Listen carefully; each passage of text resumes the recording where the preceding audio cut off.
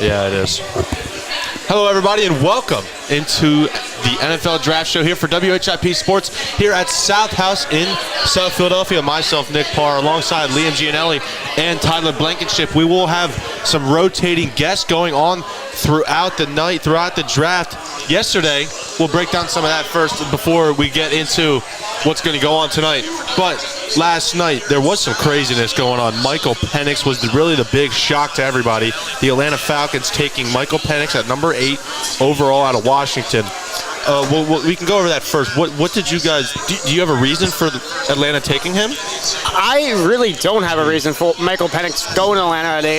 If Kirk Cousins was on a one-year deal left, whatever you want to say, a prove-it contract for a guy that's coming in the draft 4 or 5 years ago, and you just draft Michael Penix to be his eventual replacement, that's fine. But if they're going to do the Green Bay system like they talked about in the press conference, that's 4 to 5 years of Michael Penix sitting on the bench. That's 28, 29 years old. That makes no logical sense in any shot. Arthur Blank and Raheem Morris might not even be there in 2 to 3 years. Yeah. Dude, it's just so perplexing why you would do that. You signed Kirk Cousins all that money. You're in a division. You have a chance to win that division and make a playoff run. It's not like your offense was bad last year. Your defense was good enough. I don't understand why you had the chance to take the first defensive player off the board, and they talked about how they tried to trade up to get a defensive player. So why would you not trade back when they were getting all those trade calls, gather more picks, get one of the premier defensive players to you? They could have had their pick. It makes no sense to me. And you can tell the owner, that's usually an owner pick, but clearly Arthur Blank gave them the wherewithal. He was like, look, you guys got it. Go ahead and do this. He was having a conversation with the GM after that pick, and I can understand why. That's just so confusing. Yeah, now a couple guys that you would have, a lot of guy that gets a lot of slack is J.J. McCarthy. And you've talked about how much you like him. He's a winner. Do you see the fit in Minnesota? All right, yeah, winning is not the only trade I take away from J.J. McCarthy, but I also meant J.J. was the one quarterback that needed to go to a team that fit his style. And under Kevin O'Connell, Kyle Shanahan tree, Justin Jefferson, Jordan Addison, T.J. Hockenson, Aaron Jones, he has the resources around him to succeed right away.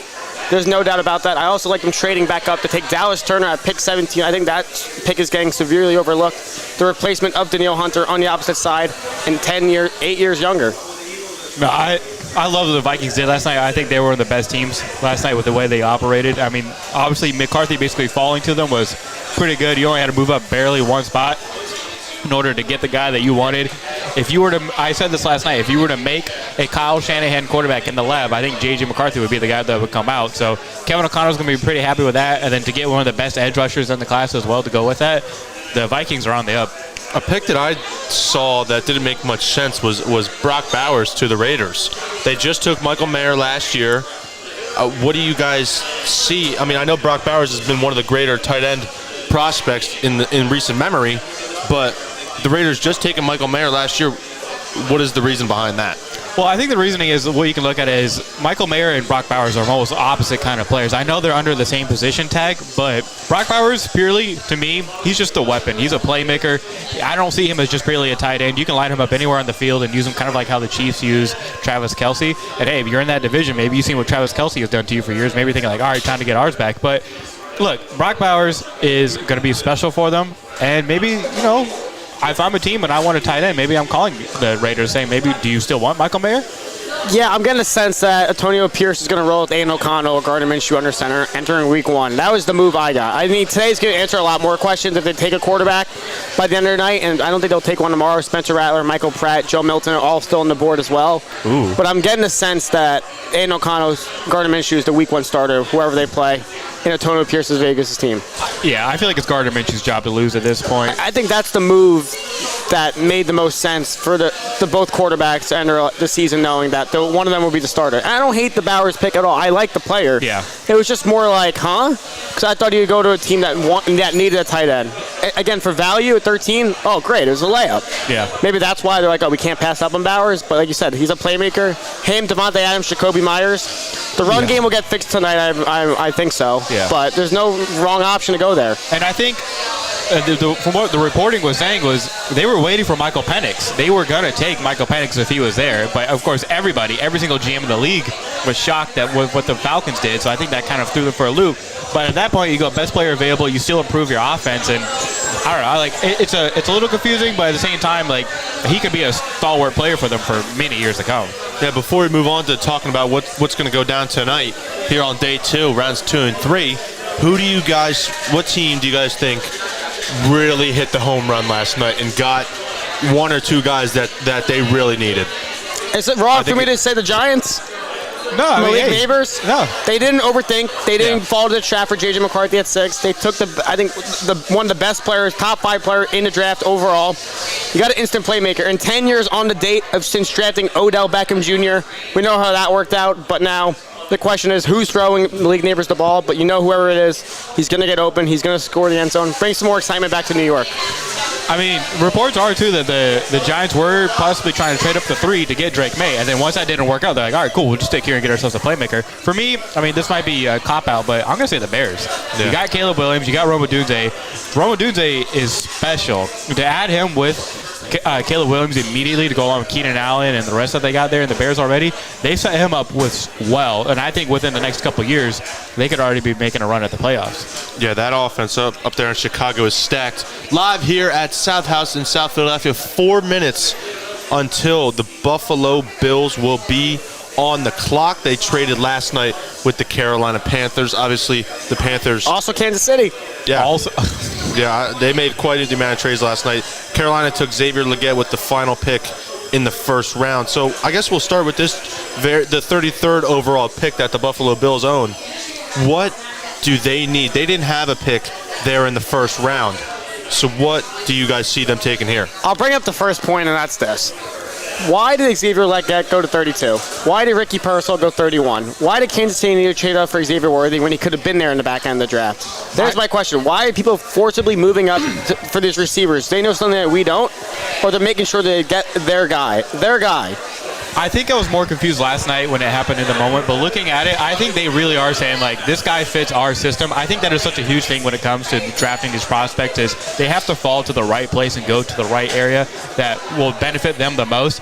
And I think for someone like Ricky Pearsall, I mean, C.J. Stroud talked about it last night in the draft they were talking about. He said that, look, I wanted him because he fits our system. What system do they run? The 49ers system. So I think the 49ers saw the same thing. They said, look, we got this guy. No matter what happens with their top 2 receivers that are talking about getting traded, they got a guy that they think fits what they do best. So you can't really knock them for that. And for Worthy, I mean, look, he got a lot of Deshaun Jackson comps coming out of college here. So, look, if Andy Reid just got another Deshaun Jackson to add to his offense with Patrick Mahomes, that's insane. I mean, obviously you can't project how these guys are going to do production-wise once they get into the league, but if you see that type of player, I don't blame the Chiefs for going and getting him because that was a huge loss that they had when they had to trade Tyreek Hill. So now you add that guy back in. Hopefully Rice, I mean, I'm guessing he's not going to be playing all season. But yeah, I think multi-game suspension has to be on the way. But you still have other players that they're maybe trying to develop. I don't know. I don't hate it now that looking back on it. They go to where the best fits were for them. And I think that's what's really important with those guys. Yeah, going back to Buffalo, and Nick was talking about 33. Maybe that's a spot where we see Brandon Ayuk, Deebo Samuel end up. They're gathering the picks up for a reason. They don't feel confident taking a wide receiver 1. Go get someone that's a bona fide stud on a already completed team. I'm just wondering if those teams willing to take one of those guys away from their mindset because those are championship teams. But Cincinnati, San Fran. The problem with Buffalo is what your money. It's going to be really hard to pay these guys unless you just take Ayuk and then you're like, look, we'll pay you after this next season. But for them as well, you can still draft somebody pretty high up. You have Adonai Mitchell. You have others that you can draft here that can still make an immediate impact on your team. You got separators like Ladd McConkey, Malachi Corley even, I think, could fit them pretty well. Josh Allen throwing to him underneath. You just need anybody that can separate. I don't hate their current receivers. It's not like they have nobody. Curtis Samuel will get you yards. Khalil Shakir showed something at the end of last year. I think he'll operate pretty well in an offense like that with Joe Brady, who will now have a full offseason to put together a plan for this team. So I think the Bills stick and pick here with the receiver that they have highest on their board, and I wouldn't knock them for that. And you accumulated more picks, which I'm never going to knock. And who's that wide receiver? I would take A.D. Mitchell. I would take him. I think he offers you something different, and I think he offers you something up high that you can use right away. I think just a minute away here until Buffalo goes on the clock. So yesterday we saw some surprising things going on. Today I want to ask two things kind of similar. What is your more surprising pick that you'll see, or a surprising trade that you'll see from any teams? I'm getting the feeling that we're gonna see wide receivers start going in the first couple of picks, and that makes me wonder if teams are gonna start trading up for a defensive player again. We saw them fall into their laps last night, but who says now teams are gonna be more antsy to jump over other teams? If Cooper DeZini starts to fall as well, Kool-Aid McKinstry, maybe even a linebacker, another edge. Newton's still there. Newton doesn't have to be within the first 10 picks of the second round. It could be the back end of the third round. People are gonna fall. Don't know what's going on there, but it's just we talked about how this was such a top-heavy draft for offense, and I think that's just showing itself here. We see the defensive players falls, right? As you said, like for the Eagles, Quinyon Mitchell, they didn't have to trade up for him. He falls right to them. No one thought that would happen. No one. But everyone was jumping up or just salivating to get these old linemen and these receivers and apparently quarterbacks. So you're going to see these guys fall, and some teams will be very happy that they can just stick and pick. Jackson Powers Johnson being a bunch of different prospects being shown. Kyle Nolan is here, our first guest of the night. He'll be on for the first 6 picks of round number 2. Buffalo, New England, Arizona, Washington, Los Angeles, and Tennessee Titans. Kyle, what do you see? We'll start with Buffalo trading with Carolina last night. What are your predictions here? Yeah, with Buffalo, they had a couple major off-season losses and a couple trades. The biggest one of them all is losing wide receiver Stephon Diggs to the Texans. Moving down, getting a couple picks.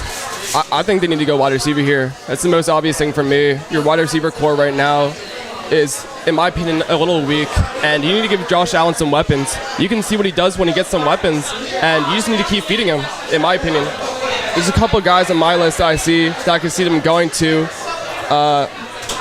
Adrian Mitchell from Texas, Keon Coleman, a really fast, twitchy guy who's really good at separating from other defenders. Or you have Troy Franklin, who's strong, can catch the ball, a really strong route runner, in my opinion. I can see them going any direction here, but I think wide receiver is where they need to start. Yeah, Josh Allen just north of 4,300 yards last year, 29 touchdowns. The only problem with him has been the interceptions recently. He turns the ball over a lot. Getting him some weapons, do you think either of you two that is really the most important part here, or are they, you think, looking somewhere else? I just think turnovers might just be part of Allen's game, but you can't take away what he does when he doesn't pass the ball, and that's his rushing upside as well. He's an animal going on the field. He's still a top 5 quarterback in the league. It's just a matter of when he's going to get over the hump and get to the Super Bowl. It might never happen because of Kansas City, but it could start here taking a new, young, fresh wide receiver to fix your system in Buffalo. I like how none of you guys have mentioned Ladd McConkey. I know, I mentioned George, oh, you want to go for it? Take it away. Hey, look, I love Ladd McConkey. I think he's one of the best separators purely based off of his route running in this draft. What he could do, he literally will step on a corner's toes and get right out from under them. His head fakes and the way he uses his shoulders, I mean, it's head, shoulders, knees, and toes with him, how he can get away from everybody. It's awesome. I love watching him. He's faster than people think, and I know a lot of people are going to try and slot him in to literally the slot, but I think he can also play outside. He gets a lot of comps to Emmanuel Sanders, Eddie Royal, people like that. I've even heard Antonio Brown at times because of his size and speed. I can see it. I'm a big fan of his. He has some injury concerns in the past. He's been injured almost every year he's played college football. But if you can get him healthy and get him out on the field for somebody, I thought the Panthers would have liked him a lot just because he can get away from those defenders. But I'm a big fan of Ladd McConkey. Yeah, I completely agree. I think there's 2 guys in this wide receiver draft class that will absolutely take advantage of the opportunity presented to them, Ladd being one of them. Another guy from Western Kentucky, Malachi Corley, an absolute talent on the field. You give him the ball, he's going to make the most of it. He will truck a defender to get down that field. He'll do whatever he needs to do to get down to that touchdown. Now, yeah, yards after catch is what Malachi Corley. When I watch him play, I get a little shades of Deebo Samuel. Again, the thick build, what he does with the ball. But again, they ask him to do a lot of screen passes, RPOs and such. So I want to see how more established route tree is if he goes this rich at 33. No. He wasn't asked to do that a lot, though. That's what my concern is. But I think at the Senior Bowl, he showed he can do a little bit. I don't think he has any physical limitations or athleticism limitations that would prevent him from doing that. So I think you're right. I'm curious to see at the next level how good his route tree could be. But I think he has the ability to develop that. We are in South Philadelphia. There's a team that plays just about 10 minutes from here. They have picked number 50 and 53. It's obviously the Philadelphia Eagles.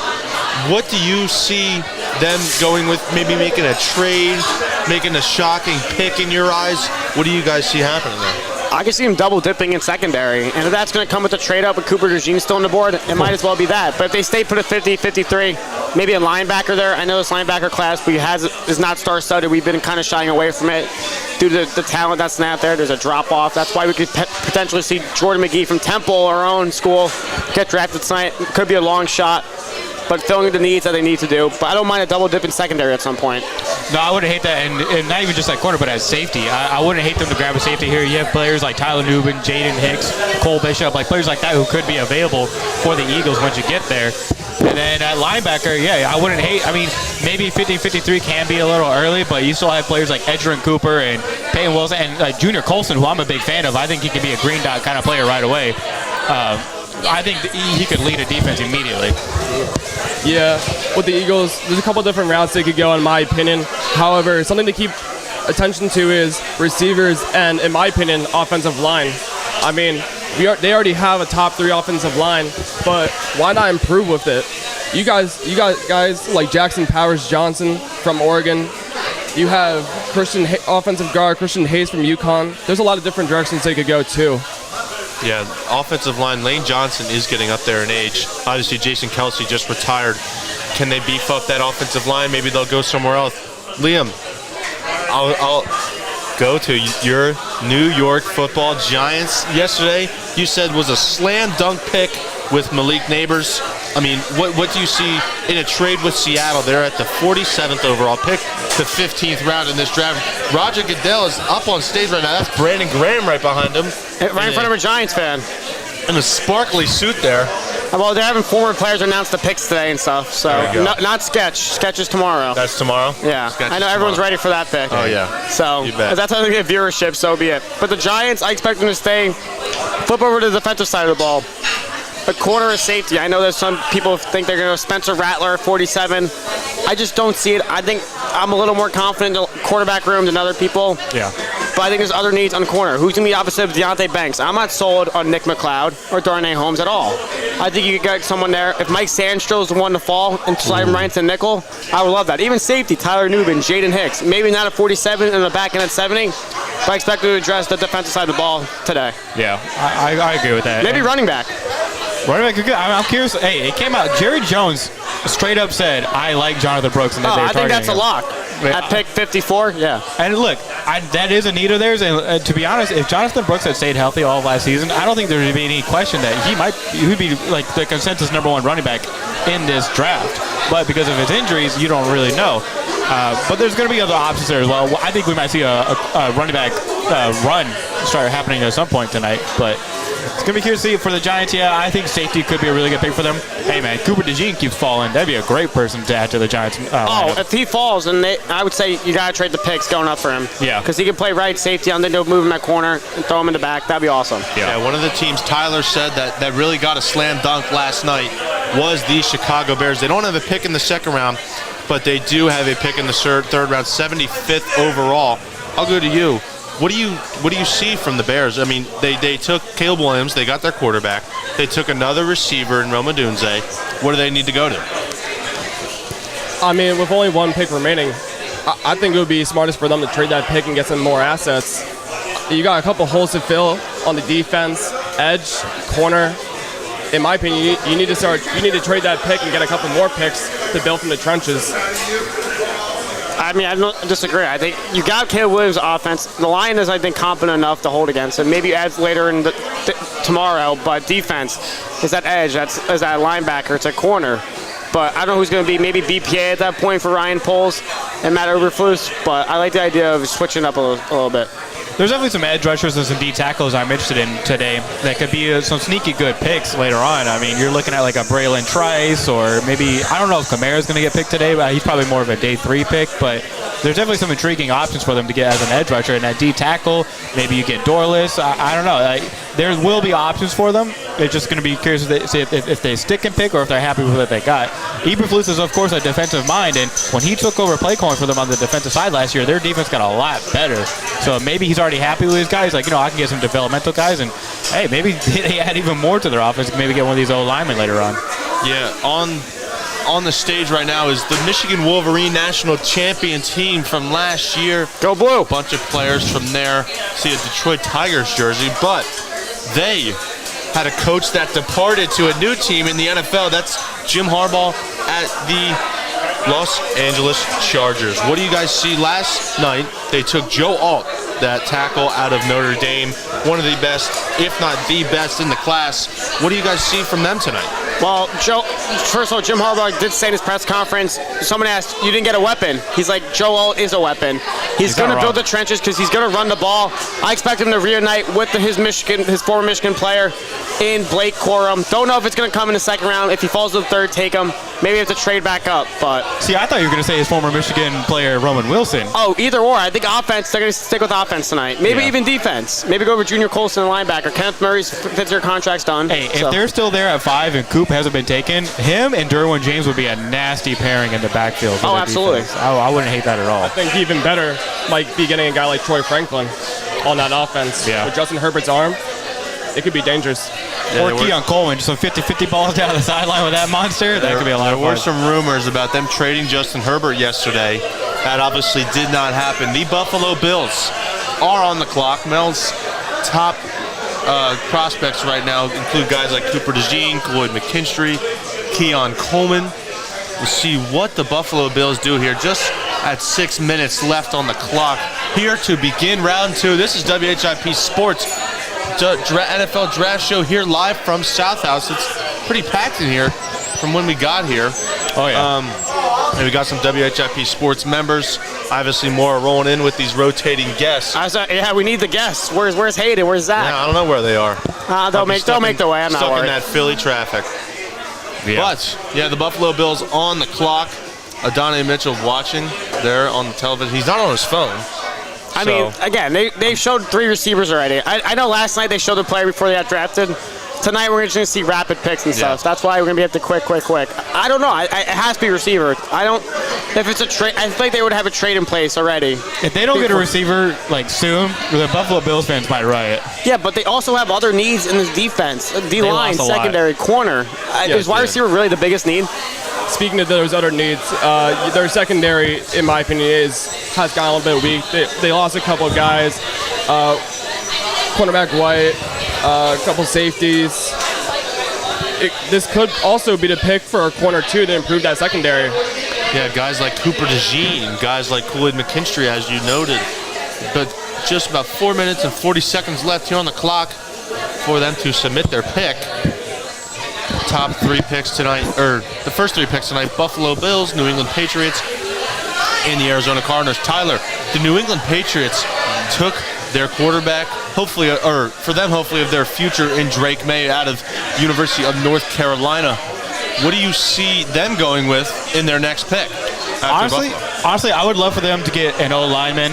I think, yes, they do need weapons. They're not. I'm more curious. I think they should need to focus on protecting Drake May more than getting him weapons at the current time. You can get another receiver later on, but I mean, look, there's some decent O-linemen still available. Jackson Powers-Johnson can play anywhere on the inside from guard and center for them, and I think he would be a great fit for the Patriots. Brandon Bean. Sorry, go ahead. Oh, yeah, so I would love that for them, honestly. I know Drake May, he would love some weapons, but protecting him needs to come first. It's not like they have a total amount of scrubs out there on, catching the ball for them. That's not great, but I'd rather focus first on protecting him and then getting us some playmakers later on in this draft. It's a deep class. I completely agree. Speaking of Jackson Powers, David Andrews, a longtime veteran on the New England Patriots, is getting up in there in age, being 31 years old. It could be time to find a replacement for him and prepare for the future with the offensive line. Definitely. Brandon Bean was on the phone. The pick is in. He was on the phone along with Sean McDermott discussing, I guess whoever they were picking was on the phone, but their pick is now in. They have lost 3 straight AFC divisional rounds. Some heartbreak recently for the Buffalo Bills. Before the pick is announced, they need wide receiver, safety, and O-line primarily. It's a receiver. It's just what you want to dip your chip in. Throw a name out there. You guys throw a name. I'm saying Keon Coleman. I would purely for a fun aspect. It has to be A.D. Mitchell. You're probably right. 2 great options. I'm thinking Troy Franklin. All three different options. Hey, yeah. New England might take a receiver too. They might be back if Troy Franklin, Ladd McConkey, Keon Coleman, anyone goes over A.D. Mitchell. I expect A.D. Mitchell to be the pick at 34 for New England. Right after New England is the Arizona Cardinals. They took arguably one of the best prospects to come out of Ohio State, wide receiver Marvin Harrison Jr. So what do you see them going with in their 35th overall pick? I'm going to say 6 to the defensive side of the ball. Maybe that's a corner. Maybe that's Cooper DeJean. If Buda Baker doesn't want to play there anymore and get him out, that's fine. There's your plug-and-play player. You can play the nickel as well. Again, that corner room's not deep. Cooper DeJean, I think that's a match made in heaven, especially with Jonathan Gannon going to be calling the plays. Yeah, and I think, look, you added Marvin Harrison Jr. Trey McBride showed a lot last year. And you got Greg Dortch, who could be an explosive playmaker for the running, those underneath routes. So I think your offense, I'm not going to say it's set, but I don't think it's as bad as people think it is. And then you go on to the defensive side. They added an edge rusher yesterday in Darius Robinson. And another edge rusher or defensive tackle, if Johnny Newton is there for the Cardinals, I think he has to be the pick. Yeah, I completely agree. I was just about to say, Johnny Newton still be on his board. If he's there at that pick, getting a fast, twitchy, strong guy like him could be absolutely changing for that defensive line. Yeah. I thought someone was coming on the stage. I guess not. Now the Patriots are on the clock. They have just south of 5 minutes left to submit their pick. The Bills pick It's going to be rapid. Yeah. So, I mean, we're going to do the best we could. Here we go. Out comes. It's not Goodell at all tonight. No Goodell tonight. Announcing the picks. His back's still probably hurt. Yeah, I don't blame him. Buffalo Bills pick is in. Somebody is on the stage ready to announce their pick. It is Aaron Williams, former Buffalo Bill.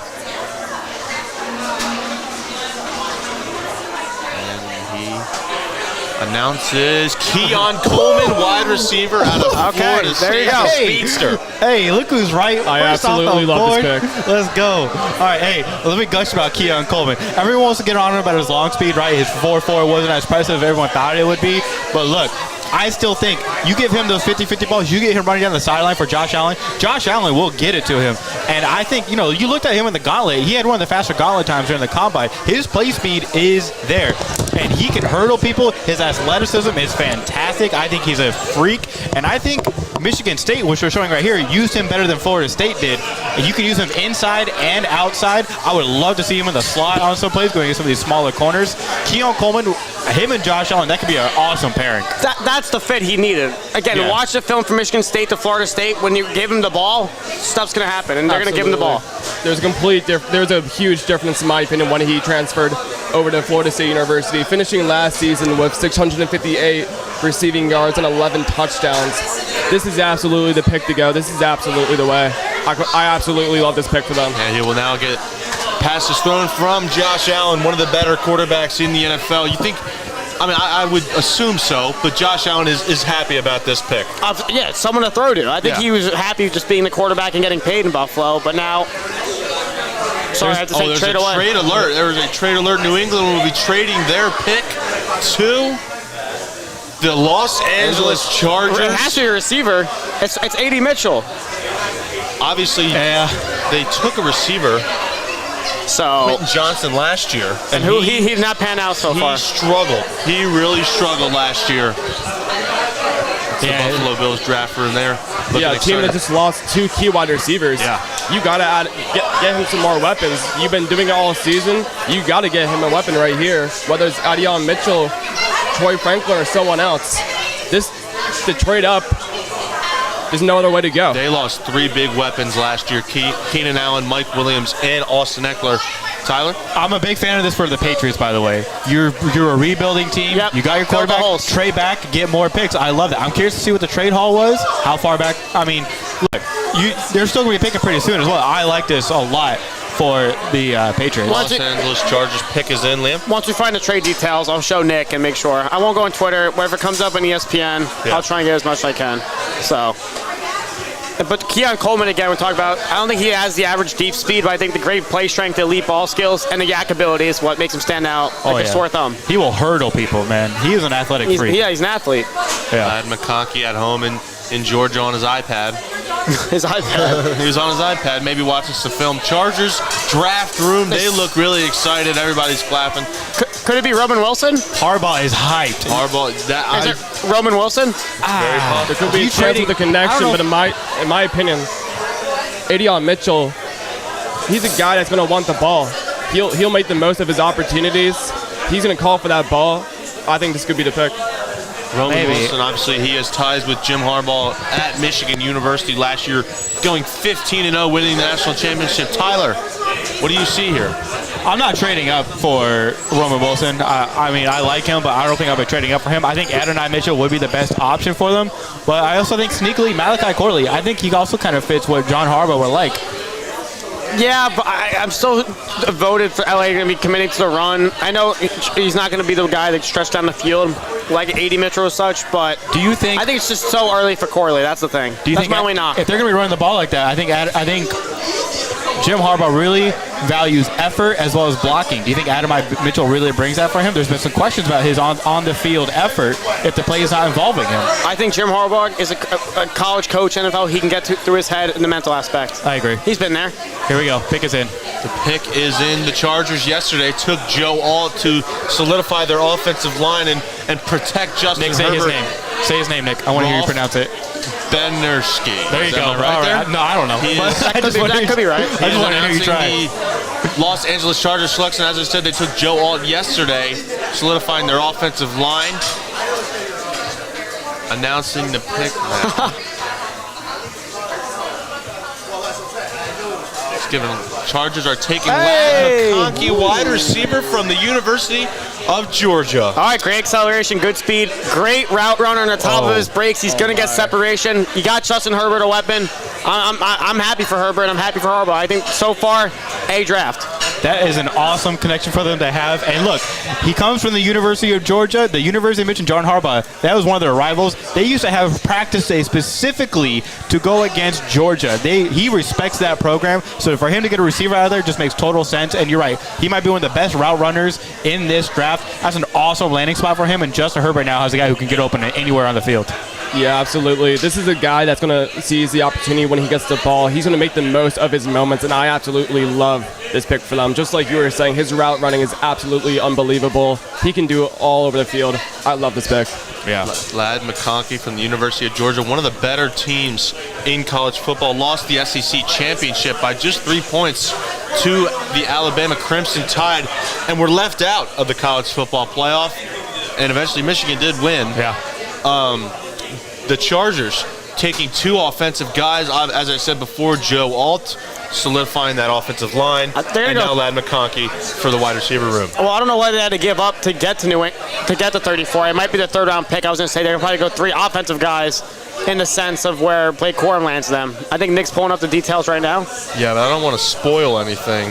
I think a lot of these teams, they have some guys circled on their board, and they're saying, if we have a chance to go get him, let's just go get him. This is a deep receiver class, but if you have a guy that you think fits your system and what you want to accomplish, then I don't mind going up a few places to go get your guy. So the Chargers traded their 37th pick and their 110th overall pick, and the Patriots gave to the Chargers their pick right there, the 34th and number 137. Okay, so they still have the third round pick. I think that's still running back and the back end later tonight.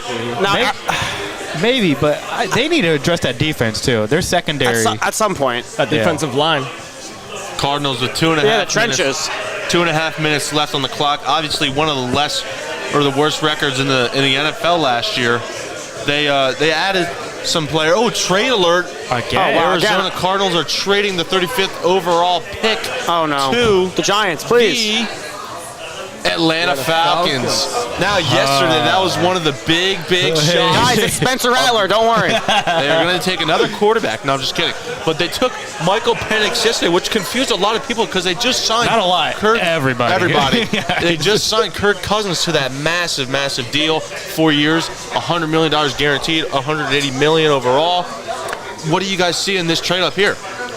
I don't know, to be honest. What are they going Newton. defense now? Are they going Cooper DeJean? I wouldn't hate to see Newton go here. Oh, yeah. Grady Jarrett. Yep. Grady Jarrett. Yep. Yeah. Malik Collins is not going to hold up there. And if you can walk away after that bungle you had yesterday and say, hey, we still got our first-round talent on our defensive side, you can maybe make up for it, give you a little bit more with Arthur Blank where he's not as upset. I don't see him explaining his pick right now to Arthur Blank, so maybe they're happy with it. But, man, they need to nail the rest of this draft after that screw-up they had. I was like, you never know what's going to happen, but go ahead. Yeah, in my opinion, yesterday a lot of people were expecting them to go defense, go either edge or address the corner position.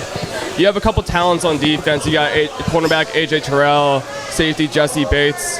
In my opinion, though, you still needed to address the secondary, and Kool-Aid McKinstry is still on this board, possibly one of the best man coverage corners in the draft. Falcons pick is in. They're showing Newton. Again, they show the players. This is what stinks. Like, tomorrow, they're not going to show any players. So I'm just seeing whoever pops up on the board. It's going to be awesome. It's going to be like, sorry to bring up basketball, it's going to be like when Nikola Jokic got picked and they were showing a Taco Bell commercial. And look how that panned out. Yeah. Well, this is going to be, this is just all jokes. Imagine they go running back here. Oh, it's fine. We have Bijan, Tyler Algier, but we're not sold on them yet. Maybe a year or two. Nah, I think they're going defense. I like the Newton pick. What if they're the ones that traded for Adonai Mitchell? That's not bad. Him, Darnell Mooney, Drake London, Kyle Pitts, Bijan. You're not failing there. It's just a matter again. Yeah. Who's on the defensive side? If A.D. Mitchell doesn't go here, I mean, are we going to start to see some kind of slide continue to go with him here? If it's another receiver, it's a wide receiver run because I don't think Washington or New England's going to shy away from that position either. Hey, adding some weapons to that offense could be deadly for that team too, but that defense did take a big hit last season. And we've already seen 3 trades. I mean, the Buffalo Bills had a trade to their spot. Now we got the Chargers, the Falcons. I mean, this second day is starting off with a lot of people moving up to get the players that they really wanted to do. New head coach Raheem Morris after Arthur Smith struggled last year. He moves to Pittsburgh. They've had the least amount of sacks. Well, Liam's got some thoughts on Arthur Smith. I think we actually share our... I don't think Arthur Smith struggled. Yes. Did he fail as a head coach? Yes. But he still maximized his talent. But everyone's just so succumbed to fantasy football projections. That's why everyone's like, you didn't use Bijan Robinson, Kyle Pitts, Drake London. They were still a top 10 offense in the league. He's just not a good head coach. He knows how to do it. That's why for Pittsburgh, it's going to be really interesting what they do later in the night. If they take another weapon, probably receiver. The Atlanta Falcons selection is in. On the stage is Andre Rison, 5-time Pro Bowler with the Atlanta Falcons. He will be announcing their pick. He's giving his little spiel up there right now. They can never be happy with these picks anymore. Fans, No. they're ready to see what he has to say. Andre Rison announcing the Atlanta Falcons pick. It's a fresh suit. That is a nice suit. Oh, yeah, get the crowd reaction. Yeah, giving his little spear. And the pick is Rook or Horo. I'm sorry if I mispronounced that. All right, well... Defensive tackle out of Clemson. What are they doing? What are we doing? What are they doing? What are we doing? What are we doing? Newton is there. Newton is there. So they reach on the 5th best D tackle in this class. Good. Newton's there. You know who else is there? Travondre Sweat, Michael Hall, Brandon Dorless, Mason Smith. Hey, Kyle, listen, maybe the GM knows something that we don't know about this guy. Braden Fisk. But with a guy like Jeremiah Newton on the board, I don't see how you could pass him up with his ability to get to the quarterback. Kyle, you did talk about before this pick was made how the Falcons really do need to beef up that offensive or defensive line. Is this the guy, though? I mean... Look, he has the size, the strength, athleticism to give him a high ceiling and an impressive get-off. As a pass rusher, he has the bull rush, but he doesn't have a moveset. He gets double-teamed, it's over. Yeah. That's the thing. Look, if he gets half of a guy right, if he can get to their shoulder, I can't see him being a gap shooter, but he just doesn't have the polished ability yet. And if you're looking for a guy to go along Grady Jarrett, Newton would have been that guy. He can immediately come in there with his pass rushing skills. Especially, look, we can get to Newton later, but this is just so confusing to me. This is a guy who I thought would be taken at the end of this round at the earliest. So to take him here as a developmental traits guy, to trade for him too. Maybe Kyle's right. The Falcons know something we don't because they look stoked in that Falcons draft room. I think at the very least, the important thing is they did address the defensive line. They addressed it. Yeah, no, you're right. They did. Maybe we don't think it's the right guy. However, they did do the right thing and address the defense. They addressed the defense. Maybe not in the right way. What are but we they doing? did. What are we doing? Well, see, the thing is like I don't hate the players that they're taking. It just a lot of the players they're taking it's just the placement of it. It's almost like to trade up to get this guy who you really. There's got to be GMs laughing at them again 2 days in a row. They're trading up. They're giving up their picks where they need again build a defense, even get another weapon. Again, what are we doing? If I'm a Falcons fan, I am not happy. But Washington now pick is in. I don't know what they do. O-line. Go get an O-lineman. I think offensive line would be the way to go here. Maybe Zach Frazier. Jackson Powers Johnson's still there. JPJ. Oh, that'd be a layup. Him and Jane Daniels. JPJ could be the guy here. Obviously, they did just take Jaden Daniels, their hopeful quarterback of the future. They could be taking here a offensive lineman to solidify his protection. If they were to not go that route, what other routes could they be looking at? Maybe defense, maybe a safety or a corner again. Emmanuel Forbes had a really bad rookie year. Are you really upset about that? Dan Quinn's coming in. He didn't draft him. He's not in charge of that. The thing about their defense is they did add a lot of guys this offseason, especially from the Dallas Cowboys, due to the departure and addition of head coach Dan Quinn. Yeah, and you had Frankie Louvu. They've got Jeremy Chin. They like their speed. They like the guys who can tackle. So maybe Kool-Aid's there, but Cooper, man, you get him in a Dan Quinn offense, I would not hate that at all. No, go for it. If you could Or defense, sorry. If you could get the man coverage guy like Kool-Aid at this pick, that could be a really dangerous defense. Yeah, I wouldn't hate that either. Dan Quinn likes guys who can keep it on the quarterback, who can make plays on the ball. Kool-Aid as well as Cooper DeJean could be those guys for you. I would rather go O-lineman for them. I think they need better help on the inside for them. Like maybe get a guard like Cooper Beebe, Haynes. I also wouldn't hate Kingsley here. I'm gonna stick with Jackson Powers Johnson though because he's the best one you available. gotta start investing in Jane Daniels. It might not be the weapons he throws to, but to make sure he's not on the grass 5-7 times a game. He's the best O-lineman available. He's also the best player available right now. He clears the pocket. Their line took a big hit last year. Quarterback went down way too many times. Completely changed that offense. Protecting that quarterback, your new quarterback, Jaden Daniels, has to be your number one priority right now. And protecting him is key. Look, we all can say what we want about them taking Jaden Daniels over Drake May. If you're going to take Jaden Daniels, he needs a clean pocket, especially on the inside there. He can run outside if you need him to. All right, fine. But I'm still see him as more as a straight line runner. He needs the cleanest pocket you can get. I hate how he responds to pressure. Protect him, protect him, protect him. Yeah, Jaden Daniels obviously used his legs winning the Heisman last year at Louisiana State University. The Commanders last year went 4-13. They finished last in the NFC East. They struggled last year. It's a rebuilding year for them too. It is. For the whole organization. New head coach Dan Quinn. They signed Austin Eckler, who's getting up there in age. Bobby Wagner alongside him. Bobby Wagner, who's up there in age. Talk about up there in age. You could talk about Bobby Wagner. We talk about it on air all the time. Yeah. Hey, I love Bobby Wagner. I mean, he's a great player, but He's up come there. on. Goodell coming out. It's the first time we've seen Goodell Yeah, I'm coming out surprised. for a pick tonight. He's gonna have a monologue. That's why. He's got a monologue. That's what it is. Yeah, there you go, Liam, giving his speech right now, whatever he's saying. Whoever's with him is taking a selfie of the... Those are some behind awful selfies there. You got to seize the opportunity. Yeah, I guess so. Hey, you only get one chance. Commanders pick is in. 4-13 last year, last in the NFC East. Dan Quinn, their new head coach. Ron Rivera out. Dan Quinn in. Yeah, the whole organization is on a shift here. You got Josh Harris as the new owner, Magic Johnson involved as well. Sorry, I'm trying to eat too. I'm trying to multitask. No, you're Goodell good. As long as you're not chewing in the mic, baby, we're good. No, we're good. I'm not trying to breathe in the mic either after last night. Got some complaints. Goodell giving his little Not from you, speech. from other fans.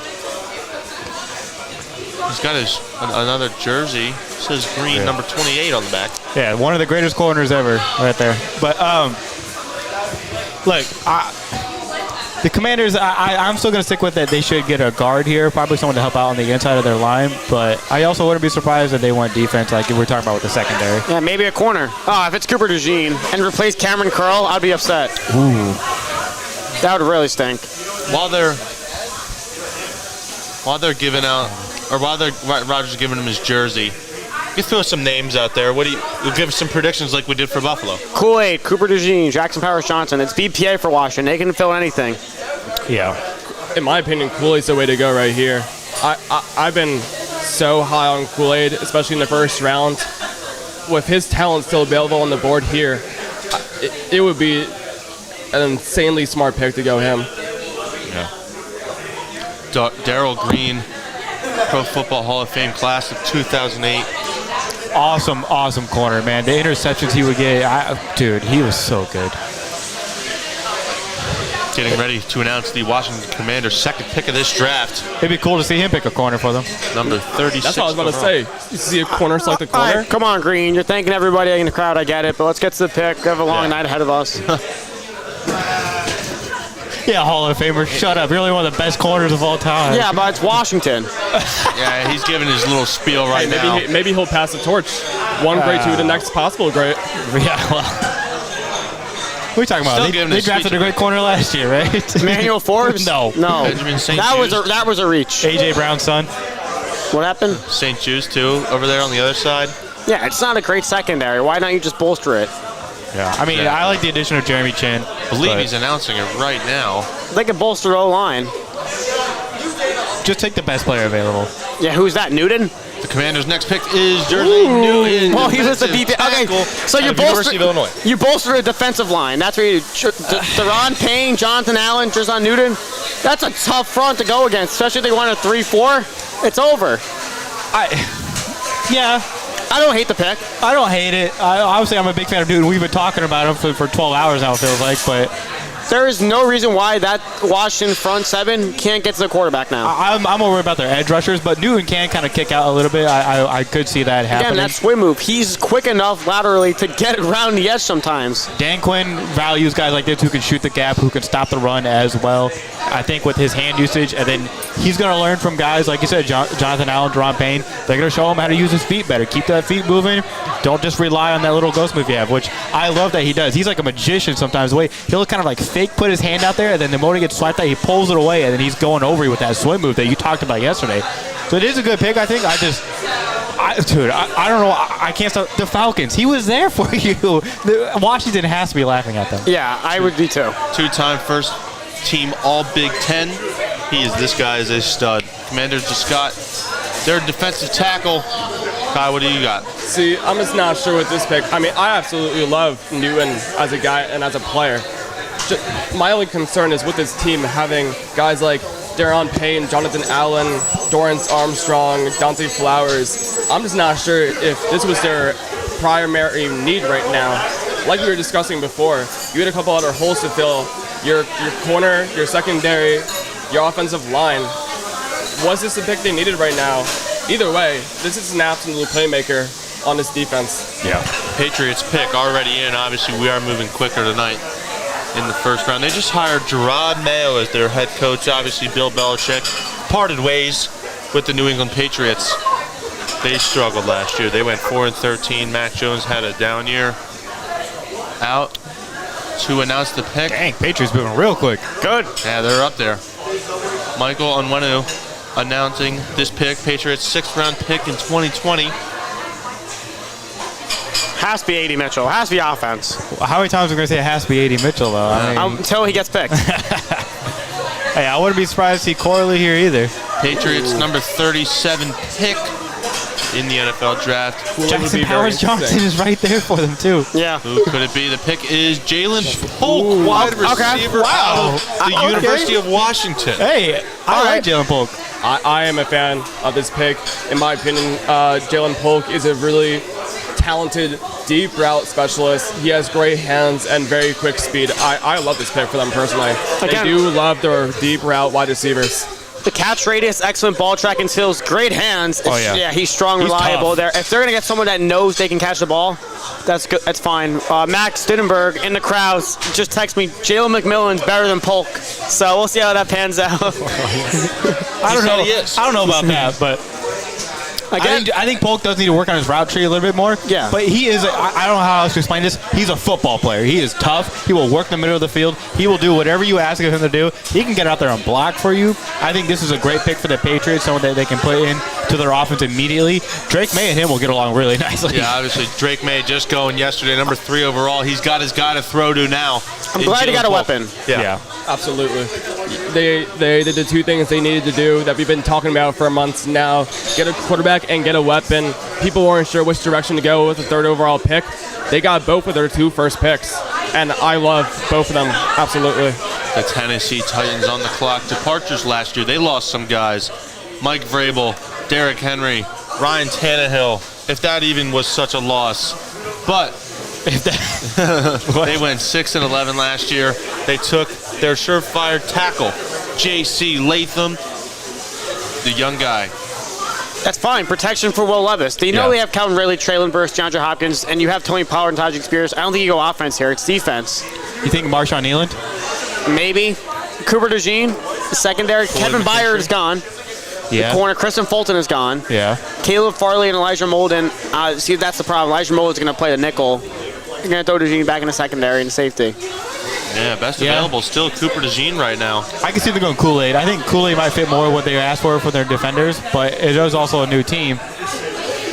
Yeah, to me, like this offseason, the Titans made it absolutely a top priority to address their secondary. They added guys like Chidobe. Yeah, I totally forgot.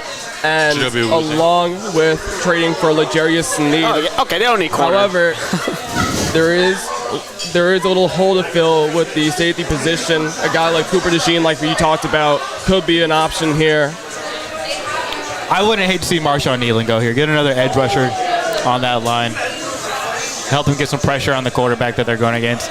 And especially with the way their division is looking, you're going to need to make these other quarterbacks uncomfortable. With C.J. Stroud and Trevor Lawrence and Anthony Richardson, you need guys who can set the edge. Finished last in the AFC South last year at 6-11. They struggled last year. New head coach Mike Vrabel departing out of Tennessee.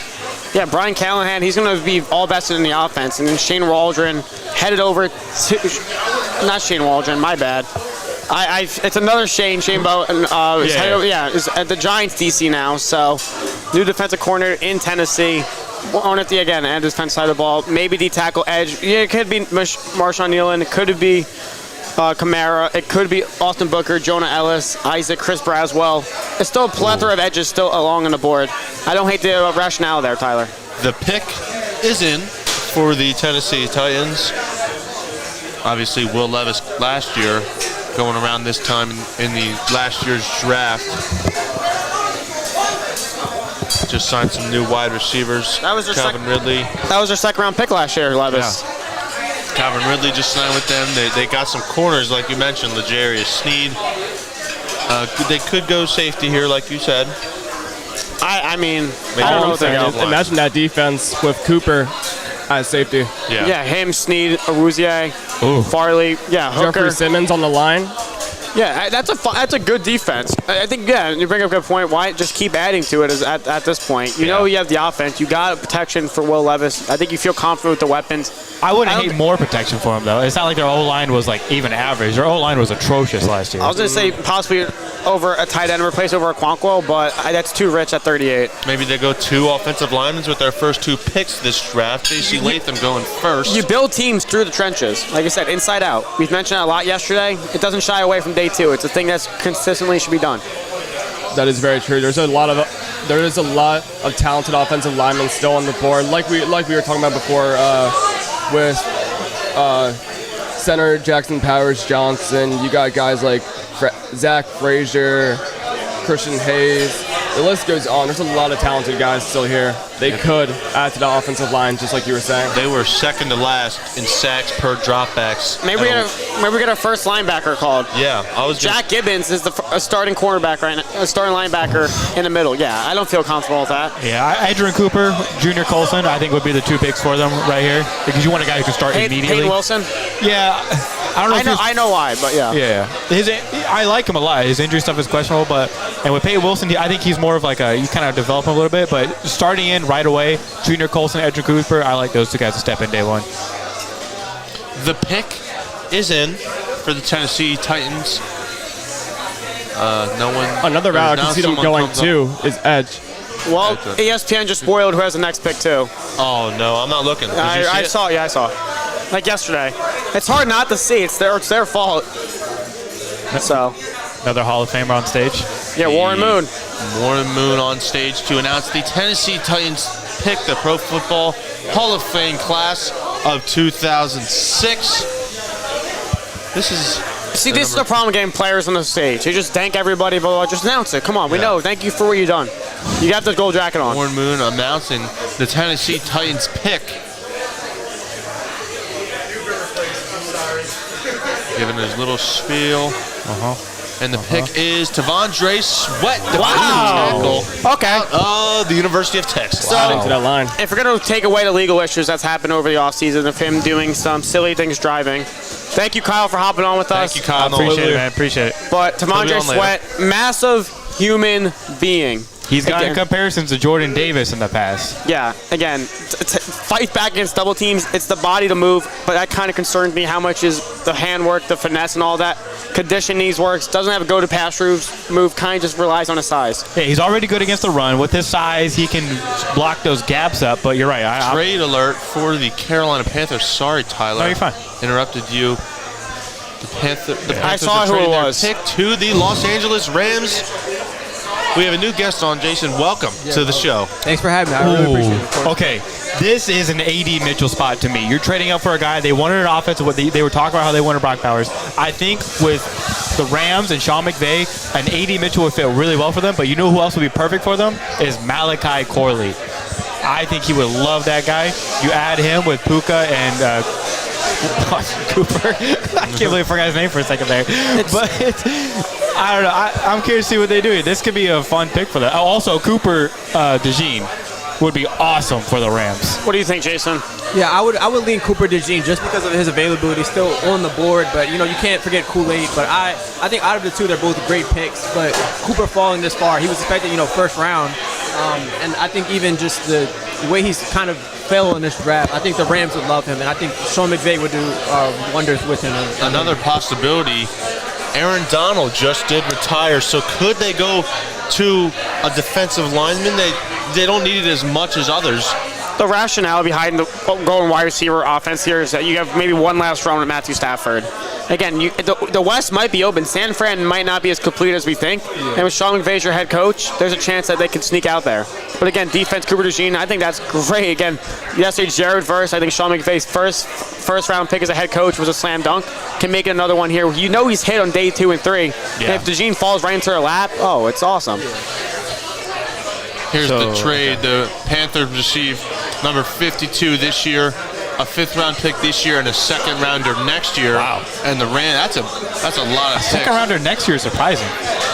And the Rams only receive just this pick. They don't get anything else out of that. Yeah, but the cornerbacks, like Jason's mentioned, Kool-Aid McKinstry and such, Darius Williams, Tre'Davious White, are young guys, but I mean not older guys, but Deron Kendrick and Kobe Durant are the young guys behind them. Yeah. So we'll see right now.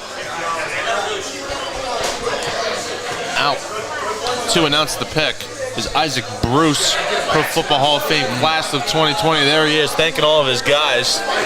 Liam's favorite part of these players coming out. It's stupid. He's reading it right away. Thank you. He is announcing the pick right now. I thought he was. Maybe not. False alarm. He faked me just like how he used to fake out corners. Look at him. Still got it. Part of the greatest show on turf. Alongside Kurt Warner and those guys. Los Angeles Rams pick is Braden Fisk, the defensive tackle of Florida State.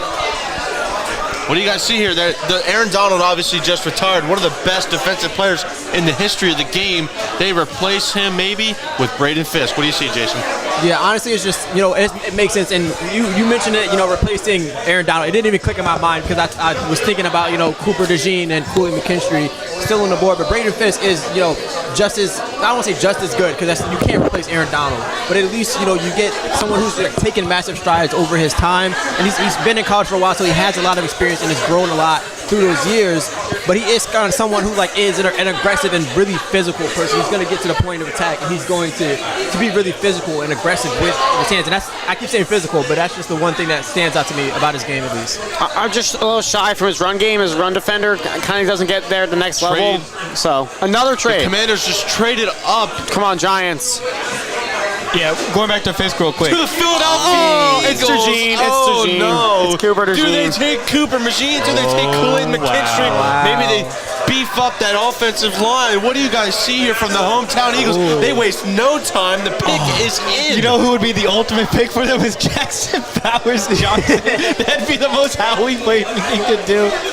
Honestly, that would probably be like hilarious, and I do think that it's something that the Eagles would just just say, you know But what? thinking Cooper Dejeen, I Yeah. might jump out of this chair, bro. Howie draft the Magic jump I once hate again. being in the city sometimes, especially as a Giants you fan. love it. You love it Real here. quick, though, real quick. We didn't talk about Fisk that much. Really quick get off. He's strong at the point of attack. You worry about his counter moves though at times, but I think for the Rams and that system with the other young talent they have in there, him as a rotational piece, I do love that for them. But now the Eagles are on the clock. It's Max. Get him away from the table. He Yeah, has the Max. picks in his hands. We keep talking Cooper He's Dejeen. on Twitter. He's all over Twitter right now. So it's a commercial anyway. We're not going to find out. Obviously, I think it's Cooper Dejeen. With two huge losses this Ooh. year in Jason Kelsey and Fletcher Cox. Where do they go here, Jason? What do you see? We keep talking Cooper Dejeen, and that seems like the right pick for them. But I wouldn't even be opposed to Kool-Aid McKinstry here, just to kind of add to that. But I do think I don't think it's on brand for Howie to go two positional players here in the same draft, especially back to back in the rounds. So I wouldn't mind him wanting to beef up the offensive line here.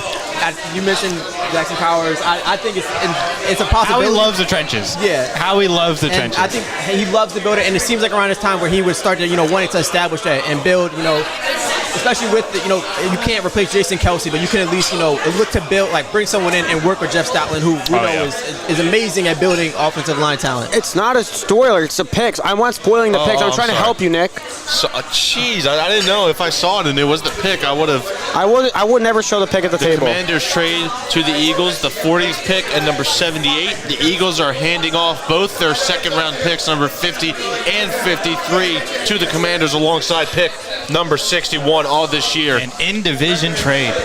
When's the last time that happened? Yeah. Didn't they trade the Giants? Yeah, they overjumped the Giants to take Devontae Smith. 11-6 last year. Obviously, the Eagles with one of the famous collapse of the year, going 1-6 in their final 7 games. They added 2 new coordinators, Kellen Moore and Vic Fangio. They got Bryce Huff. They got Saquon Barkley, C.J. Gardner-Johnson. Do they go safety here with those new safety additions? I also have Sidney Brown back there. What do you see here, Tyler? Well, I would also want to rule out linebacker. Look, I know they got Demo. Oh, really? They got Demo White. You're still kind of holding out hope for N'Kobe Dean, but Vic Fangio loves a smart and athletic middle linebacker. They got Devin White on a 1-year deal. Maybe you bring in another guy to develop alongside of them with Vic Fangio there now.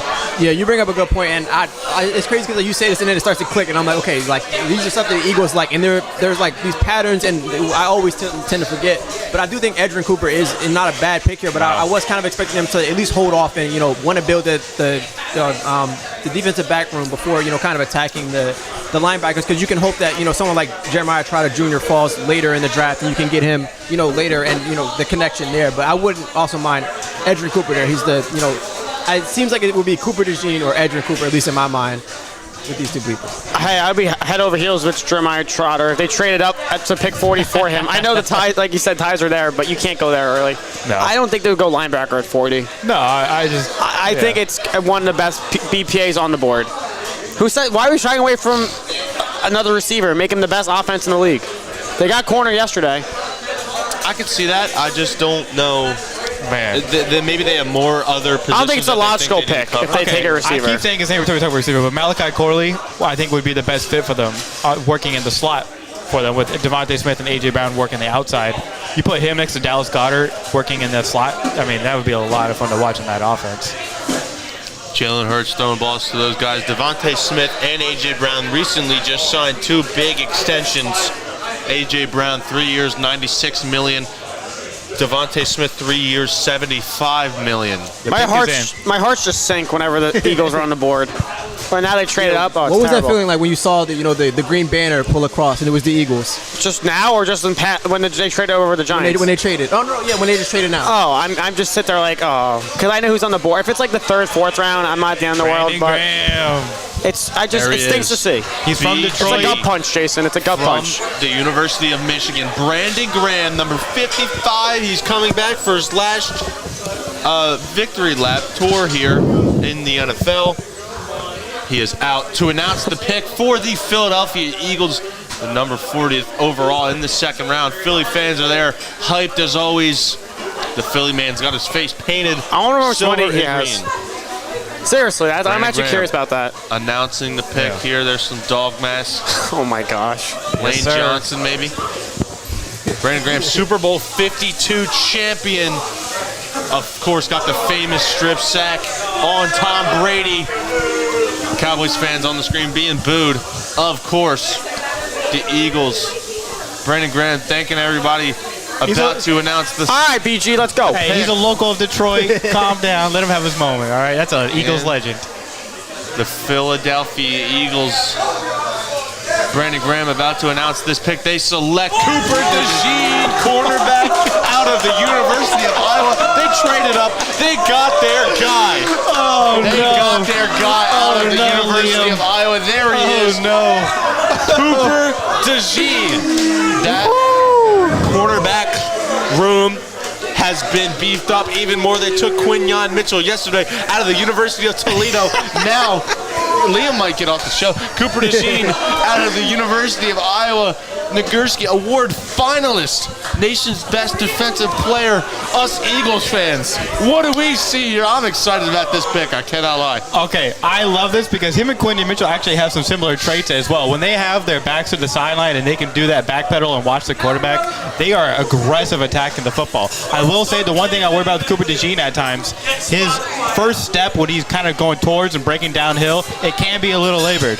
There is another trade going Green on Bay here. Packers are trading the pick to the New Orleans Saints, but go ahead and keep going on Cooper DeJean. But Cooper DeJean, a great tackler, something that the Eagles definitely need in their secondary. He has versatility. He can play inside and outside. In a Vic Fangio system where he can use him as a versatile weapon, he is going to love that. We saw him do a lot with Javon Holland when he was with the Dolphins. I love this for the Eagles. Their secondary has now used a huge bolster of talent this offseason. I'm blown away that they got these two guys who were supposed to be first-round talents. Obviously, Howie just signed C.J. Gardner-Johnson, ringing the bell at the Sixers game last night. But anyway, they drafted Sidney Brown last year in the fourth round of the draft. They have guys like Darius Slay. Can James Bradbury bounce back? Probably not. But these two guys will be learning from a guy like Darius Slay.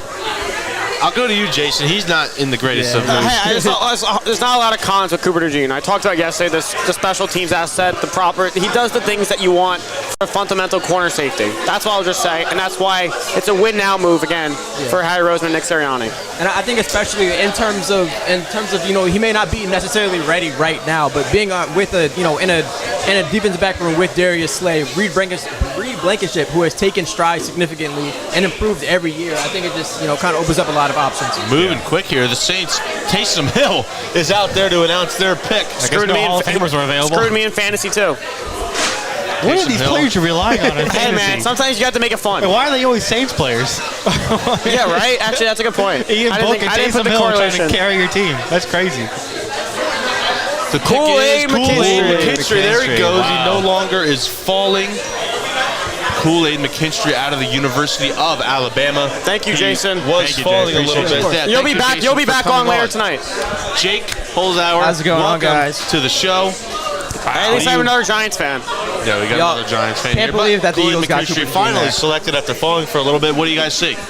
Well, Kool-Aid McKinstry, I thought they were going to go receiver here if I was New Orleans, but there's nothing wrong with the Kool-Aid pick at all, especially when you look at the traits he has. And again, the tackling could be an issue, not him turning his head all the way around, but the long stride to carry receivers deep, the lateral movement and press coverage, the long arm defenders, again, the genetics, the things you can't teach is what makes him stick out as a solid corner. Again, the face guarding could be, again, my big red flag with him, especially in the NFL. A receiver is going to make you pay for that. but I don't mind the Saints going here at all. Especially Lattimore, he could be on the move after today too. Yeah, and they know how to develop their secondary there. They do a really good job of that. You get him. There's talks about his long speed maybe not being there, but he has the arm length to do that. There's an old Andy Reid quote when he talks about corners like that. If you don't have the long speed, your arm length can make up for that. So I like this for the Saints. Their secondary only gets better every year, it seems, and hey, they keep doing it. Yeah, I really like the pick here. Kool-Aid McKinstry, not the most athletic guy, being honest there, but he's a very smart football player. He knows his role. He's able to run impact. He's impactful on run plays, and he can play special teams. So just in case he doesn't actually pan out as a corner in the NFL, he can go to special teams and be able to make an impact there. He's 5'11" with a wingspan of 75 inches. He's not the biggest guy. He's not the ideal corner that you want in the NFL, but he knows his role. He knows how to play close to players. And he's a smart player. He's got high IQ. He's a 3-year starter with Nick Saban. I mean, that already right there, that's an impressive pedigree. So coming into this, the last college year, a lot of people talk about him being the number 1 corner being taken in the draft. So surprised to see him go day 2. That's a great pickup for the Saints, someone they probably thought was going to go day 1. And I mean, good for them to trade up and get their guy. Saints got their offensive lineman in Fuaga yesterday. Now they get their safety in Kool-Aid McKinstry. The Texans pick is in. The first pick of the draft, by the way. They did not have a pick in the first round. It's going to be defense. Keep adding to what D'Amico Ryans wants to build. You have the offense. Yeah, defense. I wouldn't be surprised if another receiver, defensive guy. No, they don't need another receiver. Christian Harris out for the Texans to announce their pick. 3rd round pick back in 2022. The selection is Kamari Lassiter, quarterback out of the University of Georgia. D'Amico Ryans beefing up that secondary. What do you guys see in this pick? I'm not sold on Jeff Okudah. I'm not sold on Desmond King, especially there in age. And you get Lassiter. The length appeals on film. How you can track everyone down the field. Look at the ball and keep no one getting behind him. I think that's a really good trait to have in the NFL. Making sure the spatial awareness everywhere around you is just key. He goes to a fantastic scheme fit for him. He's going to go into zone, and he's a high-level IQ player. You're not always going to love his speed or his athleticism at times, but he will compete. He's going to get in your face at times. Yeah, he's going to tackle. Yeah, that's what D'Amico Ryans wants. He's a known tackler. He's physical. Yeah, and he'll get those pass breakups in these zone schemes because he's really smart. He knows where to be when you put him in these zone schemes. So I love this pickup for the Texans. 34 tackles, 2.5 tackles for loss, and 8 pass breakups. Jake, what do you see here? Yeah, Kamari Lassiter, he's a great pick here for a great defensive scheme team in the Texans. And like you guys were saying, he isn't the fastest player, but he is very, very twitchy, and he's able to turn his body very quickly. And he posted an incredible 3-cone time. He was number 1 in the 3-cone, which is a great stat to be able to... For that short area quickness, yeah. Yeah, it shows your lateral quickness. He has 6'6" in that, which is first out of all cornerbacks. And he's a very physical defender. He gets very up close to guys, and he isn't afraid to jam you. And I think he could be a very solid, reliable quarterback or cornerback in the NFL for years to come. I'm a fan of any Georgia secondary piece that gets drafted this year. I'm in love with him, Bullard, Tyke Smith. I mean, they're all really fun, versatile, and smart players to add to your secondary. The Cardinals' pick is in.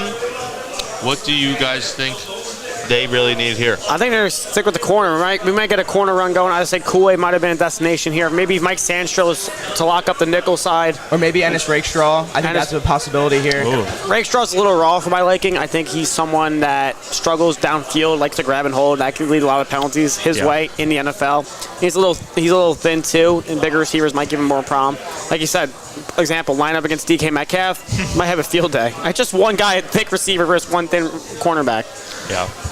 Arizona made 2 picks earlier yesterday. They got their wide receiver and their edge rusher, and Jackson Darius Powers Robinson. Johnson. That's just how can you not take Jackson Powers Johnson here for the Cardinals, man? Beef up your O-line even He's more still on the falling. inside. I cannot believe he's still available, man. Yeah, you can get your center of the future here. Obviously, yesterday they took their surefire best wide receiver, maybe. Sorry. Maybe No, the best wide receiver. conscious belief was Marvin Harrison. And Marvin Harrison Not Jr. Liam's belief. And they also took their edge rusher in Darius Robinson out of Missouri. But their pick is in. Obviously, last year, as we mentioned before, they struggled. They were a struggling team. I think they were competitive for coach. a 4-13 team. I think they hung in every game. If they didn't blow out lead the Giants, they're 5-12. Yeah. There's a couple more one-score games they've suffered. So I actually had this team yesterday too. I was covering their pick. I was on for their pick yesterday as well. Nice. And I never actually got into their secondary stats. That I thought they were going to draft a cornerback yesterday when they took Darius Robinson with that pick. And I think cornerback could be a great draft pick here. They had the second worst completion percentage in the NFL last year and the third most passing touchdowns allowed. And Jalen Thompson, their interception leader, he had 4 interceptions, but every other cornerback, their max total was 2. So I think that cornerback here is a really, really big play for them. I don't know, man. I'm stuck on Jackson Powers Johnson for them. I think they need help at the guard position. I know they signed Jonah Williams to go along with Paris Johnson, so I think you need more help at the guard position. He can play center for you later on. I would love that. Protect Kyler Murray, let him get the ball into Marvin Harrison. Obviously, the Cardinals' new head coach and Jonathan Gannon, defensive mind out there in the desert. Their pick is in. Just waiting on whoever it is to come out. Well, later in the draft, during commercial, they just showed the pick. So They brought in Sean Murphy Bunting, but I don't think he's fit to be in their cornerback 1. He's more fit to be like a cornerback 2. He's coming from Tennessee. I'm leaving one name out because I don't want to put it on the air because I would hope he falls to the Giants. But I'll say, it's Max Melton. Max Melton. I wouldn't hate that. Keep him in the red. Why does he need to change color at all? Versatile defensive back with good size length, slot and outside cornerback gives him something that Jonathan Gannon wants to see. Like you said, Sean Murphy Bunting on the outside. Maybe he's not the option. You kick him inside, see what they both got. Zone coverage, awareness is all over there. Aggressive, physical defender, especially in the run game. But he's a day one starter. Yeah. If you watch the Marvin Harrison film, that's why Giants fell in love with Deontay Banks last year. Max Melton, he competed in that game. Harrison had 3 catches all on him for like 10 yards. He was all over him. He has what you want in a corner when it comes to their speed, their athleticism, their IQ. Like, he has it all. How do you feel about TJ Tampa, though? You're not as high on him? I think you and I are both a little bit lower on him. Tampa or Rakestraw are the 2 guys I really don't like. I am a big fan of Saintstra, though. He's purely a slot corner guy. But I think right now, I wouldn't hate the Melton pick. That's a good call. The thing about Max Melton, too, he's a very athletic family that he's a part of. His brother Poe, he played wide receiver at Rutgers, and he's currently on the Packers. Bo Melton, his father Gary played wide receiver and running back at Rutgers, and his mom Vicky played baseball at Rutgers as well. So a very big Rutgers family. He's not related to DeAnthony Melton.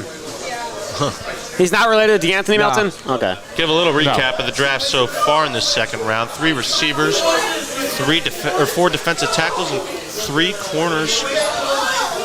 I did not see Nick that. spoiled it for himself. It's on NFL.com. And Leonard Davis out to announce the pick. I will. I didn't spoil it. This is a true guess. I'll say that. I did not get spoiled just now. But I didn't know that NFL.com would go that fast, but everything's ahead of the live TV. So if you're going to check, you're going to get spoiled. Arizona Cardinals pick. I did not look. I'm sorry, I did not look. I promise you. Melton. I did not look. Good prediction for you there, Liam. Cornerback Very, very out good of prediction. hey, you and I are hitting some shots today, huh? I put it in the air. I didn't want to do it Arizona. I got the Keon Coleman pick. You got the Max Melton one. I like it, man. Yeah. Hey, do you want to talk more about him? You were gushing about him. Let me hear more. Well, I was gushing him to land the Giants, but we talked about we talked in the pros. Good in close quarters, performs best when he's close to line of scrimmage. So he gets his hands on you. It's done deal. Again, some film on TV. But the lack recovery speed out of position. Again, can get caught staring at the quarterback. If someone gets behind him, it's a done deal because the recovery speed's all not there, especially in the top end.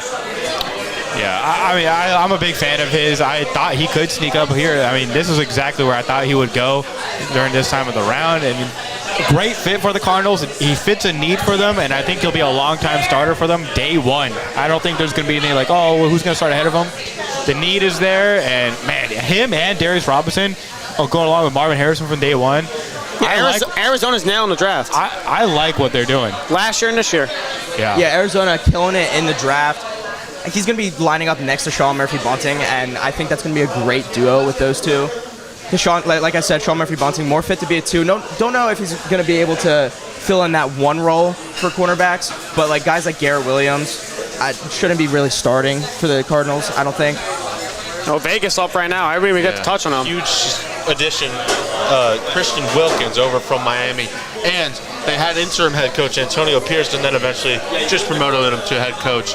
Jim Plunkett out. Two-time Super Bowl champion with the Selection Las already Vegas up. Raiders. I think this might be Spencer Rattler. I think all the QBs that they want. Jackson Never Flowers mind. Johnson, the center out of the Try University to of do Oregon. a shot, Hail Mary last finally second. Goes to protect whatever quarterback they do start. Maybe Gardner Minshew. Thank you, Jake, for hopping on. Thank you for having me. I will be. Here comes the boss. Hayden Bandel is here hopping on as a guest on our NFL Draft Show. Hayden, welcome. Welcome, Hayden. Thank you for having me. Sorry, I just didn't hear. You're gonna get another Giants pick at 47, by the way. Yeah, why would you do that to me? Because I think it's good juju to have between us. Good juju. All But right. Jackson Powers Johnson officially goes. What are we thinking? I love it. He's huge, man. He's a big dude. But he moves like a Jason Kelsey does, even at that size. He can play any position on the O-line, I truly believe, but I think he is best at center or guard. And look, man, he's got a ton of experience. He played defensive tackle once. That just shows you how athletic this guy is, how much they trust him. He's a smart guy. I think he can start day one for you. And good on the Raiders, man. We all talk about how they might need some more help on defense, but Brock Bowers and Jackson Powers Johnson, 2 first-round talents for the Raiders in this draft. Good job by them. Yeah, I still think it makes sense that Aiden O'Connell, Gardner Minshew will be the quarterback to go into next season with these 2 picks. It's still interesting. He's still a 3rd-round pick. We'll see what it is. But Green Bay, I think they go safety here off the board. I think it's Tyler Nubin. Ooh. I'll take a shot in the dark. I'll ask you, the Packers pick is in. What do you see from them? Yeah, I mean, they obviously need to get Jordan Love. I think more protection, honestly, from the line. Obviously, losing Bakhtiari is going to be big. They drafted Jordan Morgan last night. Yeah, but I don't know. I didn't love the pick. Honestly, I did not expect Jordan Morgan to go on the first day. I expected him back, and I think 25. I agree. I thought that was a reach, and yeah, I don't know. I mean, they traded down to get here, so honestly, they might go anywhere. I don't think you need a receiver. I think you stick with defense. Maybe a linebacker as well. Quay Walker. No, you're not a fan, Tyler?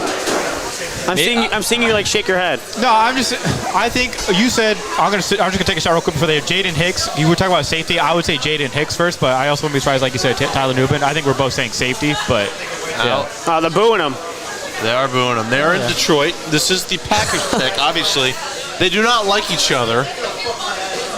And there's some Bears fans booing him too. The pick is Edgerrin Cooper, the first linebacker off the board out of Texas A&M. If you're riding with Isaiah McDuffie, you're not doing it. But Edgerrin Cooper gives you all the traits that you want for a linebacker. Good speed, can cover in the Tampa 2. Can drop into coverage, quick to read run gap runs, movement skills against sideline to sideline, speed as well. Wraps up tackling. Maybe the frame and hot pursuit makes him miss open yard tackles. But overall, I think it's a good pick. My number one linebacker off the board. No, very athletic. He does a great job of getting back in his back pedal and keying and diagnosing what the heck is going on. Almost messed up there, but look, I'm a big fan of Edgerrin Cooper. I think he'll be a great fit in what's already a very good defense.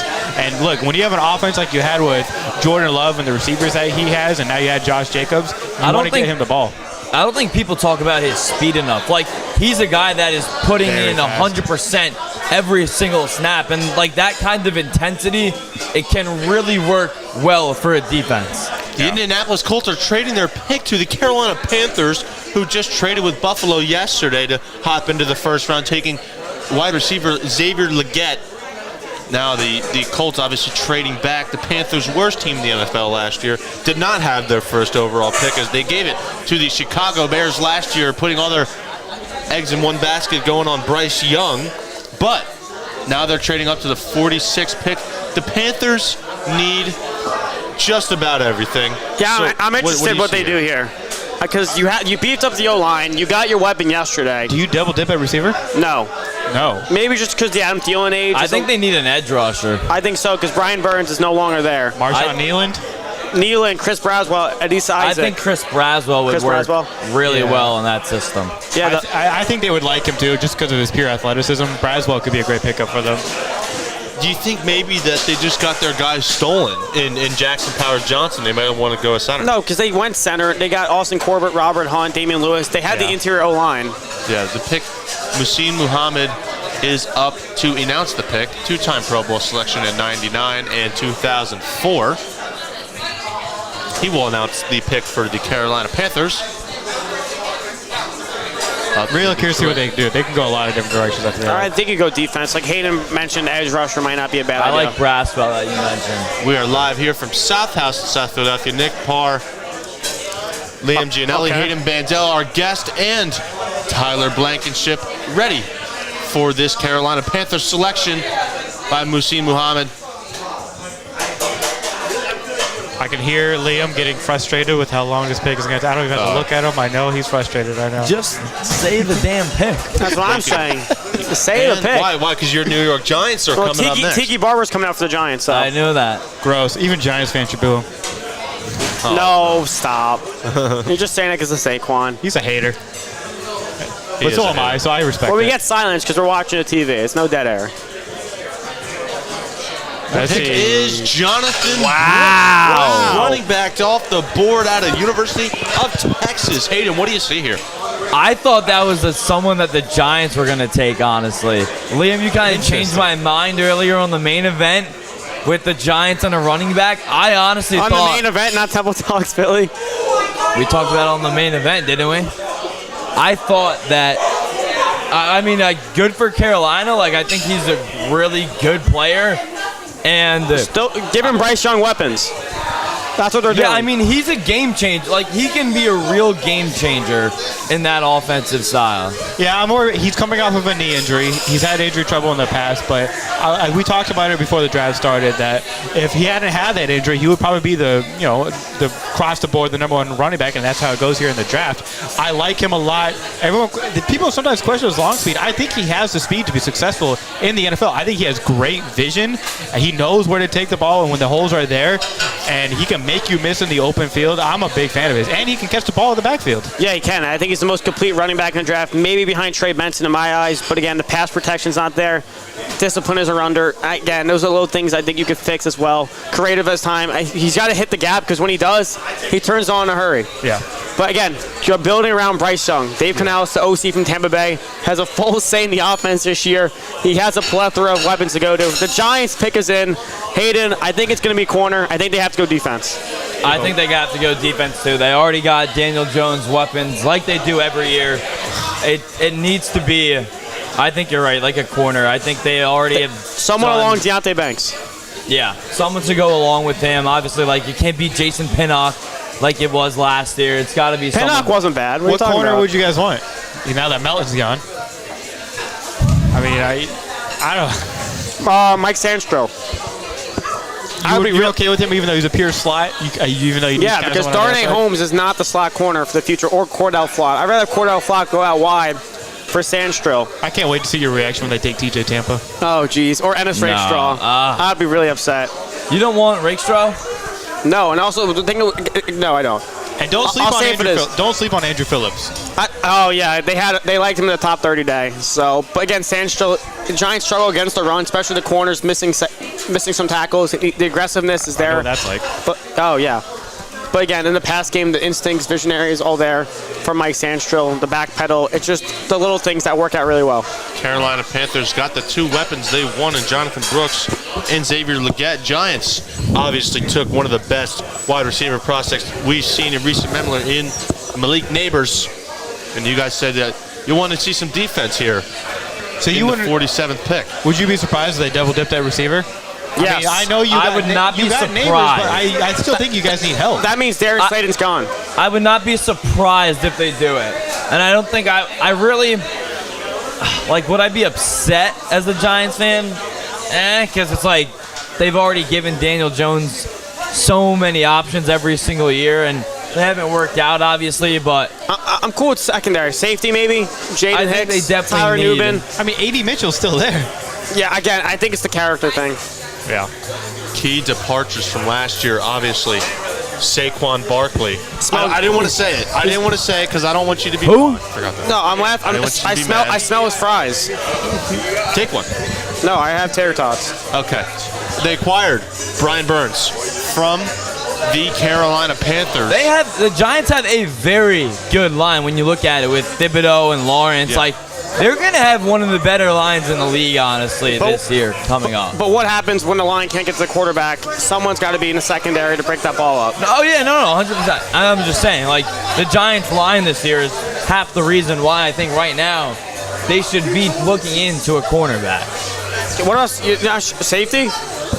Yeah, I mean, Jaden Hicks would be a great pickup for you guys, I think. I'm still in love with Tyler Nubin. I like them both. And if he's at 47, just defense. Defense. Yeah, Preferably not linebacker, because Bobby Okereke is there, same as Micah McFadden. They're fine. They're deep enough there.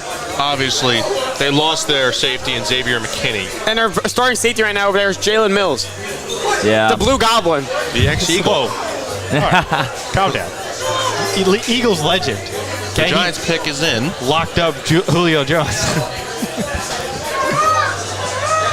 All right, come on. Hey, guys. no, you get out of here. Liam is yelling at Max right now and get away because Max is It could be bad luck. He has a spoiling history the of man. spoiling picks in the past. It could be bad luck. I love you to death, Max, but Max's reputation has been tarnished. I think it's going to be Rakestraw. don't say that. We got good yesterday, Malik Neighbors. I think Don't you're too ruin low it. on Rakestraw. I think you're too low on him. I think you are too. I'm a safety or corner. Anybody but Rakestraw in Tampa, please. Rakestraw's technique is You don't want solid. Tampa I know either? his speed isn't always what everyone's looking for. He can carry you down the field with his technique, though. No, I don't want Tampa either or Rakestraw. I want Newman or Sandstro. Those are two guys I'm settling for. If not, I'm not going to be happy. Are you ever happy, Liam? Yes. Yesterday I was. 8th top 10 overall picks in the last 10 years out. Coming for the New York Giants.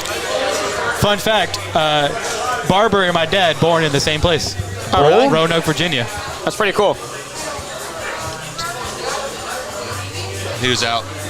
Oh, come on, The New Tiki. York Football Giants pick. Here he goes. He's just as short as I remember. Barely getting over that Spencer microphone. Rattler better not be him either. 3-time Pro Bowl selection from 04 to 06. The New York Giants select Tyler Nubin, safety Okay. out of There the you go. That's University good. of There you go. Minnesota. Giants fans, you happy? It looks like it. I'm he's very definitely happy. happy, yeah. I'm happy with the split safety Ryber alignment, shades coverage, the route development, quarterback's eyes, athletic and open field coverage, can track the ball, kind of gives me some McKinney vibes when the ball's in the air. But again, if he's going to get caught in a deep dig or someone's quicker than him, then that's why I worry.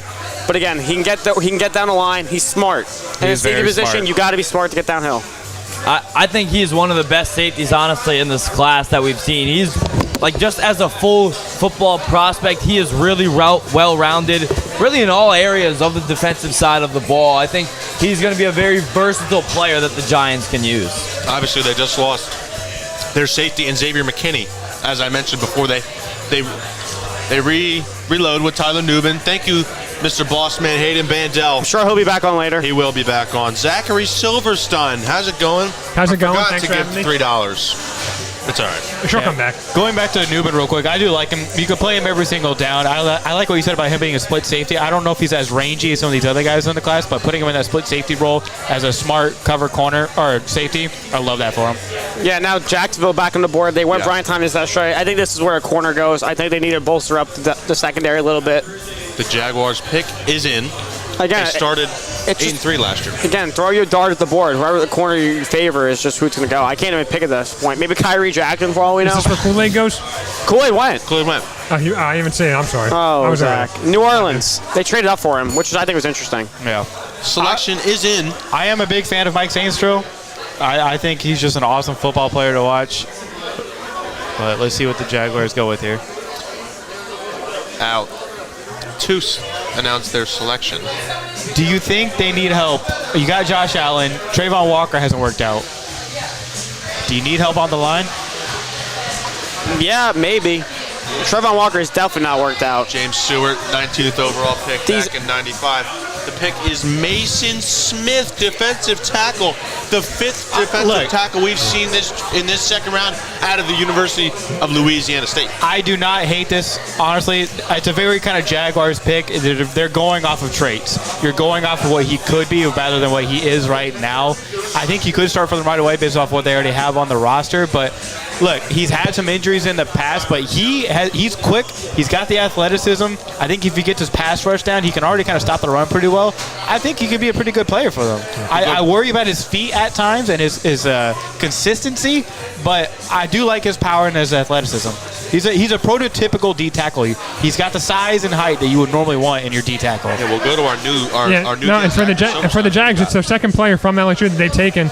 And I think obviously the Jaguars last year started out really hot, got really cold towards the end. I thought that maybe they would go with the offensive line there, just to maybe give Trevor Lawrence some protection. But you go D-line there, you can never go wrong with that. And I know you said, Liam, that maybe corner going there to the Jags, but I mean, you'll take that defense tackle spot. And a guy at LSU, you can't go wrong. I don't mind going to the trenches. That's fine. It's more skill positions that I'm worried about taking a reach on. But if you're trying to fill the trenches in a D tackle with Mason Smith, you've hit all the nails in the coffin with all the good he does. Yeah. But again, the arsenal's not there. The hands as a pass rusher, a little more of the finesse. But maybe we're just so blown away by Newton and his moves that I expect more of the D tackle class. Yeah. But the power for Mason Smith is fine enough. The Bengals are up.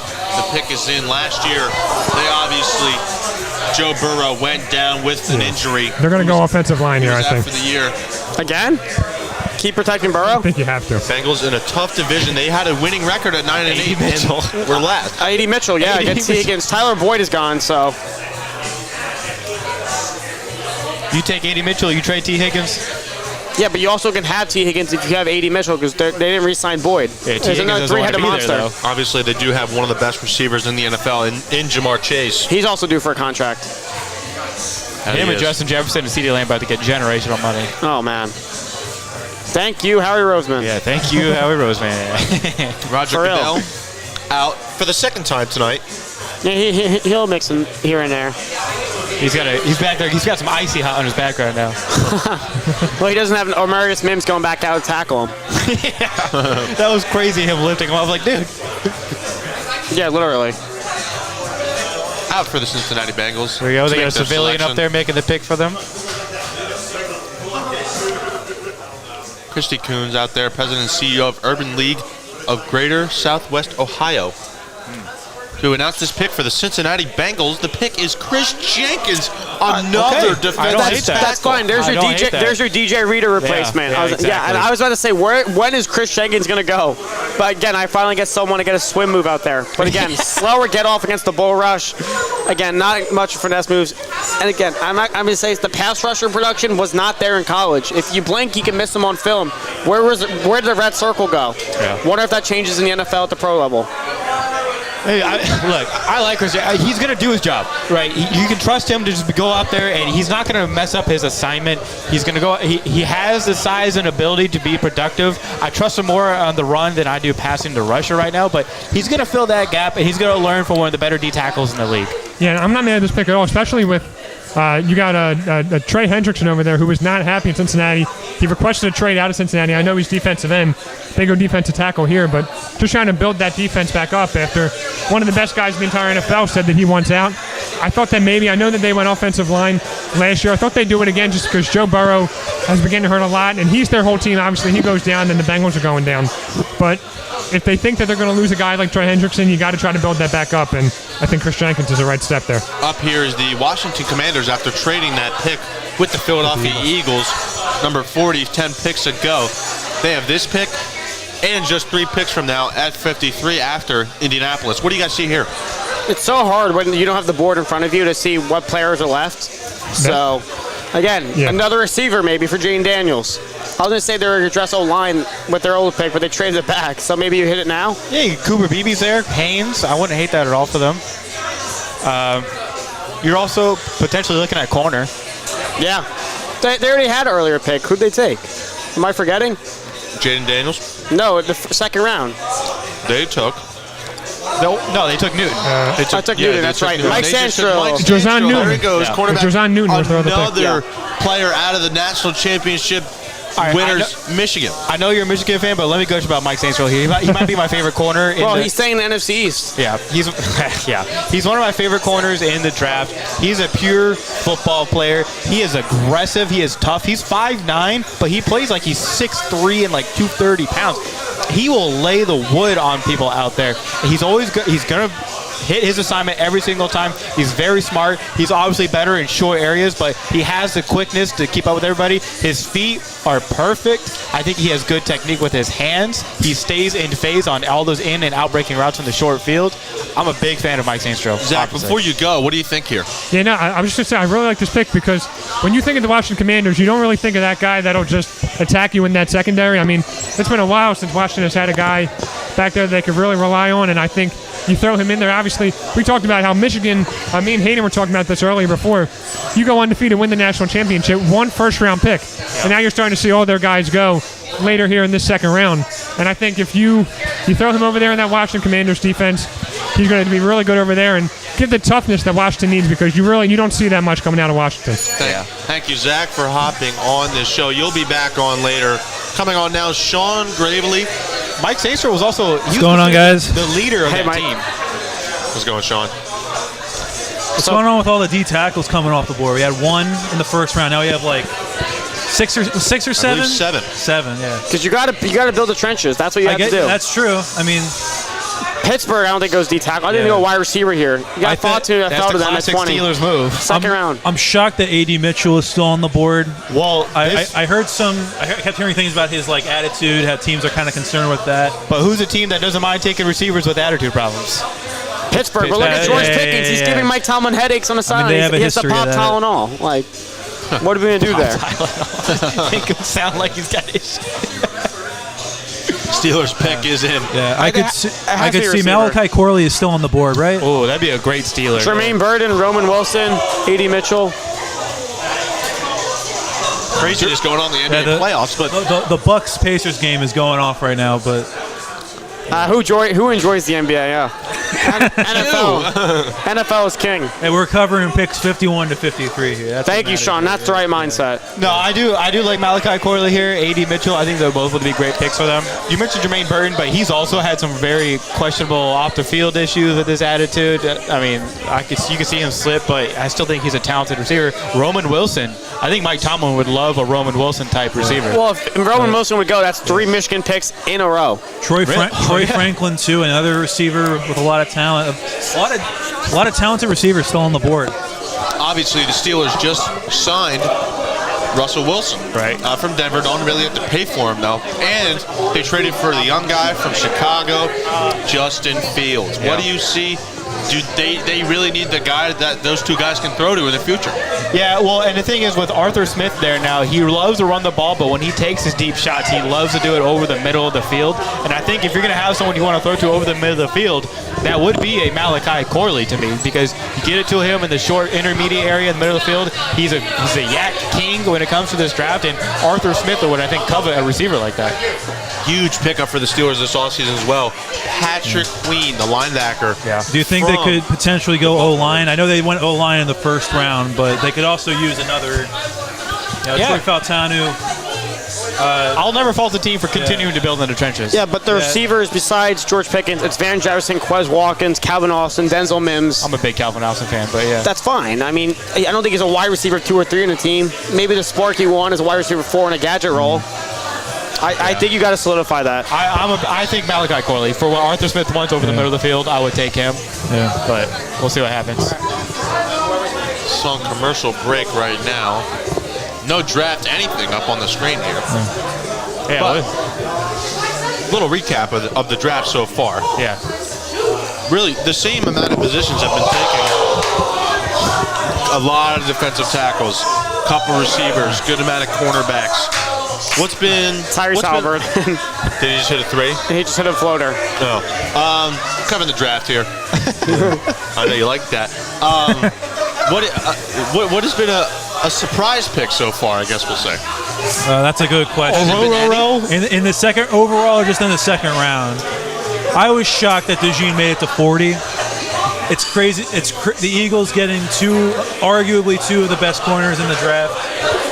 Very good, really good stuff, I have to say. Jonathan Brooks to Carolina. Any team that wasn't Dallas was a surprise to take Brooks. I'd say A.D. Mitchell still being on the board is a pretty big surprise. Jackson Powers Johnson at 44.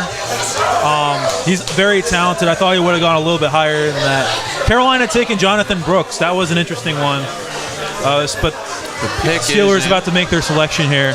Pat Fryermuth, the tight end for the Pittsburgh Steelers, second round pick. Zach Frazier. the center There you go. from the University of West Virginia. There you go. Tyler? Hey, continue to I build mean, in the they trenches. continue to go interior O-line. Makes a lot of sense. Steelers needed some O-line help. They have Russell Wilson back there. Or probably Russell Wilson, but Justin Fields also in the mix. So a couple of guys that take a lot of sacks. They want to make sure that O-line is good and ready to go. Zach Frazier, third-team AP All-American. Really can't go wrong with that pick right there. Yeah, he can uproot defensive tackles, create a lane on a base, quality puller, again, push and pull. And if you want someone out to go pre-snap, making all the calls. If you have someone that's pointing out assignments on defense, and a good quarterback picks up on that, that opens up a lot of field on offense side of the ball against the opposing defense. So that's something that it's not on. And a run blocker, he's a run blocker. They got dual threat This is what they're doing. Listen, They're running the ball 75% next year. There is no doubt about it. Two running backs back there too, Jalen Warren and Najee Harris. He uses his leverage very well. He used to be a state championship wrestler, which I think you can see when it comes through on film. I mean, the way he can use his leverage to get people out of Yeah. Oh, hey, look at that. Look at Perfect. that. That is a big boy right there. Oh, yeah. Yeah, I'm a big fan of Zach Frazier. I think he fits well into that Steelers culture that they like to have those nasty kind of guys on the line. Here he goes wrestling. I mean, he is just Yeah, that's hard to do. owning his opponent. That's called an elbow pull, so we know how that works. Yeah, Liam, former wrestler, he owned all his opponents too. No, that's not true. Let's not get crazy. All right. Well, so I think a great pick for the Steelers. You continue to build in the trenches. Like we said with Arthur Smith, he wants to throw it over the midfield, take deep shots on the sideline, and most of all, he wants to run the ball through the middle between the tackles. So Najee Harris and Jalen Warren, they now get a really good middle of the field O-lineman to protect them and open up those holes for them. Yeah. As for the Colts, they went Leatu Latu in the first round. I think they're going to stick with defense here. Probably go a corner. There's still some talented corners on the board. A couple names I want to look out for. Ennis Rakestraw still on the board from Missouri.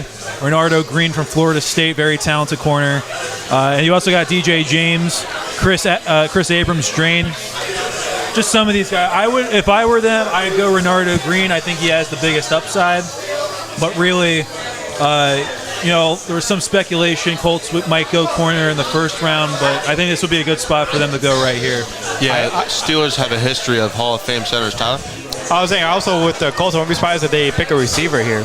That's what I'm thinking. That's a possibility too. Receiver or corner?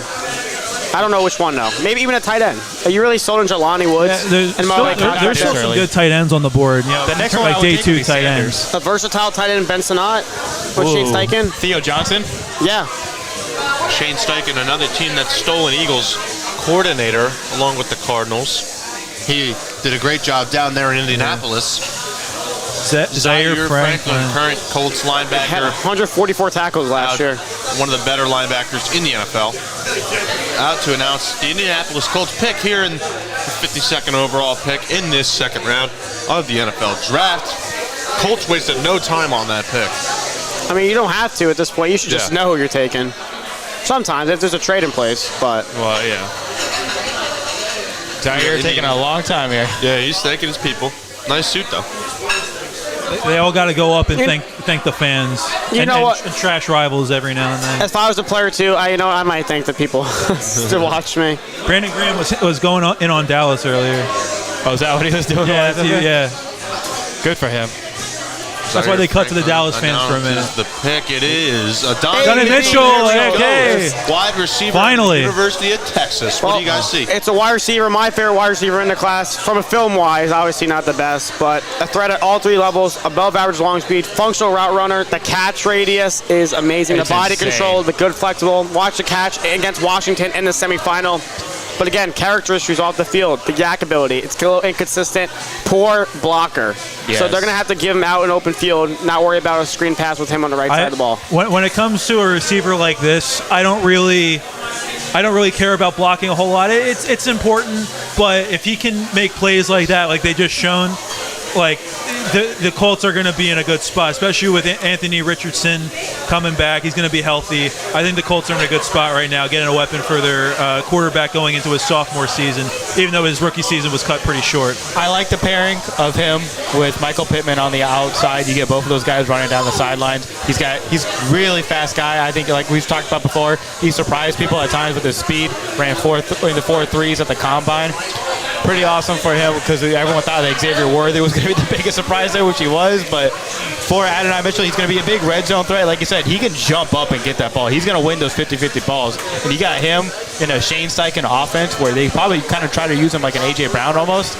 Hey, look, run after the catch. He's not the greatest, but he'll run you over. He does have some shiftiness to him. Again, 109 receptions from Michael Pittman this past year. But again, he didn't make a lot for Yak, but he got down the field first down. It's going to ask for the little small thing. Again, the catch versus Washington in the semifinals past year is what sold me on him. I got to watch his film, and I was blown away. He does show up in the big moments. And I like the Colts, so I'm glad they ended up with him. Yeah. I mean, I'm indifferent, but whatever. Finally goes. I've always liked the Colts. After slipping for a while, people thought he could go maybe in the first round even. Yeah. Head coach Ron Rivera for the Commanders was just fired after 4 years, one playoff appearance, no wins. All right, next we have the Commanders up. So what do you see here? With the Commies pick in, took Jaden Daniels in the first round. Not really no surprise there. Made the trade with the Eagles for the Eagles. They gave the Eagles the 40th pick in exchange for 50 and 53. They drafted. Got to pull this up real quick. There's a Mike Saint. Forget how do you pronounce his last name? Mike Sainstro. Yeah. Yeah. Right. As for where they go here, I wouldn't be surprised if they took an O-lineman here. I would like to see maybe Christian Haynes or Cooper Beebe. You shore up that O-line with your new quarterback. I think it's important to protect him. You're fine at receiver. I don't think you need to take one here. Maybe tight end could sneak up here for them real quick. They have a need there. I mean, the Commanders, they made a good trade, I think, with the Eagles to get these extra picks. And so far, I think they've done a good job today. I would have liked Drake May more, but if you are going to have Jaden Daniels, I think it's important to protect him. So if you are going to go offense. I think it's a trade that really benefits both teams very well. Eagles get the two guys they really wanted.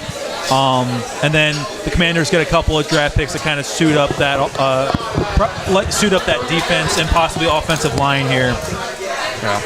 I'm sorry, I'm back. I had to use the bathroom. So I was saying obviously they could go more defense here, but I'm thinking that the Commanders should get some more protection for Jaden Daniels. Yeah. They still have Blake Fisher on the board, Caden Wallace, Patrick Paul from Houston. There's a few different ways they could go here. I think above that, though, you have Cooper Beebe, Christian Haynes, Cooper Beebe. The Patrick Paul film was Cooper Beebe, I thought, was a possible early second, maybe late first kind of pick.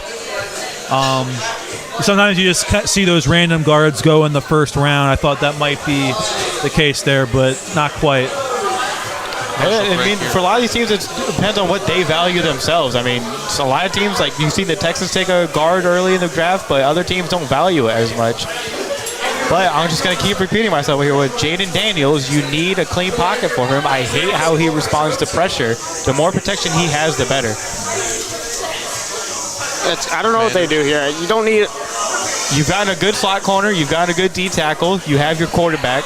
You're fine at receiver. I mentioned maybe this is where you see the next tight end taken. It definitely shows Dan Quinn has a lot of say in here because he wants to build that defense the way he envisions it. If I'm Cliff Kingsbury, like you said, I got to make sure Jaden Daniels has time in the pocket. We don't want him running around, especially downfield where we've seen a little bit of red flags with the straight line. So I agree, but maybe I don't think they go O-tackle. I'm going to go back to what Sean was saying and move inside. Maybe Christian Haynes or Dominic Puny from Kansas. I'm going to take a shot here because I've mentioned tight end a couple times. He worked with Lincoln Riley this last year, something the USC offense like to do. They do this little speed out motion where the receiver will kind of take a more intermediate out route and the tight end will kind of leak out to the sideline. They hit that a lot. LSU did the same thing with Jaden Daniels. They both did a similar play with that. You're going to need a tight end who can get that shot for you. Maybe this is too early to do that, but I would really expect them to take a tight end at some point in this draft. Well, they have a lot of picks in the third round, so I think they draft tight end at some point. Sanders, I just don't know when. Maybe Theo Johnson would be a great pickup for them. Commanders obviously took Heisman winner Jaden Daniels. He took Jason Newton and Mike Sandstrom just 3 picks ago. The pick is in. They added, again, Dan Quinn, Austin Eckler, Bobby Wagner. Again, the linebacker is, again, not solid. Hey, he led their team in tackles last year. Who, Wagner? Yeah. I know he is, but again, age. Age is Injuries. the big factor. Like I said, if I'm a GM, I'm drafting. I don't care if we have someone there. It's about the future. Yes. We need someone to replace at some point, even if it's during the season. He would like a Junior Colson, I feel like. Yeah, definitely. I'll be annoyed because, again, that's another Michigan team. Darrell Green. Darrell Green. Back out there again. There he is. Announced the pick. He is out. Darrell Green announcing the pick for the Washington Commanders. Number 53 overall. The pick is Benson Ott, the tight end. Take a tight end. Hey, that was a shot. I can't believe that landed. Listen, I just mentioned the type of offense that he ran at LSU was similar to what Cliff Kingsbury was doing with Lincoln Riley. They do this little speed out. It's almost like an RPO, but it gives him so many different options where he can take it off to the right or left side. The tight end is going to be his first option with a receiver like Jahan Dotson probably going over the intermediate level.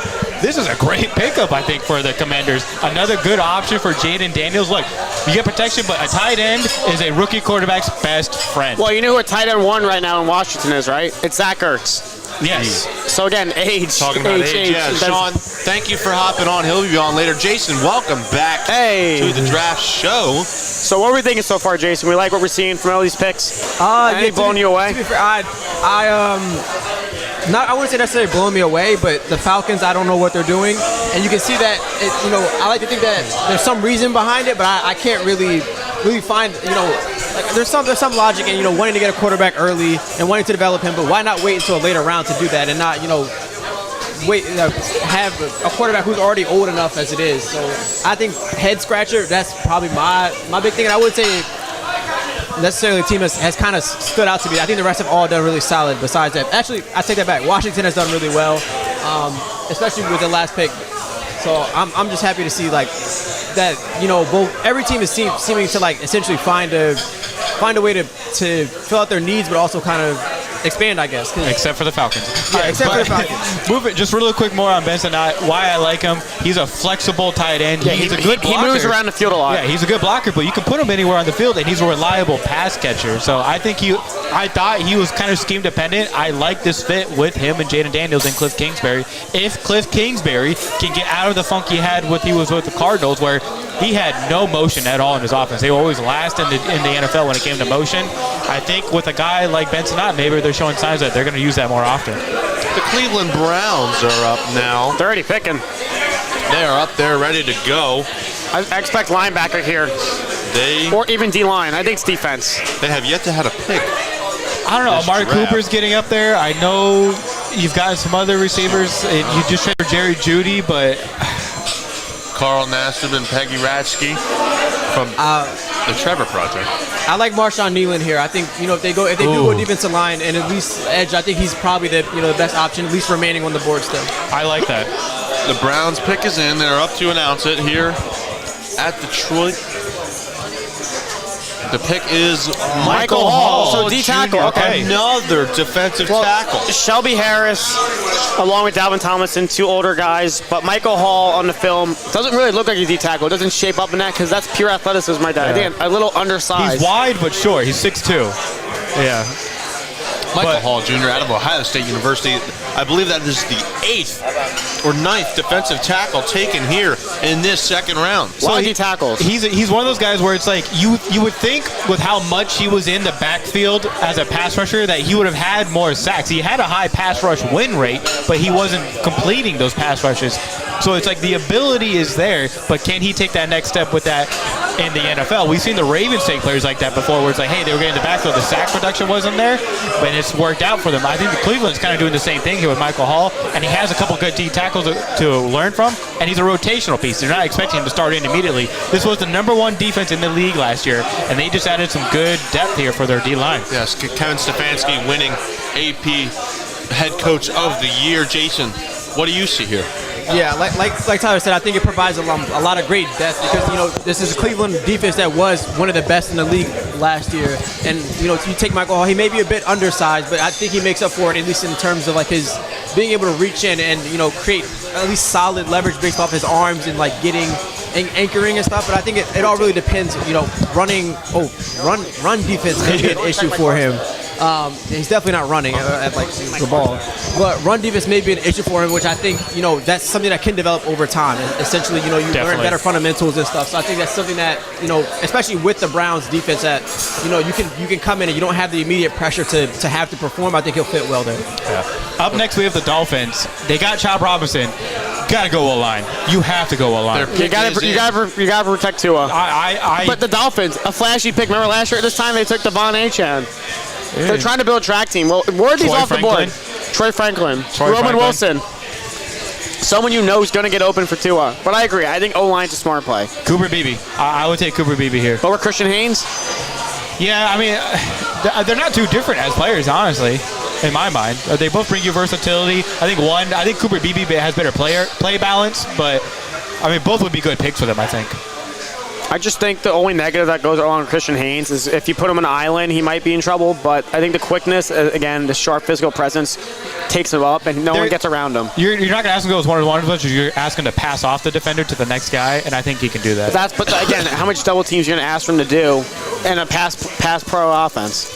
Yeah. Dolphins with some big losses this offseason. Vic Fangio, Christian Wilkins, and Xavier Howard. 3 big losses there. The Miami Dolphins pick. Jason, what do you see here? Yeah, really quickly, I think Cooper Beebe is the right pick. I know Liam and Tyler were just talking about it, but if you're choosing between Cooper Beebe or Christian Hayes here, I do think Beebe, his frame and size and quickness makes up for a lot of his other issues. Richmond Webb out to announce the pick for the Dolphins, the 9th overall pick in the 1990 NFL draft. The pick is Patrick Paul, a tackle out of the University of Houston. Well, that Patrick Paul film was a doozy to watch. He's lazy, his upright playing style needs to maximize his length. It's a lot more cons than pros. Lazy's a little crazy, but I mean, look, he has good height and weight. I think he is more developmental. That's why a lot of people knocked him to the Eagles, because maybe he would be more of like a Jeff Stoutland kind of project. But I think I think even if Patrick Paul does lose, he has the athleticism to recover. I think his hand usage is fine. You worry about more of his feet and where they're pointed at times. I know that sounds weird, but you want a guy you want him to be at his defender rather than he kind of looks like he's backing up almost. I think his hand usage is good enough and his recovery speed is good enough that he can compete and learn and start at some point in the first year. Yeah, Liam said his film was a bit sketchy, to be honest, and I definitely agree with that. And especially you can see that, like Tyler, you mentioned, I love the point of just him. You watch him, he looks like he's backing up and kind of like looking for them to come to him instead of going towards. And I think that is probably the biggest issue with that. I think it all comes down to fundamentals and stuff. But I do think just his pure athleticism and strength alone makes up for a lot of those fundamental issues that he has. And I think once again just. In the offense with the Dolphins, he's going to need to step up and learn those type of things. But I do think that he is a project, and it's going to take time. But I think it's worth it. Essentially, is what I'm trying to say, just based off his athleticism. If you're learning from Teron Armstead and that's your eventual replacement, I think there's a little glimmer of hope to make things work out. Work in progress, I think, is a perfect adjective for Patrick Paul. Now, Dallas, this is the real kicker. If there's one thing that we can all agree on here, is that we hate the Dallas Cowboys, but. It's a big draft. They already got their own tackle, which they needed to do. Now, Jonathan Brooks off the board. Do you reach for a running back? You go playmaker. You take the quarterback. The quarterback? Spencer Rattler. I kind of agree with Liam here. I don't think it's a bad idea to at least consider Spencer Rattler. And just you look at Dak and you're not entirely sure how much of that contract he's going to be able to fill or what you want to do for him moving forward. So I think Spencer Rattler is a safe pick of maybe you want to develop Spencer Rattler, see what he has, but you still have a couple years of Dak remaining. Well, I don't think you do have a lot of time with Dak remaining. And CeeDee Lamb, too, demanding a contract. Your running backs right now are Deuce Vaughn, Royce Freeman. What about from our very own American Athletic Conference, Michael Pratt? Michael Pratt goes, and we had to bring back around the American on Monday. If he goes pick 56 of Dallas Cowboys. It's got to be It's got to be a skill player. Yeah, maybe receiver. I mean, I don't know if you take Malachi Corley because you already have a good slot receiver in CeeDee Lamb. You love Corley. You want him to get off the board. Saying you don't take him, but maybe Troy Franklin. I do like Troy Franklin here too. The Cowboys in their draft dungeon. It doesn't even look like a. It doesn't look very happy. It looks like the Death Star. Yeah, He's Emperor Palpatine. Yeah. See, I know Star Wars. I know. I wasn't dissing you. I didn't think you knew I know Star Wars.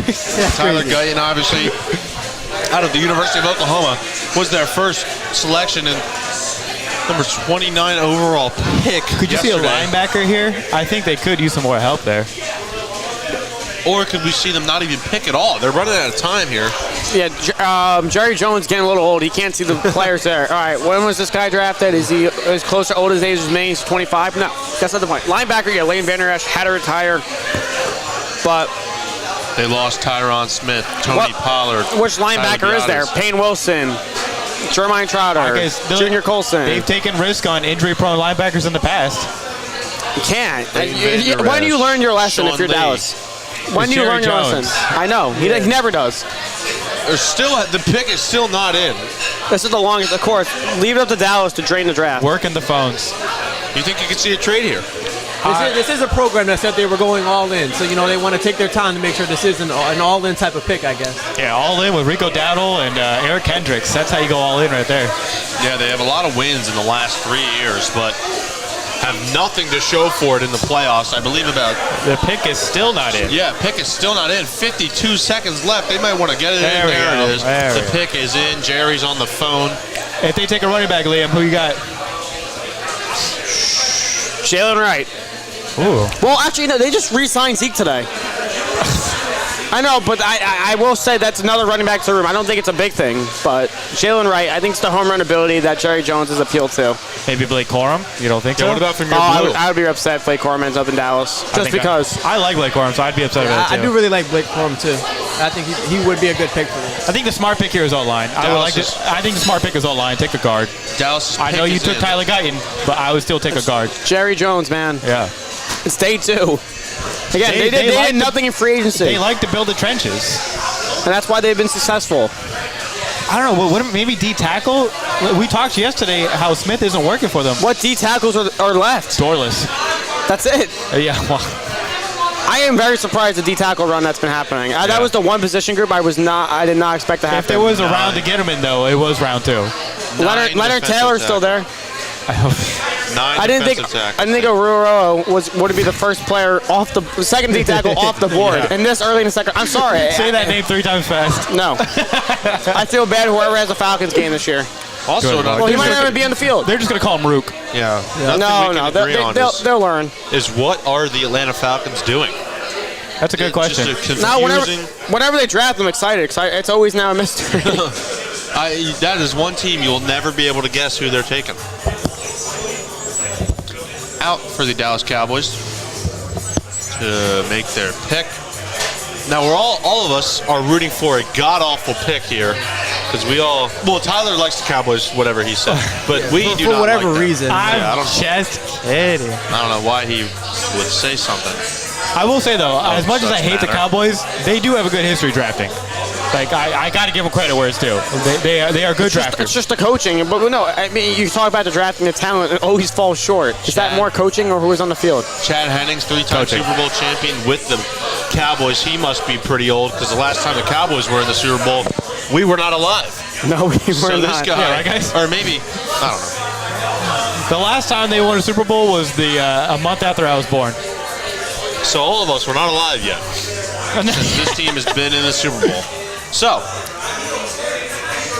can they make it back? Probably not, but we will see the Dallas Cowboys selection here in a second. At some point. Who's reading it now?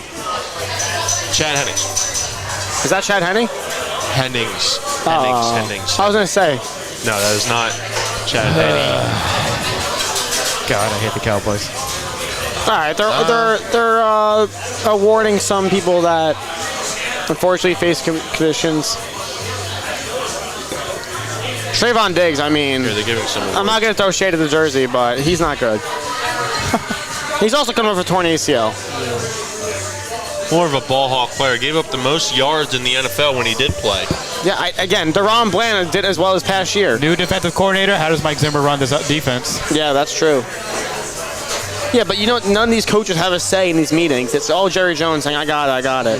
Well, apparently they listened to Michael Parsons last year when they took Smith. Yeah, and look how that panned out. Yeah, defensive tackle for Michigan has not panned out too well. That's what I'm saying. Maybe they try to go there again. Maybe. Dallas Cowboys select Marshawn Kneeland out of Western Michigan, the defensive edge pass rusher for the Dallas Cowboys alongside Micah Parsons. Jason, thank you. We'll see you back later. Yeah, we will see you soon.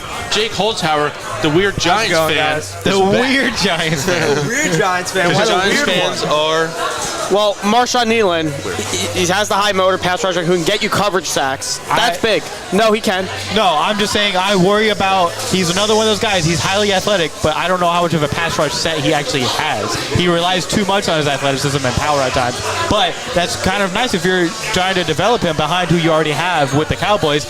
They have a good pass rush already. They have 4 or 5 guys already on that roster who could get after the quarterback. You add this guy to the mix as another rotational piece. I don't hate that at all. And Marshawn Kneeland can kick inside if you need him to. I don't think he's just a pure outside edge rusher. Yeah, I'm a big fan of Marshawn Kneeland. I think he definitely has an NFL skill set. He has a relentless motor. He's very, very powerful. I don't think he's a 3-4 like outside linebacker type though. I think he definitely is a 4-3 defensive end player. And he has flexibility wherever the Cowboys want to put him, either if it's in that 3-4 role or in that 4-3 role. I think he's going to do great no matter what he does. I'm a really big fan of him. I'm really high on him. And looking towards Tampa Bay's pick as it's already in, I think they might go linebacker here to learn behind Levante David. He's getting up there in age. And a guy that I'm looking at is Michigan's Junior Colson. So I'm looking at Junior Colson, yeah. Yeah. That makes sense. Cowboys beefing up the trenches. Buccaneers pick is in. Mike Evans obviously is now back with Tampa Bay. So is Baker Mayfield. The offense is good. They took the right pick last night in Graham Barden. Yeah. I think I don't know the running back still. I'm not sold on Rashad Wright or Chase Edmonds. Again, I don't think it happens now. Just a sneak preview what happens later. I think you go defense. I think you get Shaq Barrett's replacement, and maybe an Austin Booker, another edge, Braylon Trice, Mohamed Kamara. You also lost Carlton Davis. Maybe you get a corner. Yeah, there's still a lot of good corners still on the board. TJ Tampa, Ennis Rakestraw, Kyrie Jackson. Andrew. Bay Buccaneers. Jarvis Brownlee, yeah. Andrew Phillips. So, Cam Hart. I don't know. It's now when we get deeper in the draft, it's hard to predict where people go. I'm along for the ride. That's what makes it fun. I know. I'm along for the ride. Yeah, every pick's a surprise now. I think it could be Junior Colson though. I think Junior Colson? Yeah, learn behind Levante David. I'm a big Junior Colson guy. He's one of the top middle linebackers in the class. He doesn't miss tackles. He is ferocious. He's not afraid to hit offensive linemen. He helps out in the run a lot. Obviously. I mean, maybe we get TJ Tampa to run the Tampa 2 defense. I don't know. Wow, say that to him. Say that 3 times again. Yeah, Tavera Thomas is right now the nickelback over there. I don't think TJ Tampa will slide into the slot role. No. But I mean, you're not asking much for them in man coverage as in Tampa. And the other linebackers, KJ Britt, JJ Russell. Yeah, I actually don't mind the linebacker pick here. Yeah. It's just who you want to go. Obviously, they did just lose Devin White as well. I don't think that's a bad of a loss, you think. Eagles fans might find out the hard way. But I think I'm already nervous about it. But yeah. About what? About Devin White. Oh, yeah. Well, they got Jordan Whitehead, Bryce Hall, Tavier Thomas, Ben Bredesen, and Sua Opeta. Yeah, beef up that offensive line. The O-line's there, especially Graham Barden yesterday. Yeah. Yeah, I think they have to go defense here. I think it is a defensive pick. I wouldn't mind an edge rusher here, honestly. Could we see the second linebacker taken? Maybe another safety. If you guys had to throw out a name, what would you toss out there? Chris Braswell. Chris Braswell, that's actually a good pick. I'm going to stick with the edges, Austin Booker. Yeah. The upside's there for Booker. Yeah. I think it'd be any linebacker here. Payne Wilson, he has an injury history, But, I mean, if they want another athletic linebacker like they had in Devin White, who they think they can use in a similar role, Peyton Wilson could fit that. Some commercials going on here. We'll recap the draft a little bit. I know we did a little bit earlier, but Jake, we'll go to you since we haven't talked to you in a little bit. What surprises have you seen so far? Wow. I mean, the fact that A.D. Mitchell fell all the way that he did. Yeah. I can't believe that the Colts got him a great value pick for him. I wish I was up here when Mike Samerstel went to Washington. I'm a big Samerstel guy. He's feisty, he's small, but you can't tell that when he plays the field. And just the run on D tackles. Yeah. I can't believe that run happened this early in the draft. I thought that was going to happen a little bit later. There's a little bit of a cornerback run there, too. DeJean, McKinstry, Lassiter, and Melton all went 4 in a row. Round 3 is going to be very interesting. I think we're going to see some more receivers pop off the board. Some could maybe go earlier than we thought. Malik Washington, I think, can now sneak into round 3. Jacob Cohen from Arizona. What do you think about that guy? That guy, sorry. North Carolina. Listen. Oh, Devontae Walker? Yeah, look. Tez Walker? There's a lot of upside. Yeah. Like, that's like the risk I'm willing to take. Like, not now, not second and third, maybe like fourth, fifth if he's there. Like, you know what? I think we're going to see Let's see what we got. an edge and a corner run coming up here. And then I think round 3, linebackers and receivers. Well, Green Bay and Houston are coming up, 2 teams that need to add to the defense. Yeah. So, I think you could tell that the NFL is focusing more on offense, especially because it was mostly all offense in the first round. In the second round, it's mostly all defense here. The hip drop tackle rule really switched a lot of teams' decisions on what to draft.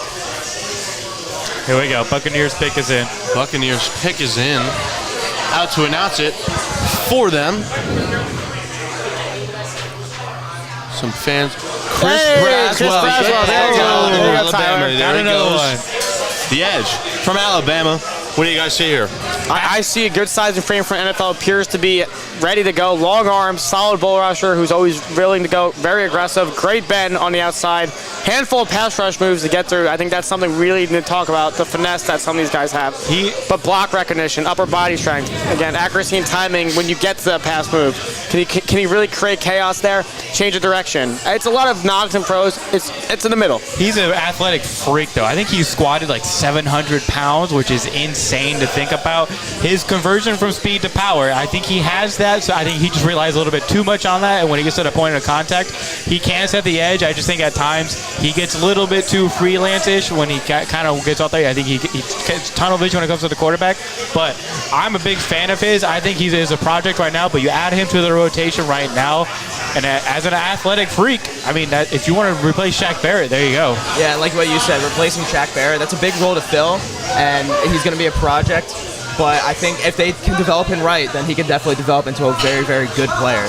Packers pick is in.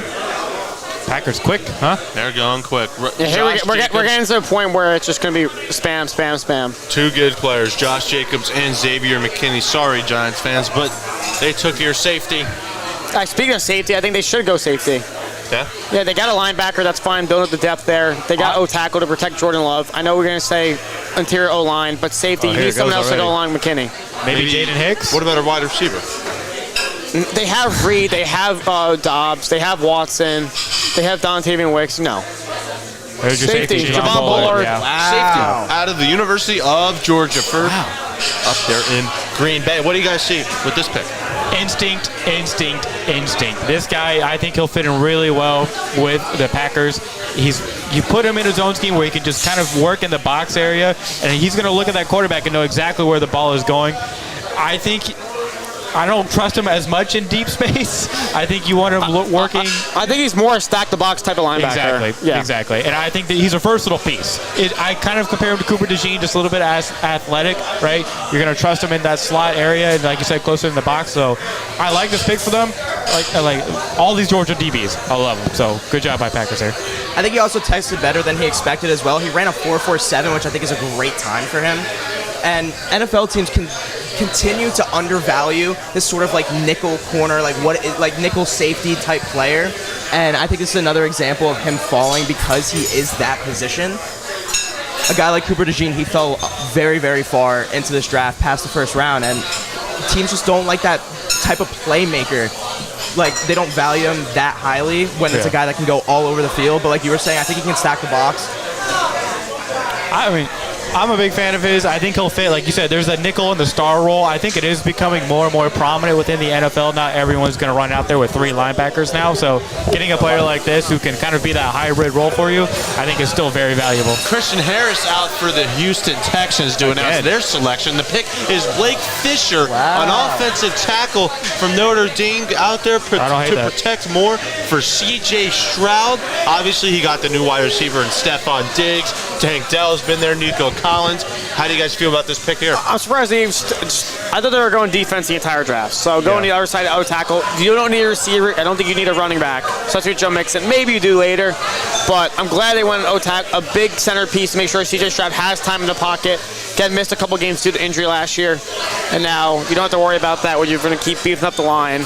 And you have time to throw to his elite wideouts, then there's no problem. I like what D'Amico Ryan's mindset was there. Yeah, he's big and powerful. You mentioned that, and I think learning behind Laramie Tunsil, that's a great pickup for them.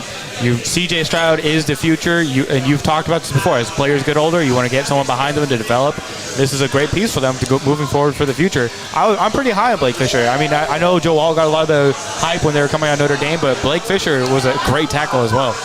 I was a little confused coming into the second round for the Texans because I feel like a smoke screen was kind of thrown towards this way because yesterday C.J. Stroud really wanted a wide receiver. I know they don't need receivers at all, but yesterday on a draft show, he really wanted Ricky Pearsall, and I was like, why do they need a receiver there? But last year he told the front office that he wanted Tank Dell, and I was like, okay, well, if he wants Ricky Pearsall, maybe they would give him a receiver here. But there's just so many options for a receiver already, so I like the pick here for the Texans. Well, Buffalo now up. Do they double dip in wide receiver? I think there's other things they got to go on. Okay. We can maybe see safety here. Tell them to come over. I want Sal. Tell them to ask Caden. I wouldn't Buffalo hate Bills up next. Tyler, what do you see here? I wouldn't hate safety here. Jaden Hicks is still on the board. I'm a big fan of his. He's a very versatile safety who can play that split role. I also trust him out deep and running downhill. I think he could do a little bit of everything for you, and he could be a cornerstone piece for your defense moving forward. Yeah, safety's a really big hole for them right now. They lost Jordan Poyer. They lost Micah Hyde. So they need somebody to fill in that role, and I 100% agree that it could be a safety here. Safety, you guys are saying for the Bills. Liam, do you agree, or do you go a separate way with the Buffalo Bills? Well, if you're not going to go receiver, I think you got to go defense. A lot of people just worry. Micah Hyde, Jordan Poyer, Tre'Davious White. Again, you need defense to block out the receivers in the AFC East now. So I don't hate the idea of going defense, but I also don't mind just keep bolstering the offense for Josh Allen. I'm not going to say who you know I'm thinking of again, but yeah. So Malachi Corley is going to Detroit. Now that you say the amount of people that this team lost this offseason is insufferable. That would be dirty. They have lost a good amount of solid players. Here it is: Stephon Diggs, Jordan Poyer, Tre'Davious White, Leonard Floyd, Mitch Morse, Gabe Davis. This is going to really test if Josh Allen is that elite quarterback that everyone thinks he is. Well, if he can make it to the playoffs and make it as far as he can, as he has in previous years with the team that he has now, I think it's going to be a very impressive season. I wouldn't hate to see a linebacker here. A linebacker for the Bills, they definitely need one. Yeah, Matt Milano. Yeah, but he got injured last year. You need that depth. You don't like Terrell Bernard, Tyrell Dodds? You don't like them? They're fine, but I mean, I think you could do someone who's maybe a little more reliable. I wouldn't hate to see Junior Colson here. Yeah, I don't disagree there. Oh, they have Taylor Rapp and Mike Edwards back there. DeMar Hamlin. That's not awful. I was saying Jaden Hicks. Rasul Douglas, Taron Johnson, Christian Benford. Oh, jeez. Rasul Douglas was a revelation for them last year. It really was. Lamb never panned out. And you know what? I'm going to switch my pick. I'm going to go to corner. And that corner that sticks out to me is, drum roll please, I'm going to actually say his name. It's Dennis Rakestraw. Yeah. I think the upside, what Sean McDermott wants to do in defense, you got to take a shot. So. To talk about a little bit about this Buffalo team, but do you think that it's a Jordan or it's a Josh Allen problem, or more of a Sean McDermott problem? It's a Sean McDermott problem. You can't get to the point where you're blaming Josh Allen. Again, he's going to throw picks. We talk about this player. He's going to do it, but he makes up for his legs, his just rocket of an arm. I think that it's coaching. What is the timeouts he's called? What's Josh Allen doing? He's doing everything in his power. there's only so much more blame that can be thrown around now. You're firing all your coordinators. But if you want the pressure off Allen so he doesn't mess up under the spotlight, go get defense and get off the field. I know last year it went ride wide. What are you gonna do? He missed the field goal. The year prior, you let 42 points to Kansas City against Mahomes. When are you gonna get over the hump? Seriously. Take the upside in Rakestraw. Take a shot with TJ Tampa. Well, the name of that hump is the Kansas City Chiefs, so I mean, that's safety. who you're competing If you don't with. feel comfortable, who's back there? DeMar Hamlin's a healthy scratch every week. Seriously, who's going to play all 17 games for you? I don't know. You can go a number of directions here. Yeah. A lot of things the Buffalo Bills could go with. Here they're coming with their selection. Aaron Williams, Bills' second-round pick 13 years ago in 2011. I don't even know who that is. I don't know who that is either. That's a nice suit, though. It is a nice suit. It is actually kind of nice. Would you rock that, Nick? I would, yeah. When is Sketch making a pick? Tomorrow. Tomorrow. He also tore his ACL versus speed. Cole Bishop. Okay. So University of Utah, the Utes. I know we're both big fans. You want to talk first? I like his motor. I like a guy that's all over the field. Like I said, someone we just talked about Bullard, another safety that kind of plays in the box, looks better when he's not in coverage.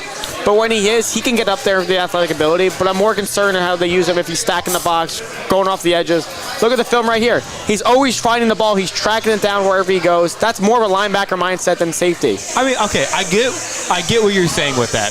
But I think if you get him in a back pedal and that like kind of, middle of the field robber role, I don't hate that for him. I think he is explosive. He can crush down the field and get to where he needs to go when that ball is released. I'm a big fan of Cole Bishop, and he wore the green dot for Utah. He was leading their defense. I think you're getting a smart guy. So I guess we're almost saying the same thing when it comes to it kind of is a linebacker role. But I do think as a safety, he has the athleticism. You can put him in a split role with Taylor Rapp. This is a good pickup for them, I think. I think sometimes his eyes are bigger than his head, though, because he sometimes he wants to make the play so badly that he just completely misses his zone coverage. He predicts where the ball is going to be thrown, and he just goes off and shoots towards that direction. Yeah. But then he just leaves his zone wide open. And, Lions. Below average eye balance between the route and the QB. Yeah. Like, he doesn't predict well enough, I The think. Lions pick is in. Here's the Malachi Corley pick. There he is. I think so. I don't know. I feel like him and Amon Ra kind of do the same thing. Yeah, but you really sold on Jameson Williams? That's fine. I'm sold on Jameson. You're not sold on Jameson Williams? I'm not cool with him at all. Oh, okay. Fair enough.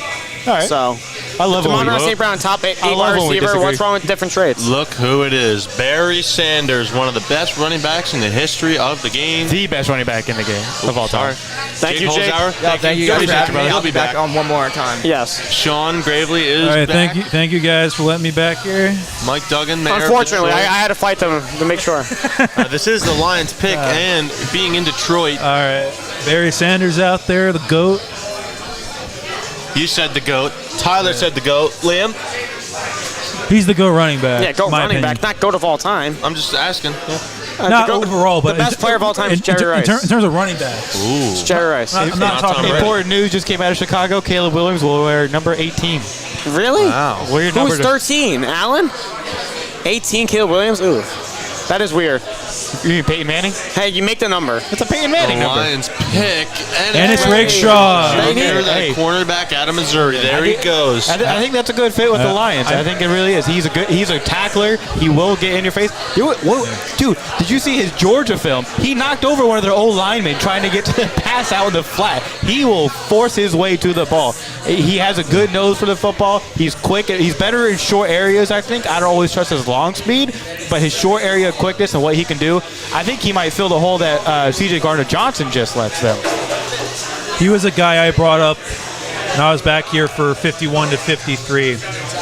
He is, he has some interesting qualities. Tore his ACL back in 2021. He's dealt with some injuries, but he's very tough. He stays on the ball. Jams receivers and press. He is a guy I like a lot. Very good at Missouri. I think this is a great fit for the Lions overall. And this Rakestraw Jr. out of the University of Missouri. Look, the flexibility to play man zone coverage, he does a good job staying in the top routes and zone.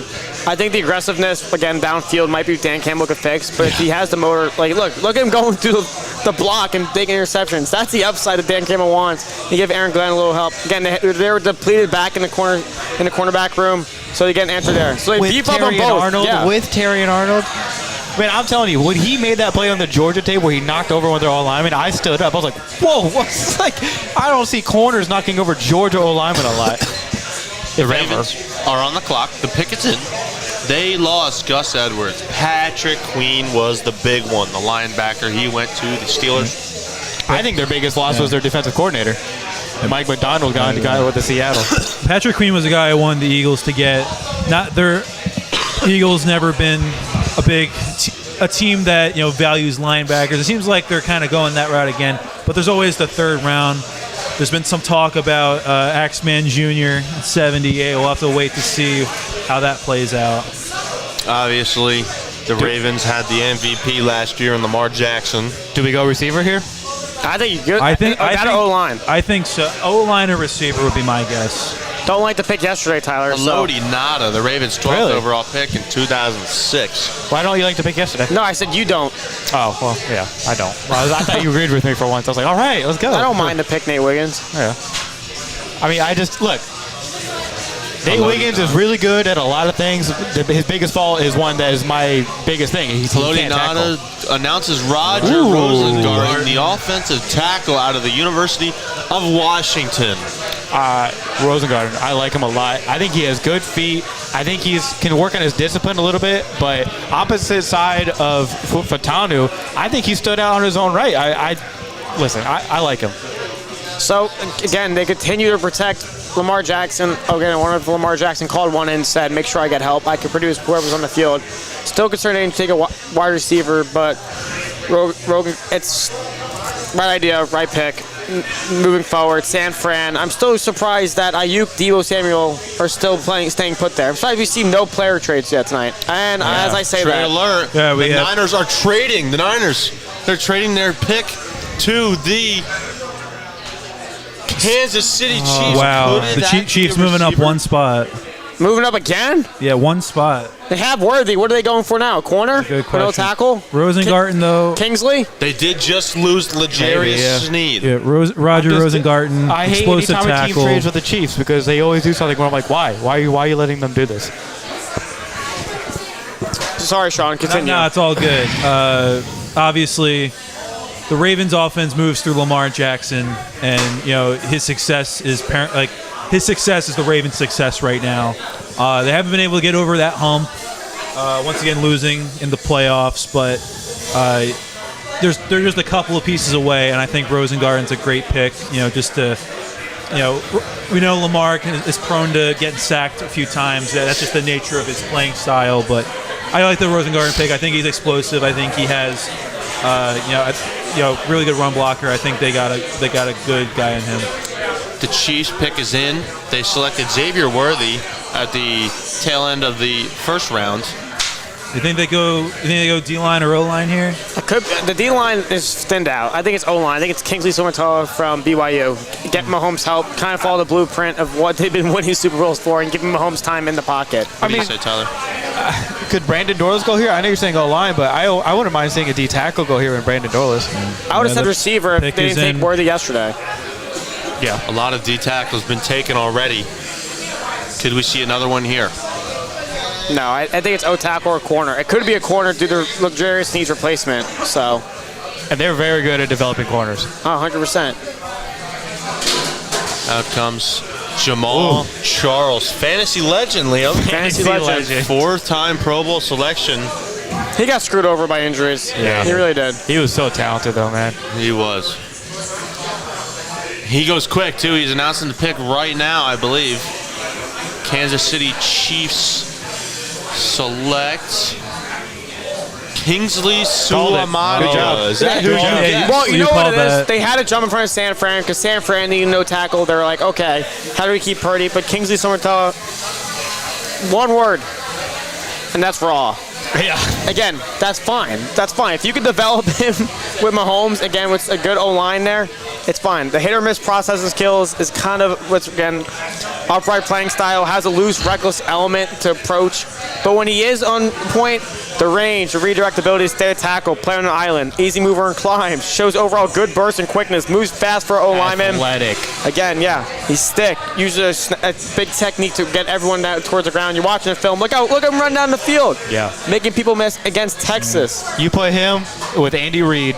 I just trust that. He might catch a touchdown pass this season. That would be awesome. He has to report eligible, though. He is a versatile guy. He will have to report eligible. Yeah. Really Hopefully good, he's not really playing good fit Dallas. for Andy Reid's offense right there. That's his kind of O lineman. The Chiefs go with 2 offensive players. The Niners move just 1 pick back. They obviously lost in the Super Bowl to the team that they just traded with, the Kansas City Chiefs. They've added Nick Sorensen, Josh Dobbs, Leonard Floyd, Devondre Campbell, and Malik Collins. Last pick of the second rounder. Last pick, second round, and we get to San the Fran fun. pick is in. Is in. What are you thinking? I think Can you go 2 for 2 on guesses? Or 200? They want receiver yesterday. I think they're going to go corner here. Isaac Yinem's not the long-term answer over there. Yeah, Rocky Sam I think as well. I think in my mock draft, I had Kyrie Jackson falling in San Fran here. So I still think TJ Tampa's an option. you're right. He is falling. But just the length and size for a cornerback that Jackson In has. terms of corners, my top 2 guys still available. I like Renardo Green a lot from Florida State. TJ Tampa from Iowa State. I think either of those could be really good fits for San Fran's defense. You also have DJ James from Auburn. There's a few ways they could go here, but I do agree. I think they will go corner. When do you guys see the next quarterback going? I thought it might have been Dallas. I think it's going to be tonight. Next round, I see Spencer Rattler and possibly Michael Pratt going as well, honestly. When's the Raiders' next pick? I think the Raiders might take a QB. I think mid-70s. The Giants are coming up at pick 70. So I could see Rattler. I could see Rattler going to the Raiders. Uh-oh. why? The Giants, could they do it? Will they pull the trigger and say, Daniel Jones, we giving you live chances? They also have Drew Lock Oh, no. and Tommy DeVito. Yeah, Tommy DeVito was good for about 3 weeks. And now he doesn't really know how to play football anymore. No, that Eagles game really. Hey, gave he a culture cooked the shock. pasta pretty well though. Yeah, Giants- it was fun. Just be along for the ride, The Giants are 6 picks away. unless they trade. Unless they do trade. The Raiders are at number 77. I mean, maybe we see a guard here. Yeah, Dominic Puny from Kansas. Yeah. I could see O-line. I'm thinking O-line or corner, but Maybe an edge. I mean, they lost Chase Young. They obviously have Nick Bosa on one side. So Again, yeah. D tackles. No one. Who's Eric Armstead replacement? Leonard Taylor. Javon Hargrave is still there, but that is just one. They obviously will need another one. Jonah Ellis, Lawson Booker, Adesai Isaac. We're all still on the board. Mohamed Kamara for edge replacements. Yeah. I think Muhammad Karamir is going to fall, though. I think he's a day 3 pick. They Yeah. do need a right tackle. Like a right tackle is a big need for them right now. I could see them going tackle. Yeah, somebody outside of Teron Arms, or what's yeah, they need help on anywhere on the O-line. Now, this team last year was one of the most talented rosters in the NFL. Probably the most talent on a roster in the NFL. But they ended up falling short to that guy in Kansas City. That winner in Kansas City, man, Patrick Mahomes. Kyle Shanahan, you never take the ball first, man. He didn't know. He didn't know. Kyle Shanahan is the quintessential example of a guy who's a great offensive coordinator but a terrible head coach. That is who Kyle Shanahan is. And why is he still there? Because he's a brilliant offensive mind. He's awful at every other aspect of being a head coach. He can't manage the clock. He's really bad at game time decisions. He's great. He's an amazing game planner. He's a mastermind play caller most of the time. But he can never win the big one. Yeah, he can't. His shortcomings as a head coach are the reason he's never won a Super Bowl. He's been to 3 as a coordinator and a head coach, but an 0-3 in all of them. Again, all 11 offensive starters from the last year's Super Bowl is under contract for the season. And defense, I'm sticking with Kyrie Jackson. just because his competitiveness at the catch point, tracking the ball in the air. Again, the press coverage could be a bit of an issue for the flags downfield, but There's Schefter. he's just talking. Yeah, he's just going on. Taking a bit to put this pick in. Of course. It's a sweep. Cooper Beebe is a guy I could see possibly. Who do they go with here? No one out, or someone walking out now. I can't see. That is. I'm not sure who that is. He is doing something on stage. I would rather not- Interesting hand motion. would rather not explain what he's doing. What do you do? Not putting up a name. He did good something. I thought he was doing the Johnny Manziel. Money? Yeah, the money. That was the second move. Oh, okay. Money. Dollar. Anthony Adams. Anthony Spice. I'm sorry, but I've never heard of that guy. Neither have I. Renardo Hey, Green. there you go, Sean. Renardo Green, cornerback out of the Florida State University. What do you guys see here? Renardo Green. I like Renardo Green a lot. The guy from Florida State. He had good tape against LSU. He can be sticky in man coverage. He doesn't always have the size and speed that you're looking for, but the way he can recover and stay in phase is really impressive. I'm a big fan of his. His acceleration is not great, but in terms of coverage, you're not going to find a lot of guys who play better than him. He played very well against the stacked LSU team, Malik Neighbors and Brian Thomas Jr. Covering those two guys is a tall task, and he did it very well. Very good at change of direction, and he's very good at dealing with receivers that are bigger than him. I like him a lot. Like I said, not the best acceleration Trade or alert, burst out of the box, but he can play. And I like him a lot. Trading their pick to the New York Jets. I thought that was the Packers colors. Yeah. I'll say, it's been a minute since we've seen the Jets. Yeah. What is it? Is this an Aaron Rodgers weapon? Yeah, their first, I think so. I think they go receiver. The Jets have just traded, and the pick is in. I thought they were going to go Brock Bowers in the first round. They ended up going O-line. There's Shanahan there. How many trades have the Panthers done now this draft? At least 2 or 3. I think 3. Well, they made one last year, obviously, with the Bears. But they traded out the first pick in the second round. Now they've traded out the first pick in the third round. So the Panthers are acquiring picks. They might need to acquire a new owner if he keeps going into random restaurants and bullying people. What is that about? Because freedom of speech, maybe? David Tepper? Yeah, he's got a problem. The most disliked owner in the NFL after only a couple years. Chris, I mean, come on, There you man. go. Some military members, Tyler. Look at them now. standing at parade I rest. believe those are Marines. Correct me if I'm wrong. That is every branch. Where's the Air Force? Which one's the Air Force? Air Force? Okay. No, which one? It's every Far branch. left. Oh, is it every Far branch? left It is might far be every left. branch. Yeah, there's Navy. There we go. That's pretty cool. I don't know what. Representing each branch of the Navy, or each branch of the military here. Yeah. That's pretty cool. Yeah. Including the new Space Force. We got the Space Force. Yeah, Space Force represent. Tyler, you get out there. Man, you could have paid me to be up there in uniform. Why? Well, I would have to shave my beard first. That's just already a deal breaker. Do you have a picture of you with no beard? I do. I gotta see Yeah, that. it's I got one too. Although I had no beard like a couple months ago, so I want to see you with no beard. My beard's terrible. That's all right. mine I used just don't feel mine like used to be terrible. I started growing my beard the first day I got out of the military. I haven't stopped. Sometimes it just takes time, you know.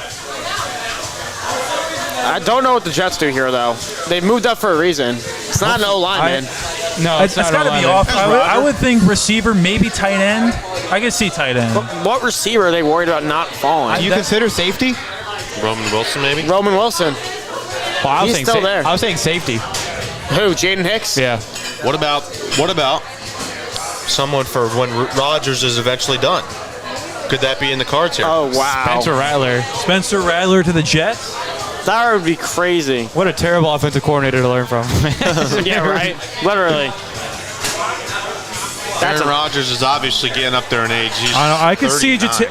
Jatavion Sanders from Texas, the tight end. Yeah. There was a huge drop-off after Brock Bowers in this tight end class, but there's still some talented guys on the board. They had Ben Sinnott going at 20 in the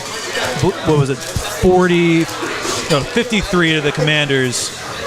Well, I could see another tight end going off here. It's a need for the Jets, and I think they're going to want a big target for Aaron Rodgers and what may be his last year in the NFL. I wouldn't hate that. I wouldn't hate a Sanders or a Theo Johnson here for them. Yeah, I don't hate getting another weapon for Rodgers. Yeah. You have protection now.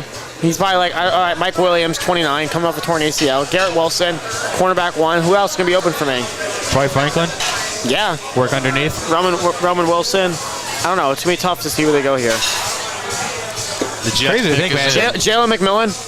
Ooh. The Jets speed, pick- the flexibility, again. Their pick is in after this Arizona and Washington. At some point. He mixed up his releases. They might be playing national anthem or something. This is we're having a very American moment here at the middle of the draft. This is what happens when there's no audio, you know?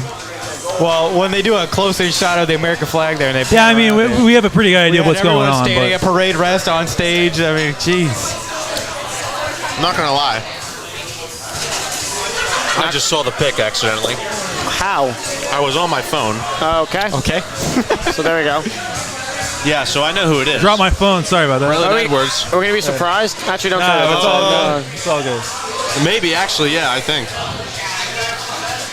The New York Jets. Jets. Stinks. Sucks.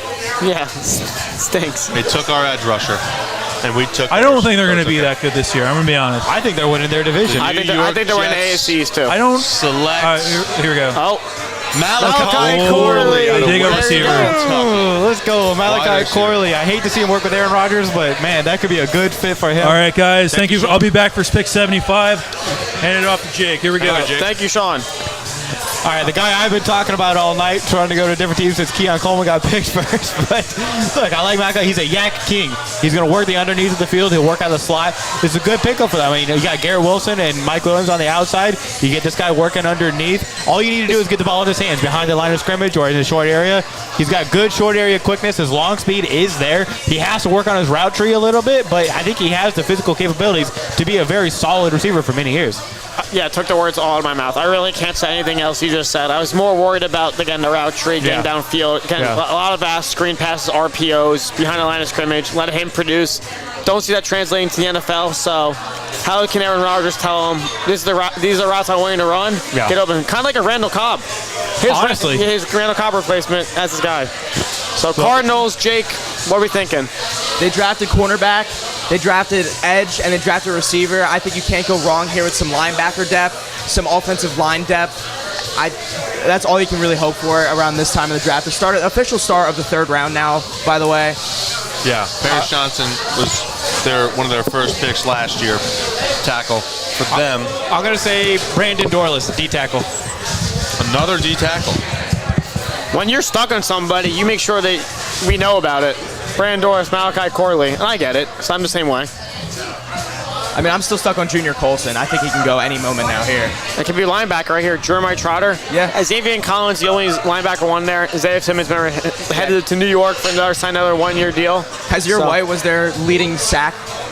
I don't think Kaiser White was that bad. He only had 4.5 sacks, but that's good production when you're a middle linebacker.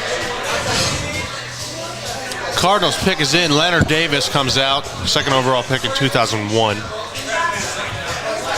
Yeah, I don't know who he is. I don't know who that is. I know. I feel like I'm like. This Are is we basic. casuals? No, we're not casuals. You know who Leonard Davis is? Me neither. Leonard Davis. The Cardinals select Trey Benson. Benson. Wow. Okay. Second running back to go in this NFL draft here in the third round. So for Pick Trey number 66. Benson, I think he has 3 down back potential. Kind of tells you what they think of James Conner as well. When he got hurt, they had no one else back there. Terry Ingram was not the answer, but above average, he's a pass catcher, Benson. Don't think he's a third down back, but great strength and balance, good burst acceleration. Hip flexibility is a little bit, again, poor pass protector as well. So that's why I don't expect him to be third down. Maybe a goal line back kind of steals the snaps from James Conner. Again, 1-2 punch, a game when you need to run the ball, pound the ball, it's Trey Benson. Yeah, I think sometimes he can run his pad level. He runs a little bit too high. He isn't able to lower that shoulder down. I think But sometimes he does. He's violent. Yeah, he is a violent running back. He's big. He's 6'2". He's 216. He's strong. He's fast. 4.39 at the combine. Third fastest time for a running back. I think this is a great pick here for the Cardinals. Get behind James Conner. Mando's now on the clock. You missed Trey Benson. Hey, I like it. Explosive playmaker. There you I'm go. sure you guys already said everything else, so I'm just going to say No, it. I just say he's not third down back, which is interesting because what they have with James Conner kind of feels like another James Conner on the team. Yeah, a little bit faster, though, I think. I mean, yeah. I think James Conner has some top end speed. We just don't see it anymore because of his injuries. I think he's very solid and consistent still, Conner. Washington Commanders pick next. Obviously, Dan Quinn, their new head coach. The pick is in. I'm calling Charles Haynes here. Here we go. Jake's put out his prediction. Sorry, Christian Haynes, not Charles Haynes. Christian Haynes. Yeah, same thing. He's changed his answer. I think he's the best true guard in the class. I know it's a little bit late here, but he's like the actual like best only guard position. There's a bunch of other guys that can move into guard. Jordan Morgan, Fuaga, Jackson Powers Johnson, Graham Barton. They could all play guard, but Christian Haynes is an actual guard, and I think that could be the pick here. They need offensive line. Troy Vincent, NFL Executive Vice President of Football Operations, is out to announce the Commanders' pick. And they have selected Brandon Coleman. Another guard. Texas Jaden Daniels, there we go. I don't know how many times I can say that's what you need to do. You got to protect Jaden Daniels in the middle. I mean, I think they're pretty set at tackle or good enough. You keep building the interior of the O-line. A lot of these guys have versatility where they go inside and outside. Brandon Coleman's a big dude, too. So, I mean, like the more time you can give Jaden Daniels, who doesn't respond well to pressure, the better. Yeah, I'm getting the sense that Washington's really nailing this draft. Addressing the needs on defense, hitting the players that are there. BPA, number one's on their board. Jane Daniels, Benson Knott, Brandon Coleman, make sure he has time. I still maybe another receiver at some point, but rest of the draft should be the defense on the other side. They get Adam Peters over from the 49ers. It's a good GM. Yeah, he knows look what he did in San Fran. Yep. And it kills me because they're in the NFC East. Him and Dan Quinn cooking it up for the draft. Yeah. Look at that. Daniels, Newton, Sandstrom, Coleman. That's a good draft. I think it's like A-minus. I think the one we most don't agree with is their first pick. New England's pick is Daniels? Yeah. It's not even like it's a bad pick. It's just interesting. Yes. New England's pick is in. They obviously took Drake May with their third overall pick in the first round. They just hired former Pro Bowl linebacker Gerard Mayo as their new head coach. I think he's going to bring the culture to the team. I think he's going to bring culture into the team. Definitely different from Belichick. Yeah. Definitely different. It's a whole new era. And I think Drake May is going to wear number 10, erase the Mac Jones, all that. It's a whole new start. So I want to get away with the Super Bowl trophies in the facility, but it's a new look. All right, so they got a receiver for him. I think maybe some more protection here. Maybe even defense. But don't worry, they need a corner as well. They signed Jacoby Brissett, so they're all right. he might get in the game at some point. I know it. Week 18. He always finds a way to. He always finds a way. Solid bridge quarterback. He was cooking it up with Washington at the end of the year last year. Yeah, he did. He helped them actually win the game. So Cooper Beebe still is there. I cannot believe Cooper Beebe is still available. he might fall to tomorrow. I was a fan of his. Again, something. I think he had a poor combine. So Maybe, but I still think the tools are there. I think they can go offensive line here. Right guard specifically. So Cooper Beebe, Zach Zinter, someone plug and play day one. I'm not ruling out a corner here either for New England. Only 2 linebackers and 2 running backs taken so far. A lot of tackles. Kind of what I expected. Chargers are up next. I have a funny feeling the third running back's going to go off right there. Blake Corum, huh? Yep. You think Jim Harbaugh gets his guy back? Wouldn't be surprised if he swings back around and grabs his linebacker too, and Junior Colson. I think they have the picks now. They're trading back, so. Yeah. Might as well build that team as much as you can. You win in Michigan, you can win in the NFL hopefully like that. Well, unless your name was Mozzie Smith. Well, Jim Harbaugh won, I wouldn't say won in the NFL. He got his Super Bowl. Yeah. He got an NFC championships, Eli Manning. So, Joe Flacco. It's not like he hasn't been there on the big stage before it, but again, it's a totally different San Fran team from now to Los Angeles. He's kind of building from the ground up, but a good many coach. More needs this year. That's why he's really Patriots defensive. obviously really struggled last year. 4-13, parted ways with Belichick. 29-38 since the man himself, Tom Brady, has gone.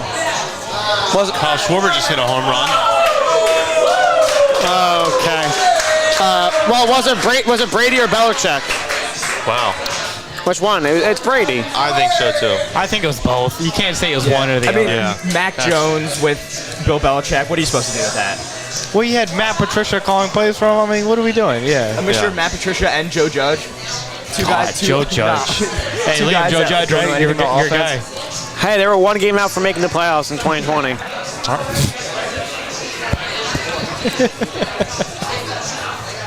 The pick has been in for a while here. Yeah, they gotta get their They're on commercial break commercial. in. Yeah. I think they care less about the commercial breaks in day 3, but yeah. No, because they just announced the picks day 3. Man. That's why I can't wait for tomorrow. It's 12 to 7 o'clock. You know why? The only reason I'm watching is to see Jordan McGee get drafted. That'd be cool. So, could get drafted tonight. I don't know at this point. Well, But I mean, unless we see some kind of linebacker run go. still yet. Again, I'm surprised D tackles were the position to go so quick. They really did. And the Falcons starting it with a row. When's their next pick, the Falcons? Oh, they traded up, so they probably lost Jordan their third McGee. round pick. Oh, jeez. The Falcons? Oh, is Spencer Rattler still there? Spencer Rattler is still there. Falcons are drafting in 6 picks. 6 picks? Oh, here we go. Nice. Can't wait. So Spencer Rattler and Michael Pratt need to both survive for 6 more picks. Yep. The Giants might take 3 picks. Spencer Rattler. How would you feel about that? I think round 3, that's not bad. I was hoping he would fall to round 4. Danny Duck. Danny Duck. Who do you want the Giants to draft with their next pick? A corner. I Here we just go keep with the building Patriots. defense. Who's on the opposite Here side we of go. Deontay Banks? I want offensive line. That's 2. And when the Patriots have to make their selection. Los Angeles Chargers up next, and then the New York Giants are up after that one. Not sure what that sound is. Yeah, I don't know what that is. I took my headset off and just to rub my ears, and then that. I think it's your headset, yeah. Yeah, of course I get this headset. We gotta throw away that headset after Liam. tonight. Yeah, this headset's terrible. We'll go to Best Buy and get a new one. Yeah, is it in our Yeah, we budget? got Is it in our budget? Yeah, why not? some How much is money your headset? from the Phillies game. No, that's all in your pocket. Yeah, I did. I stole it all. Yeah, sorry guys. Yeah, he's saving it for a round of drinks later. Yeah, exactly. Christian Harvey and Emma Fries from the Foundation to Combat Anti-Semitism. She looks like she's crying. Yeah, she did look kind of upset. I think the only people that should be crying tonight are Falcons fans, but all right. When you guys think like the weird people that announce the picks start coming out, is that tomorrow? It's usually tomorrow, yeah. So, like I said, sketch. Yeah. Hey, he's not weird. He's The weird. Patriots are going to select. They're being announced by these 2 members. The Patriots are selecting, if they would announce it, At some point. they are announcing. Taking a while. They might be reading something beforehand. True that. They're trading lines. New England Patriots All right. are taking Caden Caden Wallace, Wallace. offensive tackle out of Penn State University. We don't like Penn State, but we may like this guy.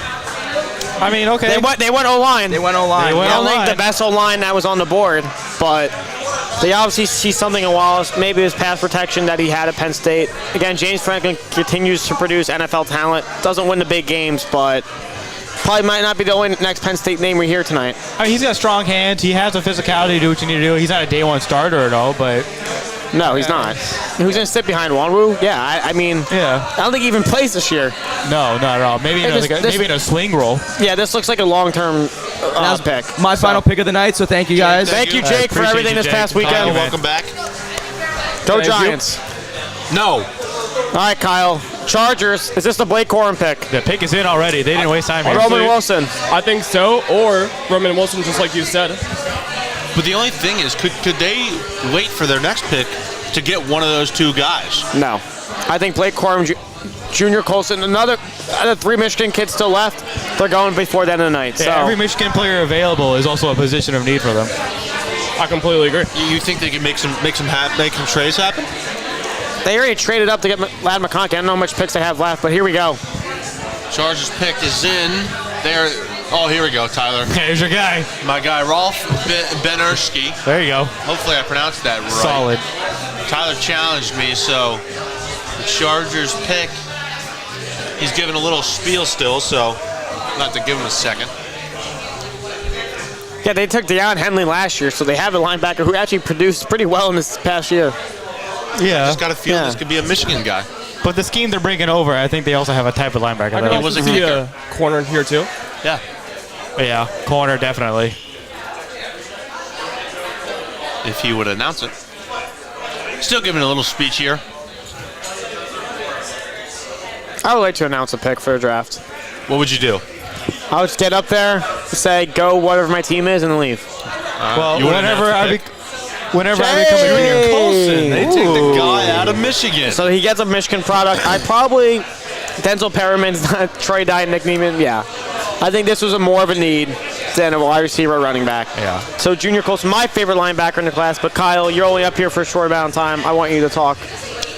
Yeah, I'm just not too sure here if that's exactly the need you needed here right here. Like, you still need corner. You still, in my opinion, need to address the offensive line a little bit. And then, honestly, I feel like you can keep going deeper and deeper with the wide receivers and running backs as well. But Junior Colson brings good movement skills overall, can drop into coverage, read play action, follow the quarterback if you want him to spy, comes downhill against the run.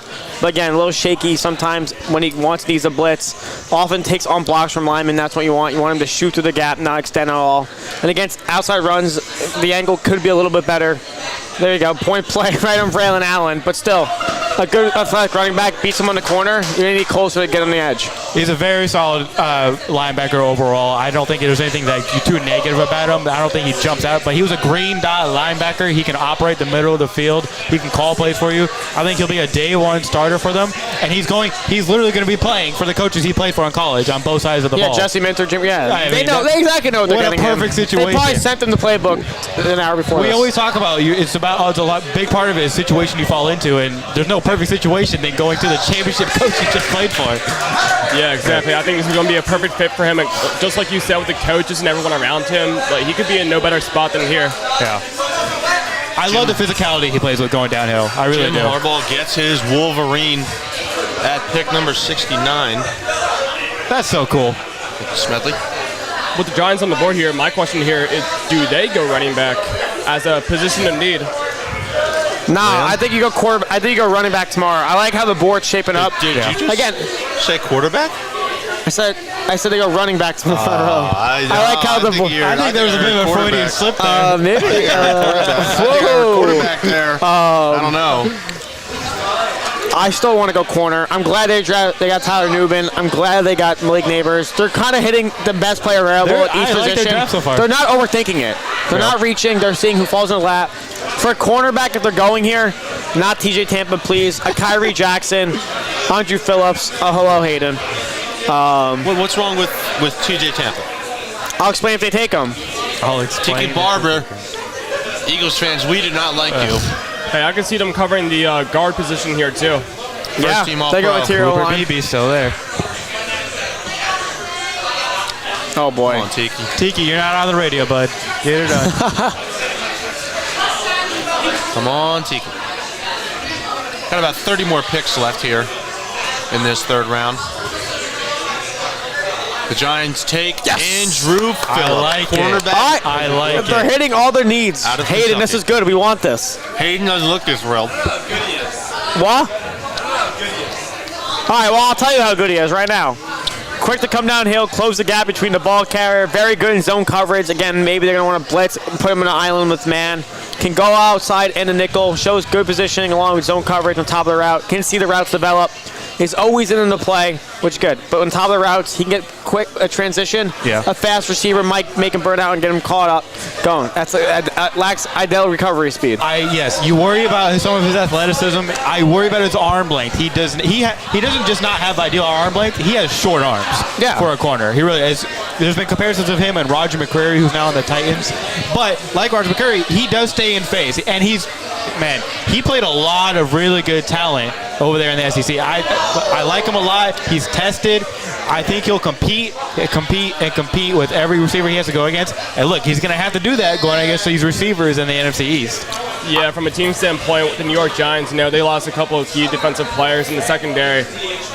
But with this draft, they just keep hitting with every single pick they've gone through so far. I absolutely love, the first round, getting their position in need wide receiver, Malik Neighbors. then covering safety position, and now the corner. They just keep hitting with every single draft pick they cover. Oh, wow, the Cardinals are already out. They didn't waste any time. Troy Vincent. Isaiah Adams, offensive tackle out of the University of Illinois. Obviously, they took one of the best tackles in the draft last year in Paris Johnson Jr. Now they sure up the other side with Isaiah Adams. Again, this tackle run makes sense because the board's starting to file out, but you have to make sure there's a significant drop off right there, Isaiah Adams. They're exactly on the pull that you want, muscling down another edge or linebacker, what you want if you're going to swing pass Kyler Murray's power option in the red zone. Kyle, before you go, what do you see here? Before you go, what do you see here? With this next pick here, or with this pick? I mean, I absolutely love it for the Cardinals. It's a position in need. You know, to cover the line, like just keep building. Like I said from the beginning, keep building from the trenches. Keep building that line, that defense. That's like we saw last year. That's weak. I absolutely love this pick for them right here. Kyle, thank you for your coming on. You'll be back though.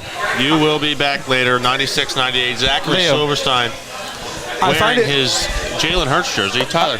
I find it curious that they have Adams listed as a tackle. I see him more as a guard, especially with his size and his strength. It's where Arizona wants to move him. Do you want to move him to guard and have him compete, or move him in guard? I think it's gonna be more in pull plays. I don't know if he starts. I don't think he starts day one out of the way, but I would rather have him inside. Jonah Williams and Paris Johnson, the guards. Inside, Will Hernandez. And now Isaiah Adams, over Elijah Wilkinson. Yes. I think he starts day one, maybe at left guard. Yeah. It's Carolina, Zach. What are we thinking? I mean, with Carolina, you really can't go wrong with any position here. I feel like they struggled so much this past season. I'm not really sure if they go offense, though. I think they got enough. But they went with 2 offensive guys in this draft so far. I mean, you want to try to help out Bryce Young as much as possible, but if I'm Carolina, I'm going defensive side here. And where's that edge? D-tackle? Linebacker, corner? I'd probably go linebacker here. You got a couple good ones. You got Peyton Wilson at NC State, Cedric Gray, North Carolina. Jeremiah Trotter Jr. still. I'm not sure if he goes here though. If I had to pick, I'd probably go Peyton Wilson here at NC State. Okay, that's not a bad pick at all. Just the injury concerns. Staying home too, same state. Yep. The pick is in for Carolina. These picks are going quicker now. They are. So, hey, Zach, you're going to be on for an Atlanta pick and a Dallas pick. Yeah. Remember having yesterday the Atlanta pick? Yeah. So. He did call it. Zach, to my right, Tyler. You called it. It might be Spencer Rattler or 74. Tyler let us know earlier that he actually likes the Dallas Cowboys. Now, I'm not sure why that was said, but he did. He likes Dak? To it. He likes Dak. Maybe Micah Parsons wants to be on the Eagles, maybe I think. He likes Mike McCarthy. He does want to be. He's not going to the Eagles. He wants to be here. Because you're a Giants fan. But he's not leaving Dallas. He's always sad every time they do something good, which, I mean, it makes sense, but. All right, so far the Panthers, right, they've gone all offense. You got Leggett, you got Jonathan Brooks. I'm thinking edge here, maybe a Braylon Trice. I wouldn't hate to see that for them. But if I'm them, I'm looking at an edge rusher here. Yeah, you got to get Brian Burns' replacement. There's still Adiz Isaac, Jonah Ellis, Austin Booker. There's still a lot of good edges on the board. Yes. Again, I don't think there's a drop-off of there. I think it's more the high ceiling you're willing to take. Mm-hmm. TJ Tampa also on the board. The pick is in. He's fallen. He is. Rowan Wilson's fallen. He is. No, he's fallen. I really thought he was going to be a fringe day one pick. So. Pick is in for the Panthers. Got a couple other sports going on around here. Yeah, the Phillies, the Mavericks, the Predators. Surfing. Schwarber hit a home run. Is that why you guys are going crazy? Yeah. Surfing? Yeah. Lead off homer. They're up 2-0. Was my car there? Yeah, it was there. Are you sure? It was there. Car there? You had no tickets. It wasn't towed. You're all good. No, it actually had a boot on it. My car's still there. Yeah, you might have a boot. Yeah. Are you serious? No. Oh my God. You can't go anywhere. The parking authority came over. Yeah, but Zach roughed him up. You're good to go. What you did to me yesterday? New York tags, they were not happy about your license plate. Stop the car. That's why I was worried. They see New York license plates. Like, let's get them. Opened my door and threw me out of the car. Well, I had to walk back. He had to walk from Bronan, Oregon to Cecil. Now, speaking of New York, I have to go back. I think the Giants are having an A+ draft. I hate to be that guy. No, I do think they are having a pretty good draft. I can't argue with you there. It's Joe, Shane, and Dable. They're not overthinking it. They're addressing their needs. They've gotten 3 players I really coveted in this draft. Yeah, and I just one mock draft I remember I saw has got every pick right. The Panthers pick is in. Like I said, I think Panthers should go edge here, but I believe is there a band up there just singing between? Oh, There yeah, is, yeah. yeah. Jazz band. Maybe, I don't is even that know who jazz? is. It's not. I don't know where we're. It's not New Orleans. I don't know why they're doing it in Detroit. I don't know. The boomers in the crowd seem to be enjoying the music, though. How many of these people do you think are Does that, actual does that fans? include you, Tyler? Oh, Jay. Oh, no. Right. How many of these people are like actual fans, do you think? Like for each team? All right. That are up that close? Giants make a few good picks. 250,000 people there. Yeah, but no, but like these people up close, do you think they're like actually like true fans? Yeah. They have a You think section so? for each fan. Yeah. They're like Panthers I think they're second season round ticket holders. Sounds like they're all 1996. industry plants. Carolina Panthers select Trayvon Trevon Wallace, the linebacker. third Linebacker. linebacker out of this draft out of Kentucky. I mean, I don't know if that's the linebacker I would have taken this soon, but No, I wouldn't either. Still no Jeremiah Trotter Jr. I didn't expect him to go today. I expected him to go tomorrow. Yeah? Yeah. It's just again, there's a lot to be desired from Trotter. The name. I mean, if the Eagles landed just because of sense. Trevor Wallace. I thought Jordan McGee would go before Trevor Wallace. Trevor Wallace, he's not going to start for you right away. He has some intriguing aspects to him, but I don't know. I think he still needs some development. I think against the run, that's where he knows the gap reads and all the instincts there. Which is I think good. That's fine. That's what Yeah. you need. A linebacker should be able to pick up on a run. But being an through Eagles a fan, tackle. I've seen what it's like. Well, you can be fine against the run, but if you can't get in pass coverage, these offenses are going and to if circle can't- you and if attack you. And you can't get through a gap on a blitz, you're in trouble. You're running to a block, yeah. He's short too, Panthers have 6'1". gotten Xavier Legette, Jonathan Brooks, and now Trevon Wallace. Cowboys. That's not a bad draft. Cowboys. Could it be? Could it be, Zach? That man from University of South Carolina, Spencer Rattler. Could it be? You think they do? I don't. There's. I mean, they have. No. I don't think they betray Dak like Well, that. here we go. No. Wow, they're going right out. Jerry Jones had the phone ready. There we go. Jerry Jones said, "Get your butt out there, make this pick." Don Aponte, NFL Chief Football Administration Officer. They still have Trey Lance too, don't they? Dallas? You know what's crazy about her? Yeah, I The can Cowboys tell- select Cooper Beebe. Hey, There you go. There's your guard. Man, the Cowboys draft well. I'm so upset about this. Actually, I'm surprised they still haven't got a playmaker. yeah. Now it's really interesting. These moves are feeling like for the future. I mean, there's still some decent receivers left that they can take later on. I mean, you can get Malik Washington, Roman Wilson still there, Jalen McMillan. So it's not like there's not going to be anyone available, but this is a good pickup. This is a guy some thought could maybe be taken early second round. I think he brings a good play strength. He has good balance. I think at the point of contact he can hold it well. There's times where he has kind of like a weird bend where they'll get close to the quarterback, but I mean he prevents them from getting the sack. So He has short arms, the cutoff, sudden redirect blocks. Yeah, can I think throw him off a little bit. But again, he picks up in a double teams. He's running with the plays. and he's going to be a The guard. strength and power. Yeah. He flattened that dude. Yeah. Oh my goodness. He's hard. When you're running in his space, kind of feels like Quentin Nelson on the pole. Uh-oh. All Not right, gonna Atlanta. guess what this is. Atlanta. Oh, geez. But who are they reaching for now? Are we getting our first kicker pick? Like last year, Jake Moody went in the third round. No, they have the best kicker in the league. so Camden they don't Price? need to do that. Young Wei Koo? No, he's not. Yeah, he is. No, Jake he's not. Elliott. Jake Elliott might be. Tucker. He's top 3. He doesn't really like football that much, though. He doesn't? Yeah, he says he likes golf. Do you think Jerry Jones smells like other old people? Like when they have that kind of like menthol smell on them? What? I just can't imagine being stuck in a small room with Jerry Jones. He does look like Emperor Palpatine He in that does. room there. How many drafts has he done? I'm trying his first draft. 50. Chuck Bednarik probably got drafted. Here we go, Atlanta. You cannot draft Deion Sanders. The Falcons, Andre Rison's out there, third, 3-time second-team All-Pro. They take Braylon Trice. Oh, they didn't out of reach. Washington. They didn't reach. You know what? I like this pick. Here we go, First good Falcons. pick of the draft for the Falcons. It took you to pick 74 to make a pick we can all agree on, but here we go.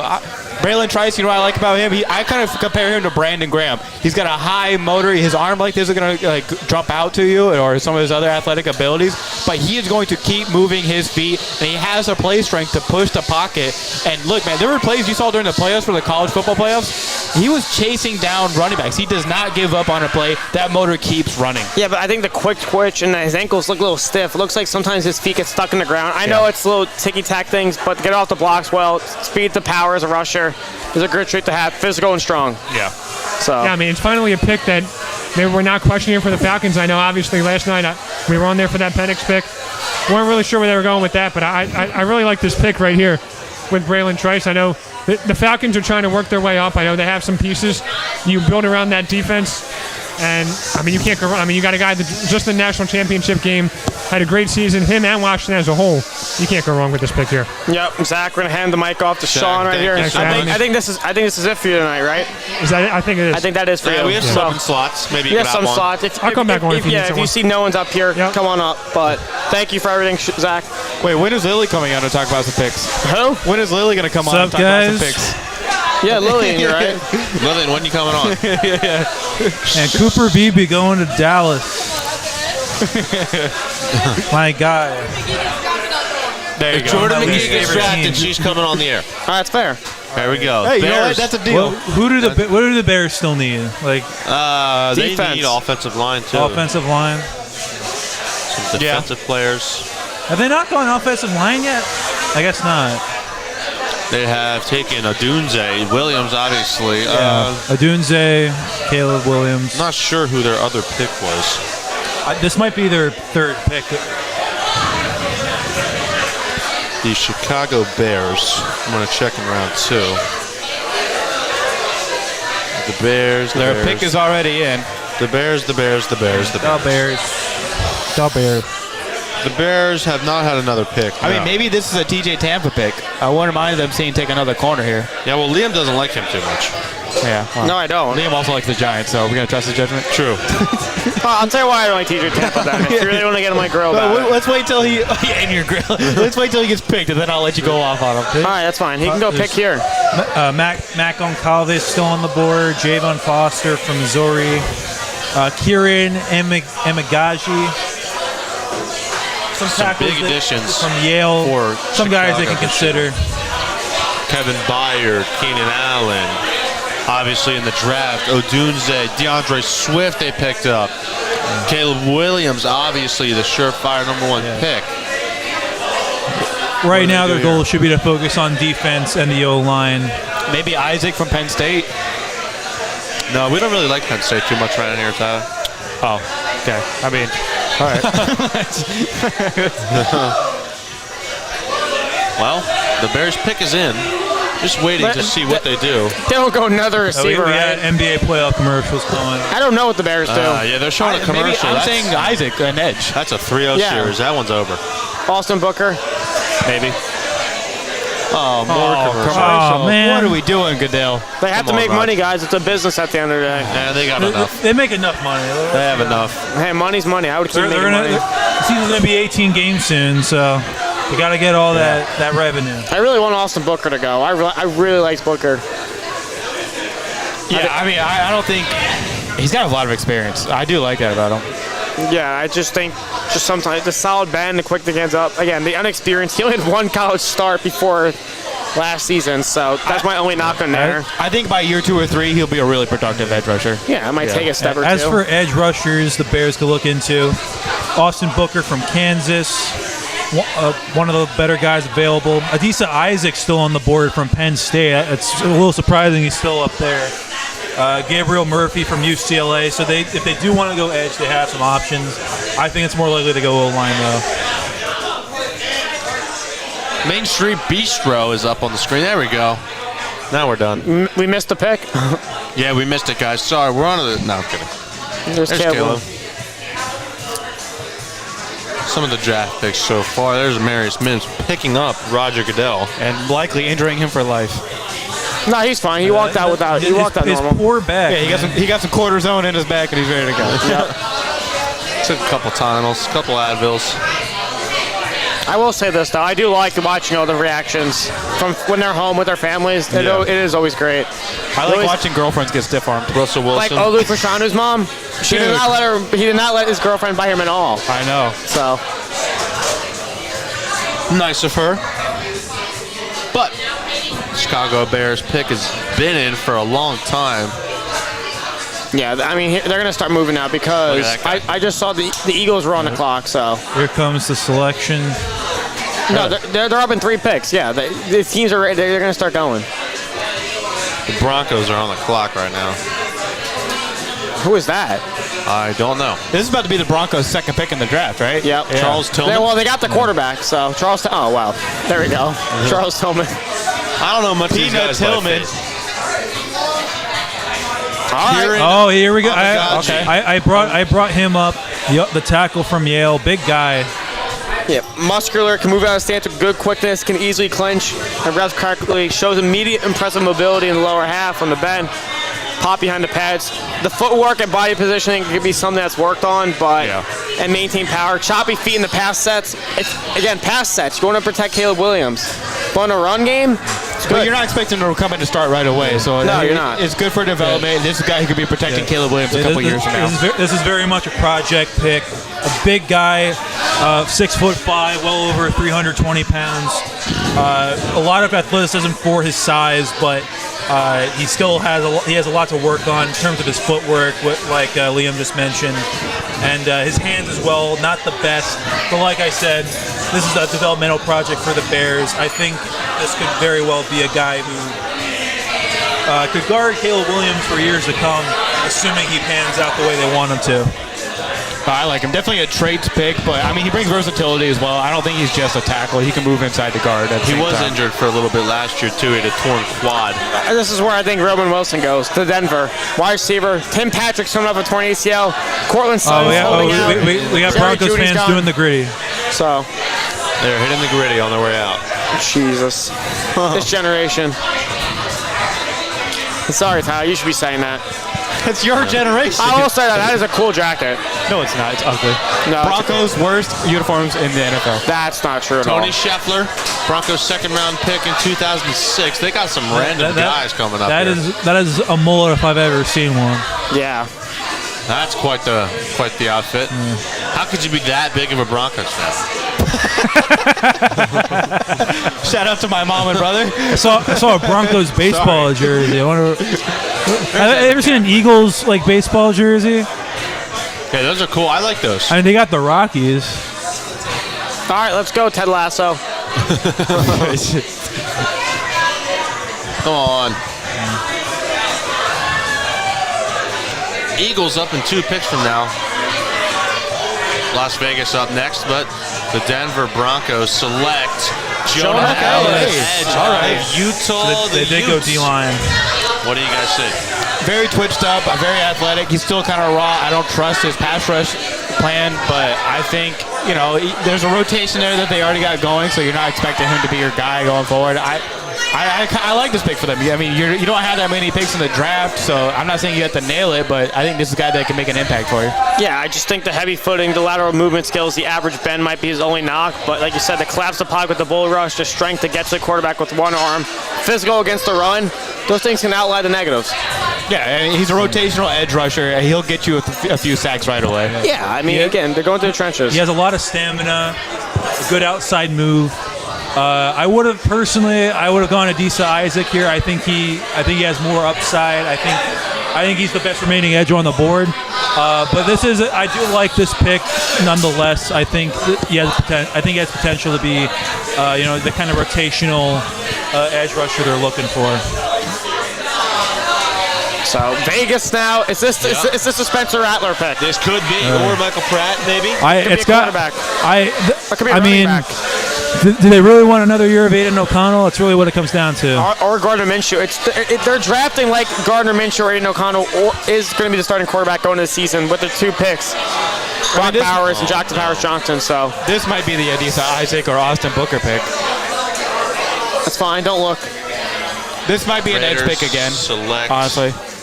Jim Plunkett's out. Oh, the Super Bowl they beat the Eagles. That stinks. But really, they played in the Super Bowl? A long time ago. It is DeMar Glaze. Wow, I'm telling you, they're drafting for these quarterbacks to compete. At least not yet. No quarterback yet for the Raiders. Was that one of the last chances for one of those quarterbacks to go there? Yeah, it really is, unless someone trades up for some reason, which is possible. Yeah, so we'll see. Possible. I mean, all right. All right, Liam, let me hear your glaze. All right, thank you guys so much for having me on. These are my last draft picks. Thank you, Sean, for everything. Yeah, absolutely. Hopefully, I want the Eagles to take Jeremiah Trotter Jr. coming up, but we'll have to see. Thank you guys again. Yeah, Sean, see you later. for coming on. Thank you. He'll be hanging around though. Thank you, Jake. Jason, welcome back. Thank you. I'm glad to be back. Glad to be back. Trading the pick to the Houston Texans. Okay. Oh no. No, that's annoying. I kind of want to see the Eagles. Yeah, I was really excited. It would have been my second Eagles call of the night already. That and sucks for you. That's Real quick on Glaze, though. He's another guy they've listed at tackle. I think fits better at guard. Yeah, I think I think the stigma for all these linemen going this draft was they could play at multiple positions. I think that's why it was so appealing, and this is why they're going so early, is that they don't want, so teams don't jump in front of them. Again, they might not start day one, but the versatility they have, they possibly can. And a lot of them, like Glaze, I mean, they're not exactly polished, but they have the traits that you look for when it comes to these linemen. Yeah. live at South House here. Nick Parr, Liam Gianelli, and Tyler Blankenship. Jason is on with us right now. Texans on the clock here. What's this? Are you the fourth time you're on? It's been a lot. It's been a long night, and I still have like 3 more to go. So I'm excited to be here. You'll sleep good tomorrow. Yeah, of course. It's all a part of the hard work. Luckily, tomorrow is Saturday. Yeah. So. And it's also approaching finals week. You have final projects going on and stuff. No. Gross. We don't like that. Tyler has to go grocery shopping probably. I know, I didn't go today. Oh, you have work tomorrow though. I know, I got to be at work at 10 a.m. Oof. Yeah, that's not good. If you're thinking about going to Tradesman's tomorrow, don't. Why? Give me a day off. I can't even get in anyway. What time are you done?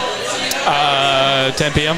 Oh, jeez. My gosh. Oof. You got a 12-hour shift. It's about to be a long day, fellas.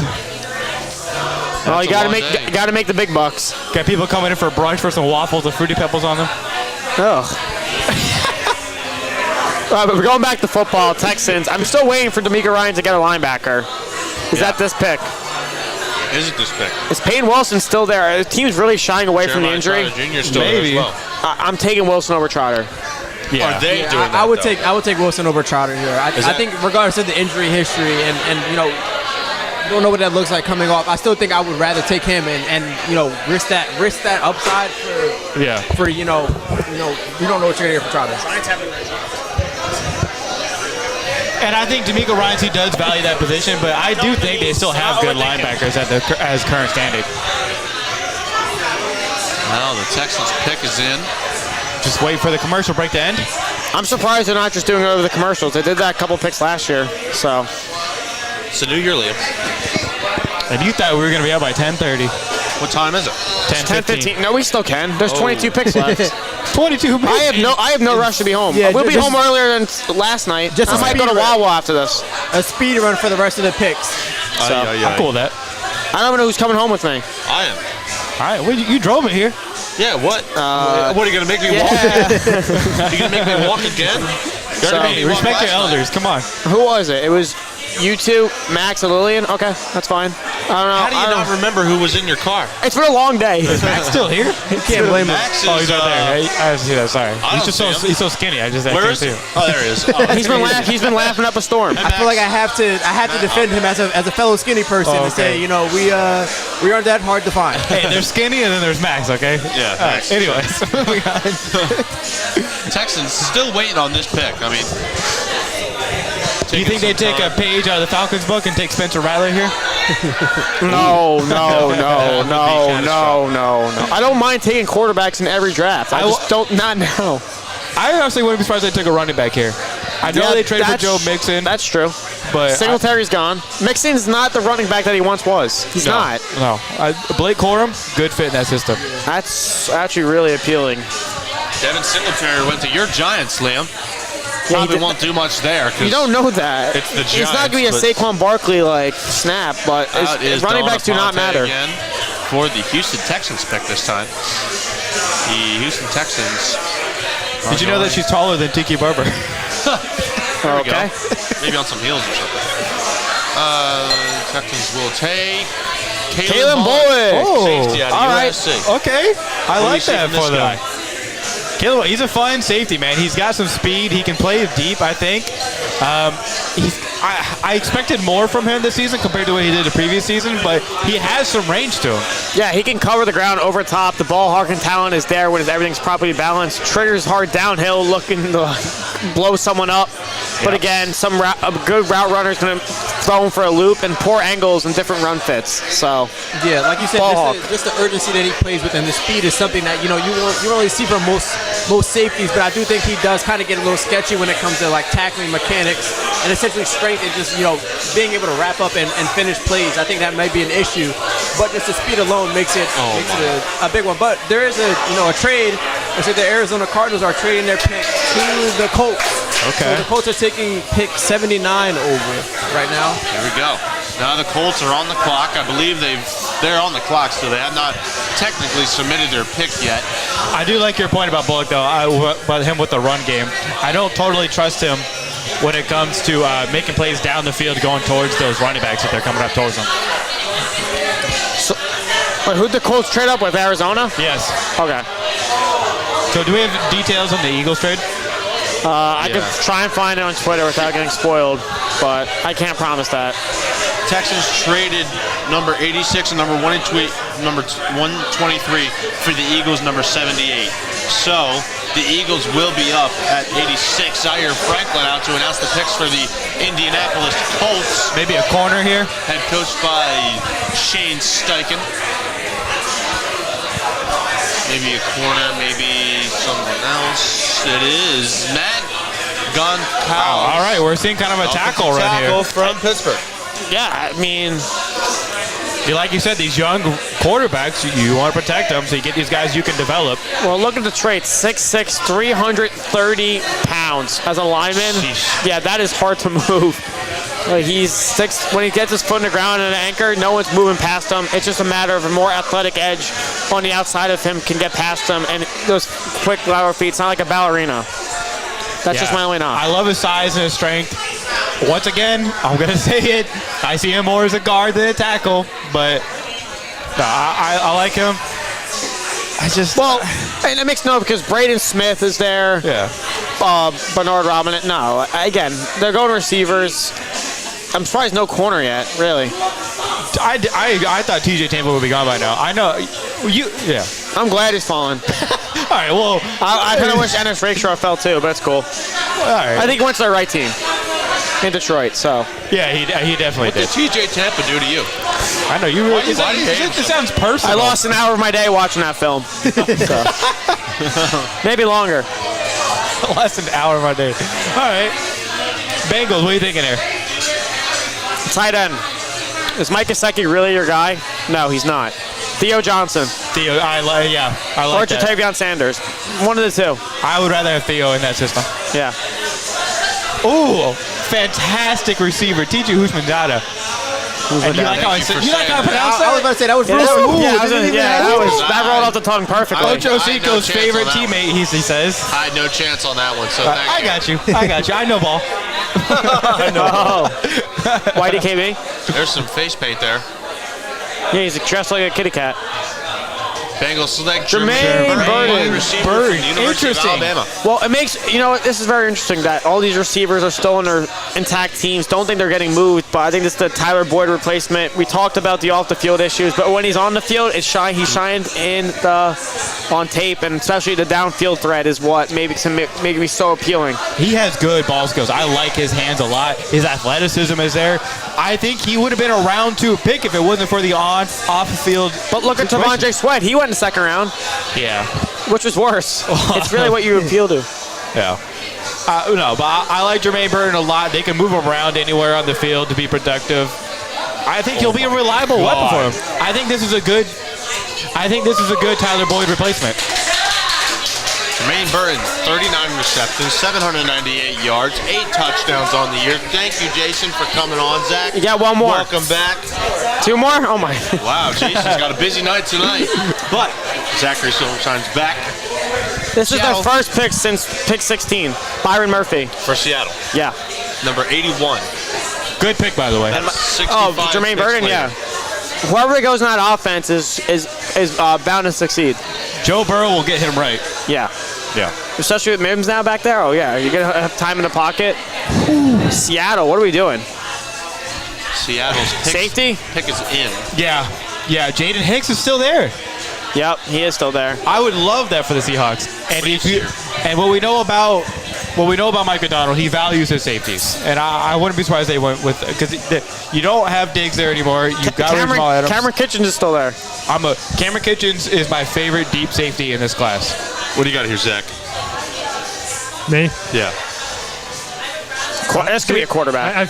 First, I was thinking secondary. You say safety. I was thinking maybe you go corner to pair somebody up with Devin Witherspoon, but I feel like maybe you got that locked down. I know I just saw on the screen there that they're talking about tight ends and guards for Seattle.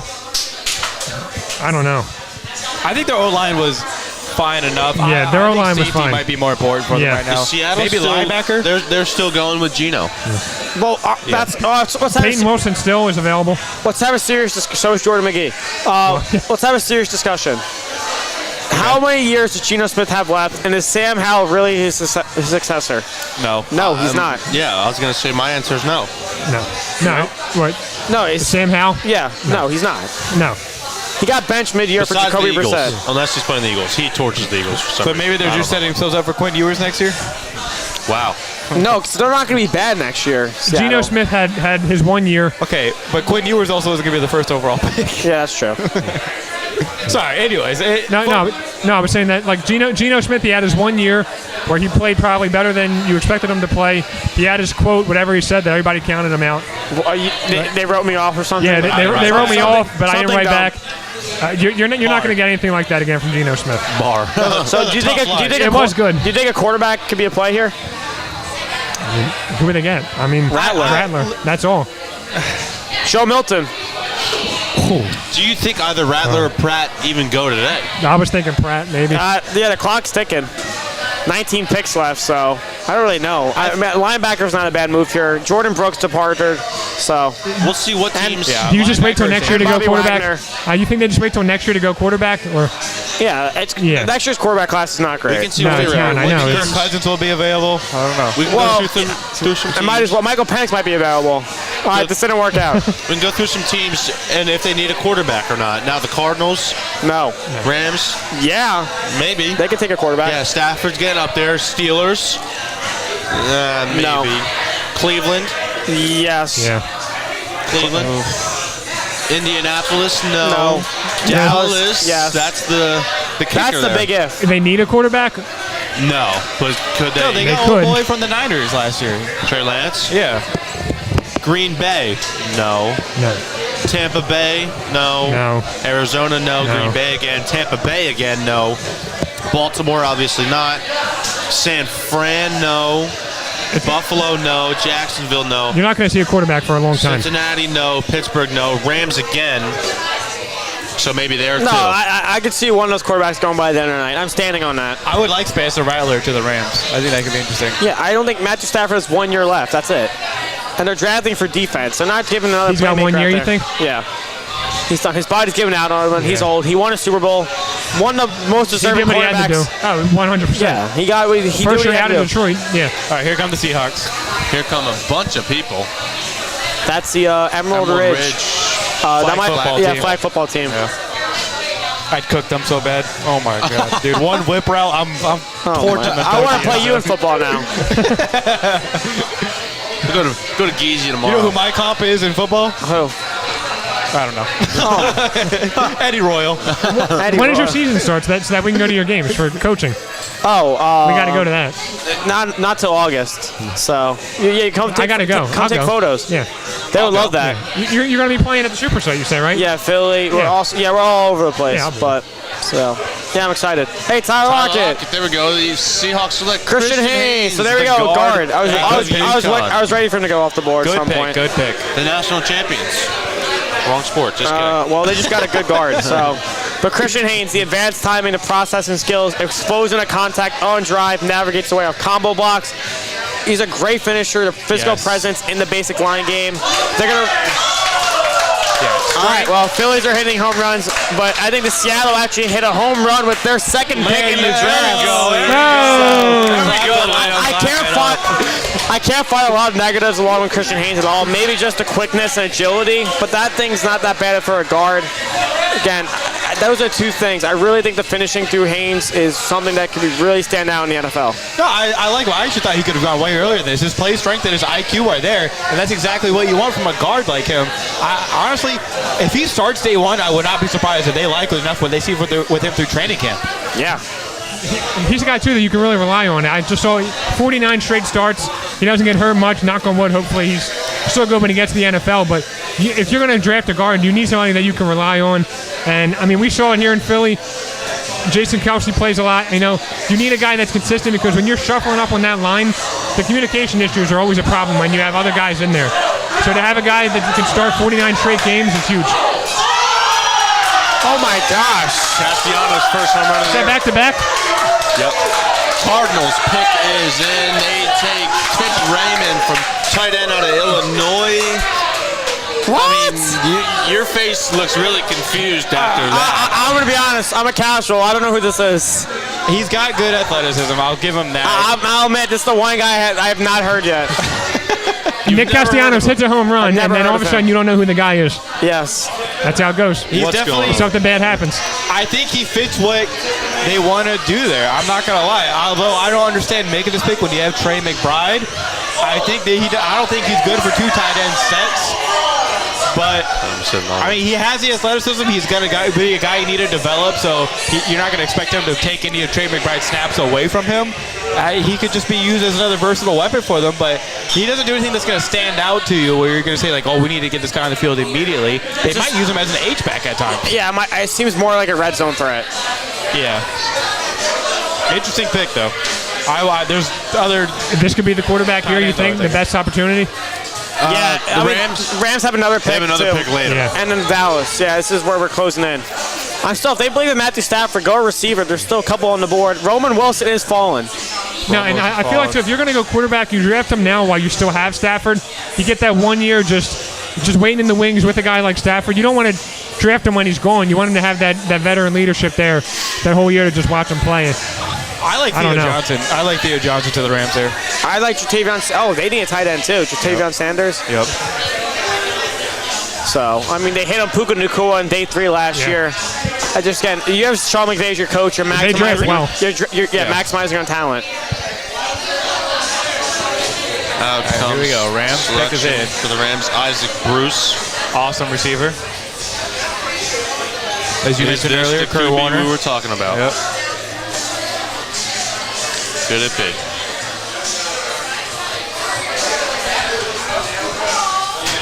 The Los Angeles Rams are going to go with Blake Corum. There we running go. back out of Michigan. Wow. All right.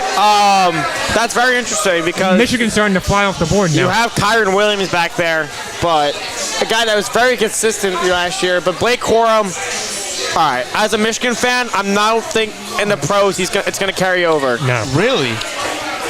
It's because unless he has a full head of steam, he doesn't have the balance of power. The acceleration speed's not there.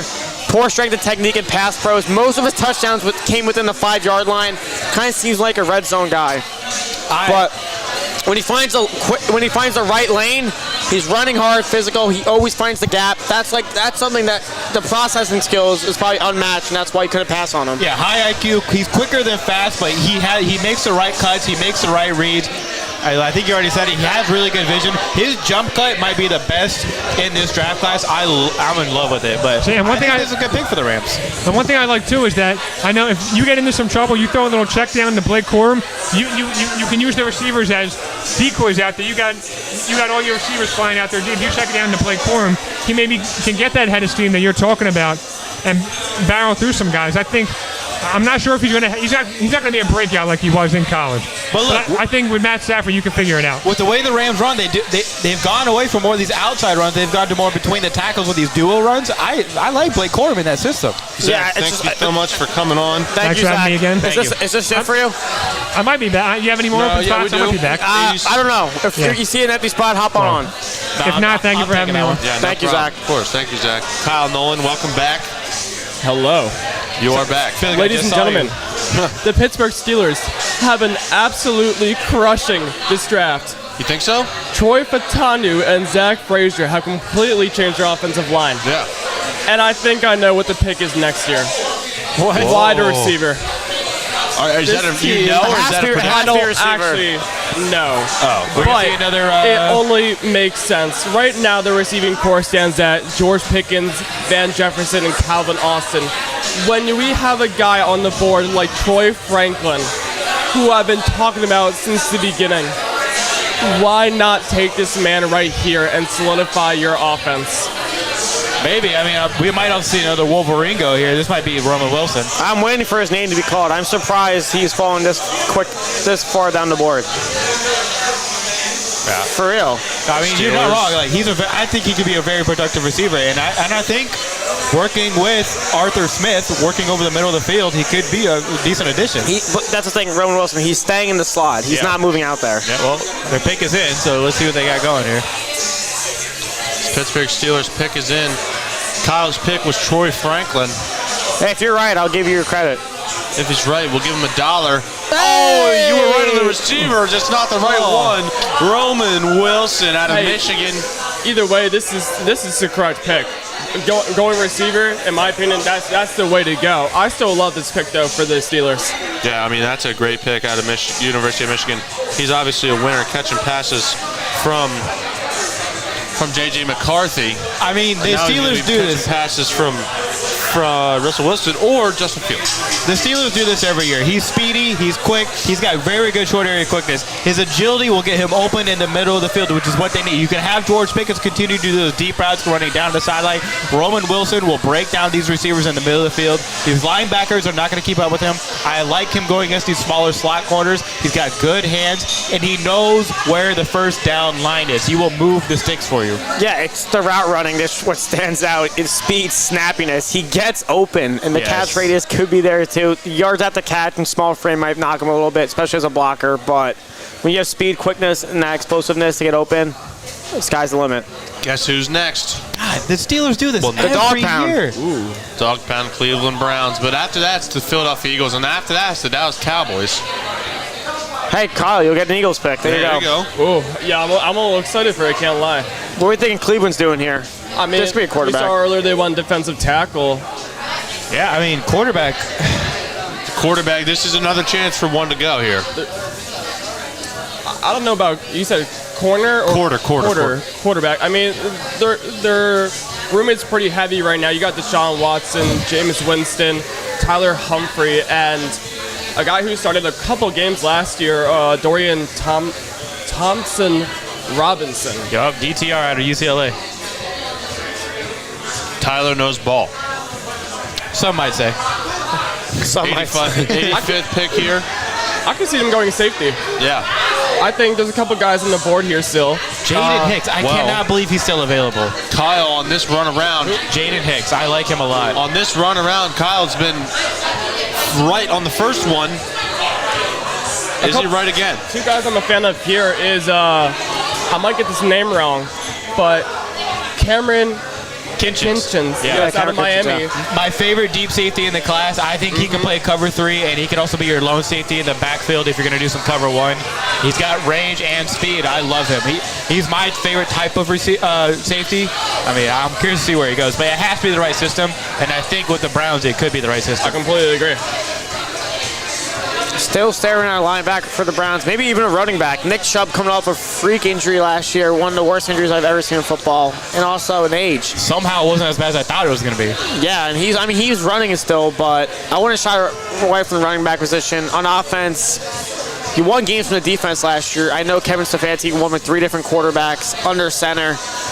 Just can you make it a little easier for them if that comes a solution again by adding more to their running game or such?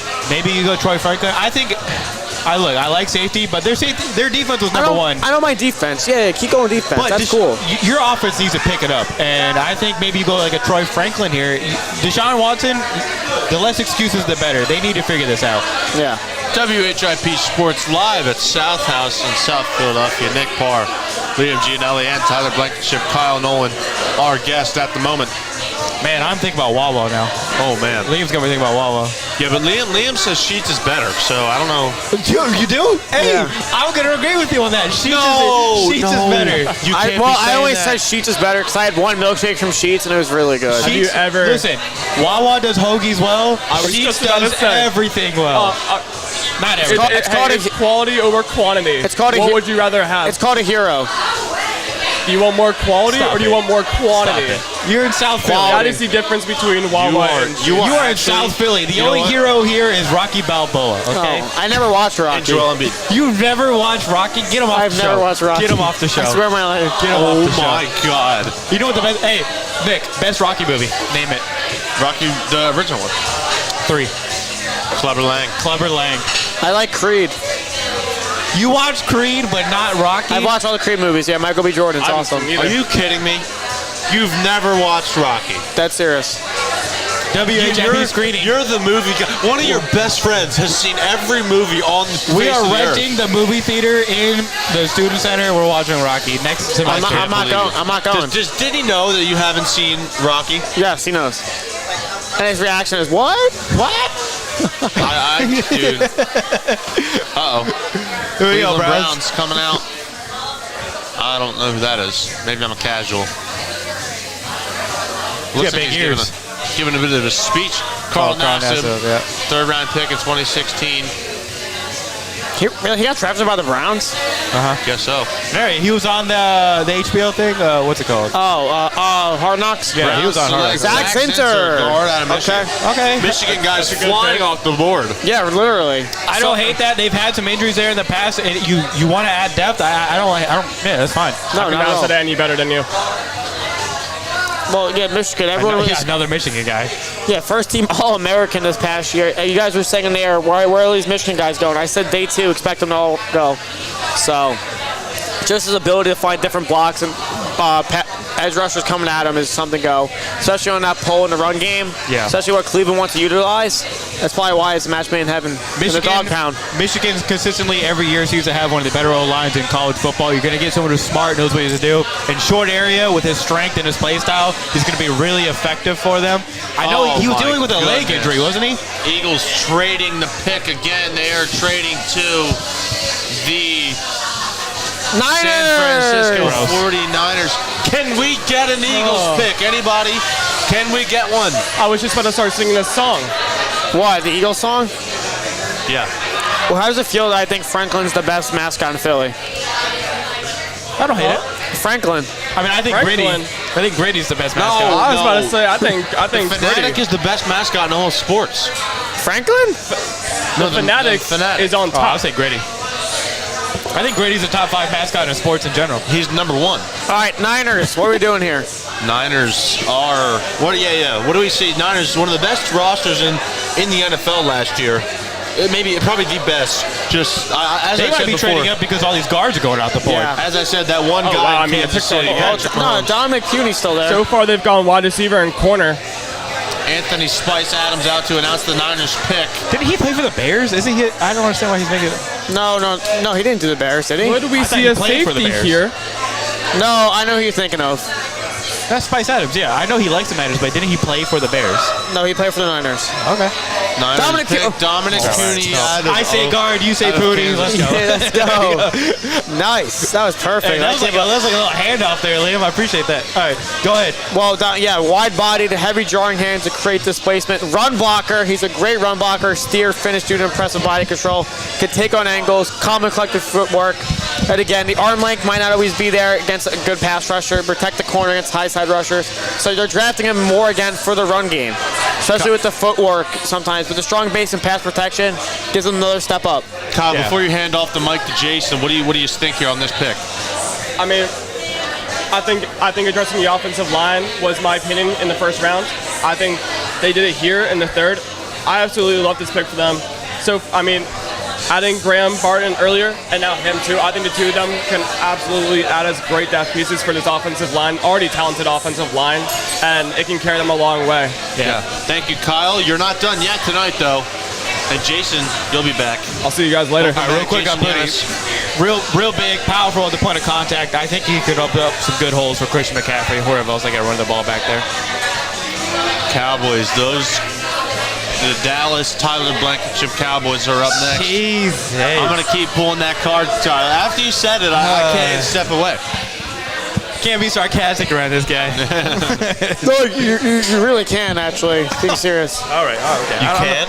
You can't be serious. You can't be sarcastic around you. Not trying to start a lover squabble. Okay. It gets Well, sensitive. Liam, now you just push my buttons more than everybody. It's push my buttons that we're not getting this dropping pick tonight. Oh man, I would love. Besides Atlanta. I would love a Modelo right now. It's a good beer, Okay. right, Liam? We're not promoting that. It's a college radio station. We were talking about Wawa. Oh yeah, okay, I get what you're saying. Yeah. All right. Well, no, not free ads. I will be right back though. Are you going to the bathroom? There he goes. It was getting to him. All right. Yeah. For the Cowboys, what are you thinking here, Jay? Honestly, I'm kind of conflicted with a couple of things. I do think the possibility of a receiver just to kind of add to the receiving room does kind of intrigue me. But once again, I do think you look at Dak Prescott and you wonder like how much longer he does have left, and at least like evaluating that, I wouldn't mind. I just wouldn't mind a quarterback here, and I'm not entirely sure if that's the best option, but I could see Dallas, going with that. No, I mean, I agree with what you said about receiver. I can see Troy Franklin going to them, although, I don't know, you already have CeeDee Lamb, so you're not going to really much need a slot. This could be a place where we see Malik Washington, the Virginia receiver, sneak in here. I know he's shorter, people might have him working inside as well, but I think he has outside capability. If you're not going to go with that, I mean, maybe you go linebacker here, honestly. I wouldn't hate linebacker for the Cowboys. They've been dealing with injuries there before. They could use someone to step in for them, and this might be a Peyton Wilson pick. Cowboys pick is in. WHIP Sports here at South House. Some audience here. Smedley, I believe he is leaving Senior Spotlight. Great member of the station, Val. Legend. She is out too. Legendary Hall of Fame WHIP members. Max Dinnenberg is here. Another senior. He's so scared to hop on the show. He won't hop on. Well, some might say he doesn't know ball. I'm just kidding. Oh, that's crazy. We want Max to say hi for the Senior Spotlight, and he won't. Did Smedley say hi? Yeah, he waved. Yeah. Did he leave? Yeah, he's out. Oh my gosh. Come on, Denny. Come here. You're saying hi to the audience. We're giving a little Senior Spotlight here. Oh, okay. Hello. Legendary WHIP member. I can't tell if I'm too loud or not, but No, I you're hope good. I'm okay. No, you're good. Are you having a good night? I see you laughing, having a blast over there. I could just sit next to those two guys all night, and I'm enjoying myself. What is Sal saying over there? A bunch of nonsense? Yeah, he messed up Smedley, so. What? He messed up Smedley, so. Okay, well, I want to see. Do you know who this pick is? No, I do not. Okay, so stay up here for this. Jason, you're getting an extra pick. Let's just see Max's reaction. Thank you. All right, so I was saying linebacker here. I know there's some receivers. He doesn't know anything. Available. What do you think about Peyton Wilson there, I Dan? couldn't tell you. I mean,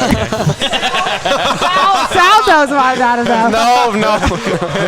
Sal's not WHIP affiliated. No, literally 2 seconds ago, he brought up Peyton Wilson. Did he really? Yeah. He's like the adopted puppy of the station. I would think they would get a running back at some Peyton point. Wilson. Dallas. We might have to give Sal. What did he say? He said running back, maybe. How much more can they keep passing on running backs at this point? Yeah, Jalen. Yeah, you're right. They're starting to go. If Sal got the pick Watch right. Danny get this right. I am seeing the Giants are eager to trade up by the end of the night. So If Danny gets this right, Marshawn Lloyd has been picked yet, right? no. Oh, all right, Marshawn Lloyd. That's what I'm going to go with. not a bad call. If you get this right, you know this, No, don't I you? cross, I don't. So, what? Nothing. Later. I'm calling bull if he gets it right. What happened? Yeah, if they get Marshawn Lloyd, you're off the show. I'm off the. Why? I mean, you're off the show. I after haven't. this pick anyway. I cross. I don't know what to tell you. I've been on Twitter in 10 minutes since the Eagles traded out of the picks. Oh my gosh. Hopefully do we have details on that Eagles pick? That'd be funny if this is actually Marshawn Lloyd. Oh, Maris it is Lee linebacker. found. All right, you're out of here. All right, thank you. Linebacker. This is not who I had in mind for linebacker for the I saw the M and I was like, no. What? I saw the MA and I was like, wait a The second. MA got me for a second there. All right, so yeah, I was thinking maybe Peyton Wilson, maybe Gray, but okay. I thought this guy might have been like a day 3 pick. I mean, look, he's got the length, he's got the speed. I think he's better in the run, again, like we're saying with Elias Lamberg, than he is in pass coverage. He's intriguing. I think he's... This is more of a knock on Peyton Wilson than anything. Yeah. Because these injury concerns is what's killing him. For real. Look what happened to Kobe Dean. Yeah. I mean, look, He dropped for a reason. These players drop for a reason. Maurice can be explosive. He has like traits that you say like could translate well, but I think he's going to start off as more of a special teamer for them for the first couple of years before he gets any time really on the starting field, unless there's like some major injuries they have. Yeah, this is a weird draft so far for Dallas. And I think you mentioned like it probably just has more value to be able to have a player at least come in and be a special teams player rather than Peyton Wilson, who you don't know like injury availability wise and what he'll be like. But I would say that I still would take Peyton Wilson in this instance just because of the upside that he has. I would have taken like 3 or 4 more linebackers at least ahead of him. Packers pick is in. Again, going quickly here on the last couple picks. Number 88 here. Packers take Marshawn Lloyd, Lloyd, the running back out of USC. Max, one pick off. Wow, why? They have Aaron Jones. No, they don't. They have Josh Jacobs. They have A.J. Dillon. Marshawn Lloyd. This is kind of weird. Yeah, I'm not sure what you're doing here because I would actually like to see him get on the field, and I don't know if he's going to be getting on the field much with who's I don't think ahead he's of going to him. be very good at the field. I think it's very boom bust over there. Transfers from USC to USC. Yes, South Carolina to Southern California. That is correct. I mean, I like him. I think he has good short area quickness. I think he has good vision, and he has patience, which I do like in a running back. And I think he does a good job in the red zone. I think again, but now we're going to go running back and fit. When does he ever get on the field in Green Bay? Yeah, I think that's my main concern is that you look at the Green Bay running room and you're not sure where he'll get in. And you could say maybe it's a long-term type of project where you build him up over that time, but you already know running backs have a short, essentially short playing career, so you don't know how long you want to rest him behind, Josh Jacobs. Yeah, and you already paid Josh Jacobs a bunch of money. You're going to sit this guy, then what? You're going to pay him later on when he hasn't been getting much time on the field? Very confusing. I like the first 3 picks a lot. Bowler, Cooper, and Morgan. Now this is the one I'm still scratching my head at. So Buccaneers moving quickly. Their pick is in. Yeah, they might go running back too. This is why I think the Giants might trade up. Really? They said I saw a report that they might trade up back into the draft. Well, I know you like Jalen Wright. He's still there. Braylon Allen could go here.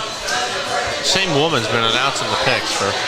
She's earning her paycheck Goodell is tonight. gone. Tyke Smith, safety out of Georgia. So Jordan Whitehead and Antoine Winfield, you know what? Fine, that's your starting safeties. But Tyke Smith, again, I feel like another safety that could creep down into the box. Yeah, he doesn't have the size you want. He's a little bit smaller than you would normally like. But I think his athleticism is a bit underrated, and he's a good tackler. Like you're going to see with all these Georgia defenders, he's also got a high IQ. You put him in the zone scheme, which, I mean, I like him in that scheme that they're running with Tampa, the Tampa 2. Yeah, I think it's good. You can have him backpedal. You're just going to read and react. I like this for him. Yeah, coming over from West Virginia, he still decided to play in the nickel at Georgia. So we said, and he blitzed off the edge as well. That's the athleticism standpoint. Yeah.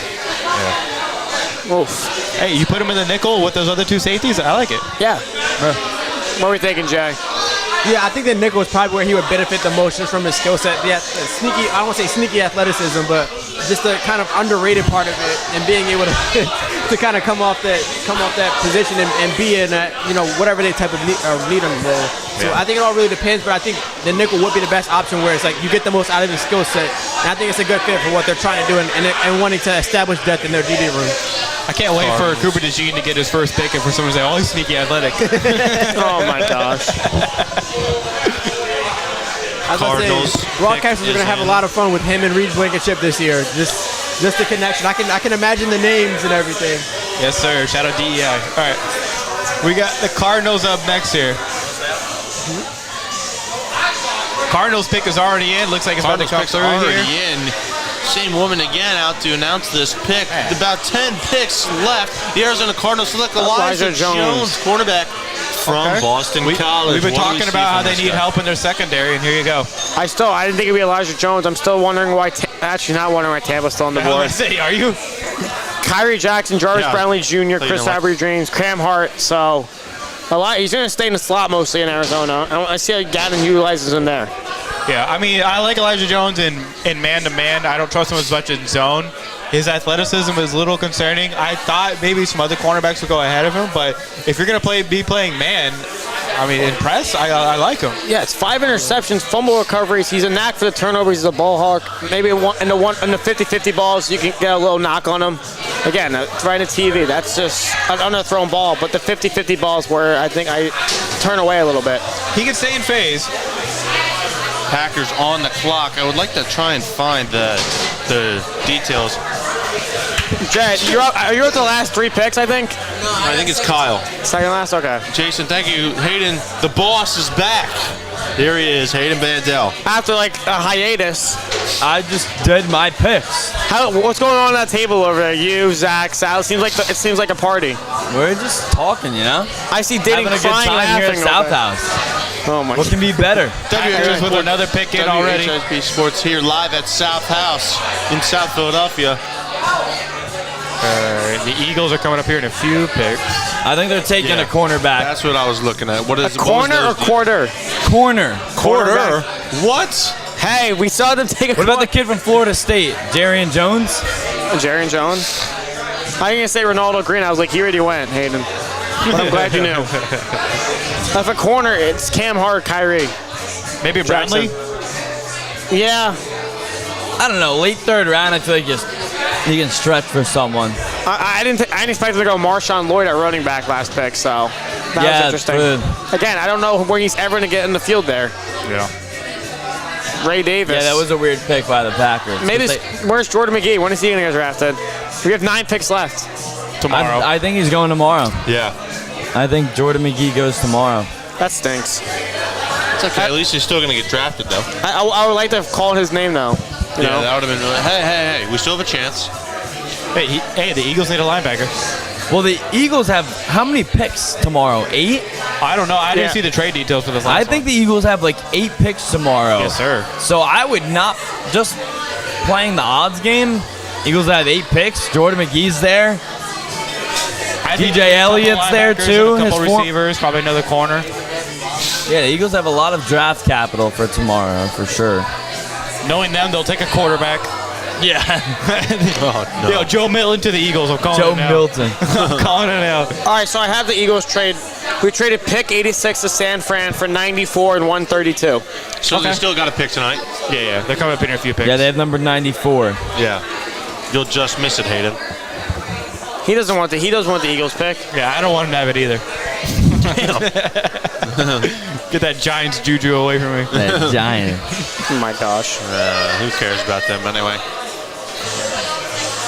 With those Cowboys, though. Oh, my God. Here we go again. Tyler being a Cowboys fan. Well, Nick, you mentioned earlier in the draft that a wide receiver could be a possibility as well for Jordan Love. But I think they're already complete with Jaden Reed, Dontavian Wicks, Romeo Dobbs, Christian Watson. Yeah. But they addressed the safety, addressed the linebacker. Yeah, I'm going to just start going. Yeah, I'm going to agree with Hayden. A corner is probably the play here. Yeah, a lot of younger, maybe unreliable guys. Dobbs, Izzy, Christian Watson. Are they the guys there for the future? Yeah. You think so? Yeah, if Watson wants to stay healthy, yeah, he can be. Or, because he's the home run hitter. Can't think of their names. Jaden Reed, Dontavian Wicks, Dontavian Wicks, Luke seriously? Musgrave, Tucker Kraft, Josh Jacobs. It's a good surrounding cast, and Matt LaFleur is your head coach. Yeah. That's the only reason it's willing to work. TJ Tampa, this could be his spot. You're man. It could be, but if he goes to day 3, you're I going to be so haven't happy. taken Jones from Florida State, Jarian Jones. Oh, that place emptied out. Look at that. They didn't really add much to their like defensive backs in the offseason. Well, besides McKinney. Yeah, Xavier McKinney, our Giants fan, our favorite Giant, left. Yeah. Here we go. Pick is in. The pick is in for the Green Bay Packers. They are selecting.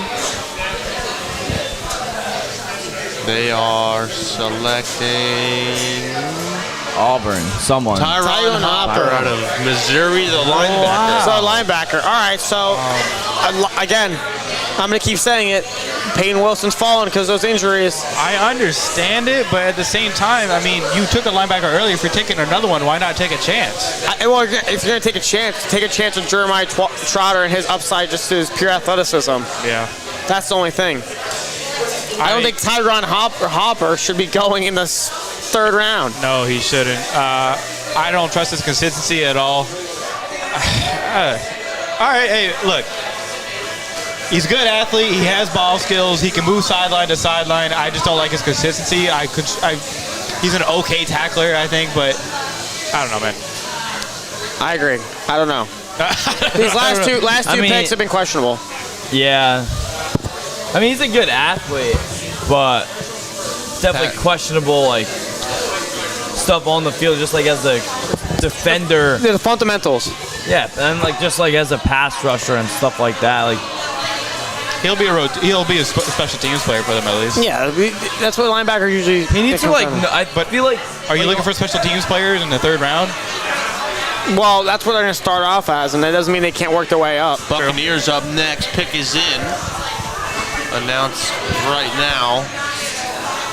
They will be selecting Jalen McMillan. There he goes. Wide receiver out of Washington. So all the Washington, whole offense going within the top 100, which is pretty cool. I like it. So Jalen McMillan, good speed, flexibility, great route running ability. Yep. Can mix up his releases, play the top of routes, do contact, good start stop. Hand-eye coordination's there, but again, the yak threat isn't. Above the ball, the 50-50 might not go his way, and the play strength could be a knock as well. Yeah, you're probably going to play him in the slot. He's got the length and speed. He's got comparisons to Jacoby Myers, which I can see. It's not a bad comparison. If you want to wait 5 years to get a touchdown, that's so be it. He'll give you consistency at every all three levels on the offense. I think the ability to mix up your releases and continue to play on the top of the route is what really can make you stand out. Yeah. He's not just following one route tree. He's doing his own thing, and that's a coach's decision. They ran a very pro-style and complex offense at Washington, so if you're able to handle that, I think he'll fit in well at the next level. Yeah. The Ravens' pick is in. Obviously lost in the AFC Championship last year to the Kansas City Chiefs. They lost Patrick Queen in the last off-season free agency. This got to be a receiver, too. I mean, maybe we finally see Troy Franklin go. He's kind of falling. Yeah. Johnny Wilson, Devontae Walker, Javon Baker. Austin Booker still available? Yeah. I really like Austin Booker, so. There's a few. He wouldn't be bad for them either. Who, Baltimore? Yeah. Yeah. So, great. We got a jazz band going. We're going past 11 o'clock again. No, you said we'd be out of here by 10:30. I don't know what you're talking about. That's My crazy. bad. Look, they got to make it glorified. That's what the draft is. So at least tomorrow I'll be on my big pillow pet, just sitting there. I'll be half awake. Do you have TVs at your bar, Tyler? It's a sports bar, so yeah. Oh, well, I hope. I know. I think you would work like in a corner or something. No, I'll be behind bar doing whatever, but yeah, probably help make mimosas. We know you've had visitors before, so.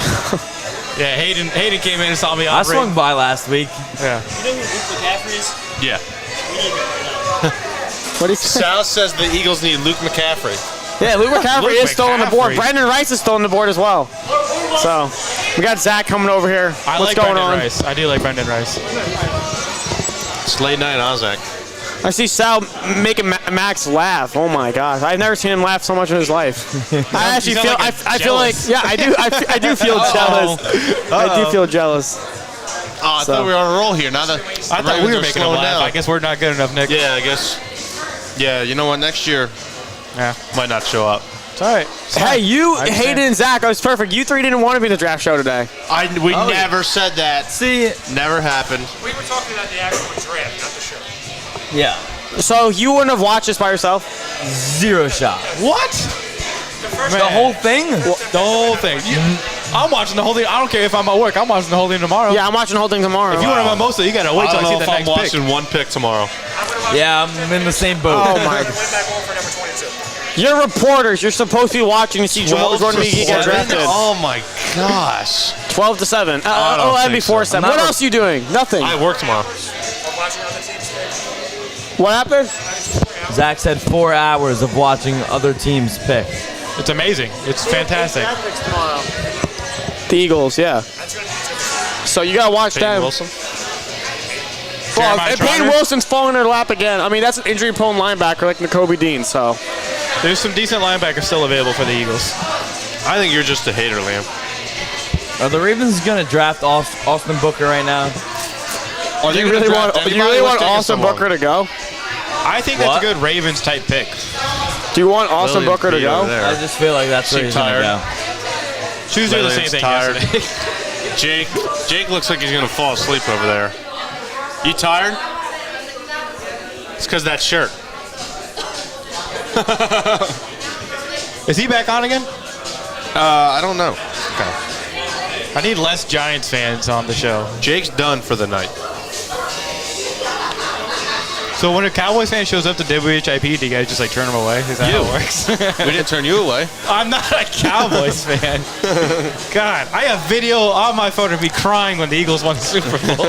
Like a baby. Tears of upsetness. Huh? Because that of was upset. you guys. Yeah, I was That was upset. you guys. That was all you Giants fans. I did not care if the Eagles won the Super Bowl. Yeah. You know We've why? been wanting so long. I didn't get to Three see more. one. I didn't get to see I one. saw 2 in my lifetime. What, when you were a toddler? Yeah. No, I remember the 2011 one. I remember 2012. Yeah, I remember that one. Babies. I wish I got to witness the first one against the Patriots over that one. to be How old honest. were you guys in 2011 and 2012? 9, Yeah. 7. 8, 9. 8, 9. Yeah. What was that? Second, Who were third you? grade? I was about to graduate high school. I graduated high school in 2013. Wow, you're old. Yeah, thanks. Appreciate you, bud. Well, I didn't have any luck in high school, so. Haloti Nada back out. What? What did you just say? What did- My teams. Yeah, we went. Yeah, my head went somewhere else. Oh no. Hayden. Well, you still don't have luck with your team, so Well, at least which you got one? a lot, all of them. The Nets, the Nets, the Mets, the Devils, the Giants. The Mets are the only promising ones. Oh no! Hey, D. Isaac, Hey, Adisa there he Isaac, goes. linebacker out of Penn State. linebacker. I have him. Yeah, wait, I have him. what? I have him Haven't as been an a lot of edge. Penn State guys taken. I mean, yeah, he did technically play at linebacker at Penn State, I guess, but I mean, very twitched up. He shows a lot. I think he lacks the twitch. Really? His Southernness as a pass rusher. Yeah, I don't think I think he has a poor use of hands. Well, no, I'm saying twitched up. He's more of a flashy player than he is consistent with his technique. That's what I'm getting at here. Again, He's he has a he's got subpar good, like, bend. lateral movement, Yeah, stuff yeah. like that. Yeah, I'm blocking against the run. He's all over that, and decent rip move to get through. But the bend isn't there. He likes to leave the gap and leave his assignments too early, and that's like a huge Yeah. no-no in the NFL. That's what I'm no, saying. you He's can't got do the that. athletic traits. He's got the length. He just needs to be more consistent. I think Like a it's short area quickness. Yeah, I mean, I think it's more of like an IQ thing too, just like knowing what to do and when to do it. Yeah. lateral movement. Yeah, you see him go between different gaps. So, why are we all around here? No, get away from the hot mic. You can't get by the hot mic. It's because Diddy knows who the Eagles pick is. Yeah, hold Do you on. know who the Jason pick is? Davis. Get Oh, away. yeah, back up. Denny. Get away. Shoe fly. Denny, you're gonna spoil it, Denny. I know it. Did they trade it? Denny, not again. If they traded another pick, dude, I can't do this. Don't trade it, please. I want to see one more Eagles Can pick. this draft end? Still on the clock. Okay, Thank pick God, is Nick's in. in. Thank you. No IHOP trade report. Question is, do they go through and just get Jeremiah Trotter Jr. here? It seems like the easy pick, and it seems like it fits, kind of what they may want. It would be really cool because his dad and all that. Maybe. Possibly Peyton Wilson. Watch it be Jordan McGee. That would be so cool. If, by the way, we did make a deal with Lily. If Jordan McGee gets taken, she gets. What is he saying over there? Bring him home. Oh, jeez. Philadelphia Eagles select Oh, I read her lips. Jalix Hunt. What? Edge out of Houston Christian. The projected 7th round pick. Oh my gosh. I mean, okay. Are Okay. you serious? It's not Jordan McGee. It's not Jordan McGee. Yeah. The dream's dead. Well, there's your developmental pass rusher for the Eagles. I mean, he's explosive. He has all He's the a work athletic in tools progress. you would want, but yeah, he's a work in progress. 6.5 sacks from Houston Christian. That's like, no, man. Oh my gosh. That's a sack. I've done that in high school. No, you didn't. All right. Liam, if you did that in high school, I'd love to see your tape because I'm just as interested in that. All right, well, I'll find it. He'll get some rotational edge rushes coming out right away. He'll probably get a lot of special teams work. He'll have to learn behind Huff I never did and on that. Josh I did it in Sweat real and all life. I was good in high school. It doesn't look like it, but. Yeah, so was I in intramural flag football in Oh, college. my gosh. Yeah. Interesting Jalen pick. Hurts. It's not. I think it's the one miss of the night. Yeah. But I don't think it's a miss. Yeah, Howie's happy. Well, they addressed the edge. Well, they were also happy with Jalen Rager, so I mean, what does that say? But that is true. They were happy They were with Jalen ecstatic Rager. about Jalen Rager. There was a difference. Yeah. Buffalo Bills up next. This is wild. Liam, what's your Wawa order? Milkshake. That's it. That's Just it? a milkshake. Just a milkshake. Gotta get something else. I'm trying to focus on the pick. Dwayne Carter. Okay. All right. Well, that's the trenches again for Buffalo. He'll be the best player to come out of Duke There's in too the many. NFL. Stop. What? TJ Tampa is still on the ball. Not too many options there. Can we get a counter of how many D tackles have gone tonight? It's been a lot. I think 13, 13? if I'm not mistaken. That's wild. Look, again, that bull rush right through. Yeah, I think Carter can fit in The any hand front you movement. put him on. I don't think he'll ever be like a full-time starter, but as a rotational piece, he can give you some juice. Jason Nieves, thank you. My time has come to an end, but no. it was a good run. Thank you Yeah, for everything. thank What do you you. have, like 18 picks tonight? Basically, hey, as many D tackles were taken, I was here. Kyle Nolan, welcome back. Our last guest of the night. Welcome. Jags up next. All right, this party crew's got to move away. Yeah, Denny's going to start spoiling picks. Kyle, you'll get the next 3 picks, and then we got Spoil them all tomorrow. I don't care. We have no guests for the last 2. We'll go no guest. Yeah, I like it. Yeah. We'll make sure. Because we don't want Kyle on. Hey, Not Max, kidding. where's Just Tony joking. Khan? Oh, it's the Bills. Jacksonville. The board's getting pretty thin. Corner. I Still was need a just going to corner. say, how is TJ Tampa still on the board? Well, how is Kyrie Jackson still on the board? Yep. Yeah. I can understand why TJ Tampa's still on the board, but Kyrie Jackson, what are we doing? This is a team in need of an improvement in secondary. I like Kalen Carson. Yeah. His length. I mean, I know he's had injury issues, but if he had as many injury issues, I think we've already seen him take it. I like Cam Hart. Yeah. And we got a commercial. Cameron Kinchins, too. Yeah, Cam. I like him here. They could go a lot of different directions, but I feel like it should be the defensive back position. However, my real question is, why is Troy Franklin still on the board? Is this like your guy? This is my everyone guy. has like a draft where they have Yeah. one guy. Is No. Troy Franklin your guy? My guy got picked This, for the first this pick is today. my guy. Keon Cole. You want a dog? I'll give you a dog. Troy Franklin's a Take dog. Troy That's what we're Franklin. saying. Absolutely. I understand the release package, the elite speed, the detailed routes, the yak ability, but he can't win with the ball in the air, and he can't block. So Yeah, you're getting him the ball as close to the line of scrimmage or behind it as you can. that's a concern. Yeah. I mean, you can get him over the middle. I believe. You believe? Yeah, he's going to get blown up. So Brian Thomas and Mason Smith, 2 really interesting picks for Jacksonville. Not Brian Thomas. Mason Smith was a little bit of a, I would say, reach. I don't hate it. 9-8 last year, second in the AFC South, lost in the wild card round. Had a very disappointing second half of their year. They didn't even make the playoffs. I'm sorry, they didn't make the playoffs. I read that wrong. So Don't know ball. Yeah, you're still in college. You'll learn to read. see you, Jake. Thank you for everything. Jake. Sean. Thanks, thank you guys. See you, bro. Yep, there we go. See you, bro. Second time that's happened this week. Commercial break right now. Hey, I'm just gonna say this: we're I killing love car time. commercials. It's been a fun 2 days. It has. Yeah. You've done really It's good. been a Liam. lot. I've been texting you every single day to lock in for like the past week, and I won't repeat what I said, but yeah, yeah, I locked in. you locked in. Big day I locked in. yesterday. I enjoyed.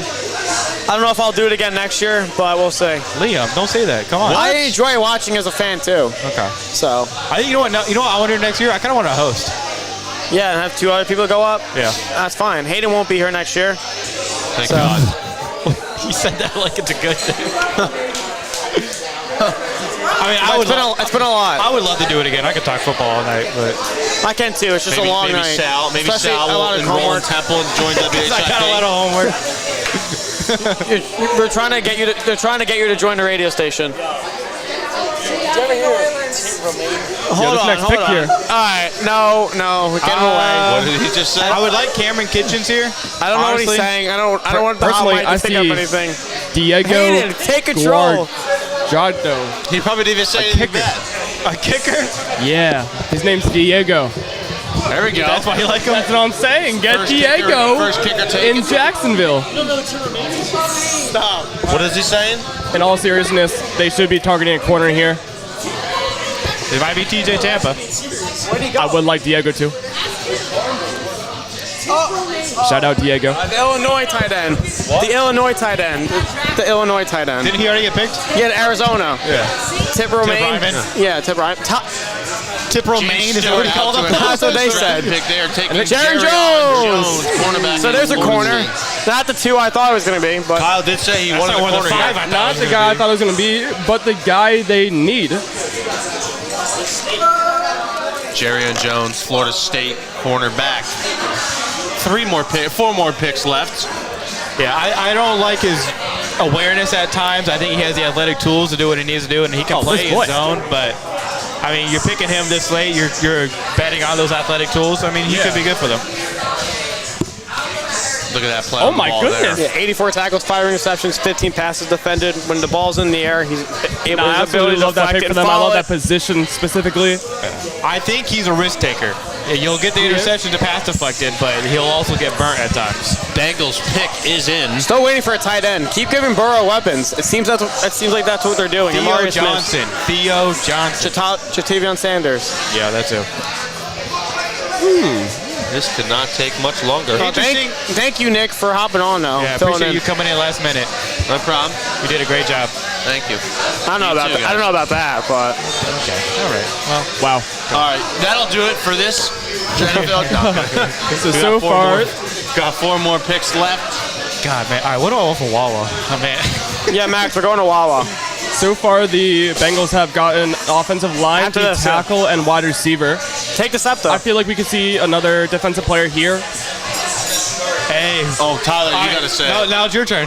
TJ, who's Terrible. McKinley Jackson. Okay. All right, so they're flipping it up every time. They're trying to get DJ Reader's replacement, which is fine. Yeah, you're stacking up on D tackle this draft. I don't hate it. I don't know if he's gonna be a 3 tech though. That's the thing. No, I mean, Oh, here we go. what happened? The Pittsburgh Steelers. What? Oh, The Pittsburgh Steelers. Oh my gosh. You Are on the board. still want Troy Franklin? I mean, you should give Russell Wilson some weapons. I mean, they got Roman Wilson. So you're Roman fine. Wilson is pretty good. Yes. But yeah, McKinley, I do agree with you. I think he's more of a nose tackle. Yeah. Yeah. So He's a big fella. He's offsides. I think lack of production's only knock on him as well. Yeah. 3 sacks last year, really? Rotational piece. Yeah. And more of the goal line situation. They'll do different packages and they'll bring him in probably as a nose tackle or just like on the run and downs. Amarius Mims, Chris Jenkins, Villanova legend, Jermaine Burton, and McKinley Jackson. All the picks on the last 2 nights for the Cincinnati Bengals. Kyle, I think Kyle might now be a Steelers fan. no. Sounds like it. Blackbird, I'm just excited for their future. He's a Troy Franklin fan. Wherever Troy I'm Franklin a Troy goes. Franklin fan. Wherever he goes, I go. Okay. All right. All right. In all seriousness, Pittsburgh Steelers, I think they might go defensive tackle here because in the past they've had a couple injuries on the line, and especially with Cameron Hayward, I think this might be the time to add some more depth. And I think a guy like Leonard Taylor III from Miami, Florida, could be a good option for them. Hey, it's good pass rush to get the coverage sacks too. For a D tackle, that's like unheard of. Yeah. So Another good option in my case is Brandon Dorless out of Oregon. Tyler's been saying it all night. I like him a lot. I'm surprised he's still on the board. Fun fact about Brandon Doyle is, because I might not get to say it at all tonight, he led the Oregon defense in pass breakups last year as a D tackle. That's ridiculous. Yeah. He gets up there and swats some balls down. I'm glad I got to say that tonight. Okay. That was something.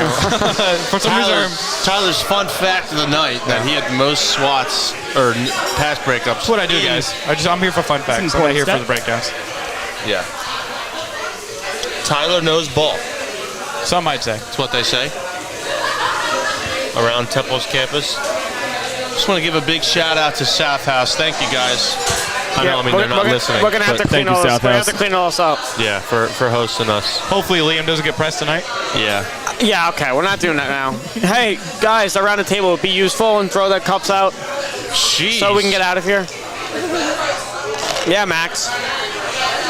The garbage is right there. Liam, if you would have asked nicely, they might have actually helped us out. Oh, thank you, Zach. Hey, shout out the mozzarella sticks at South House. Yeah, we're personally love those. Those wings were good.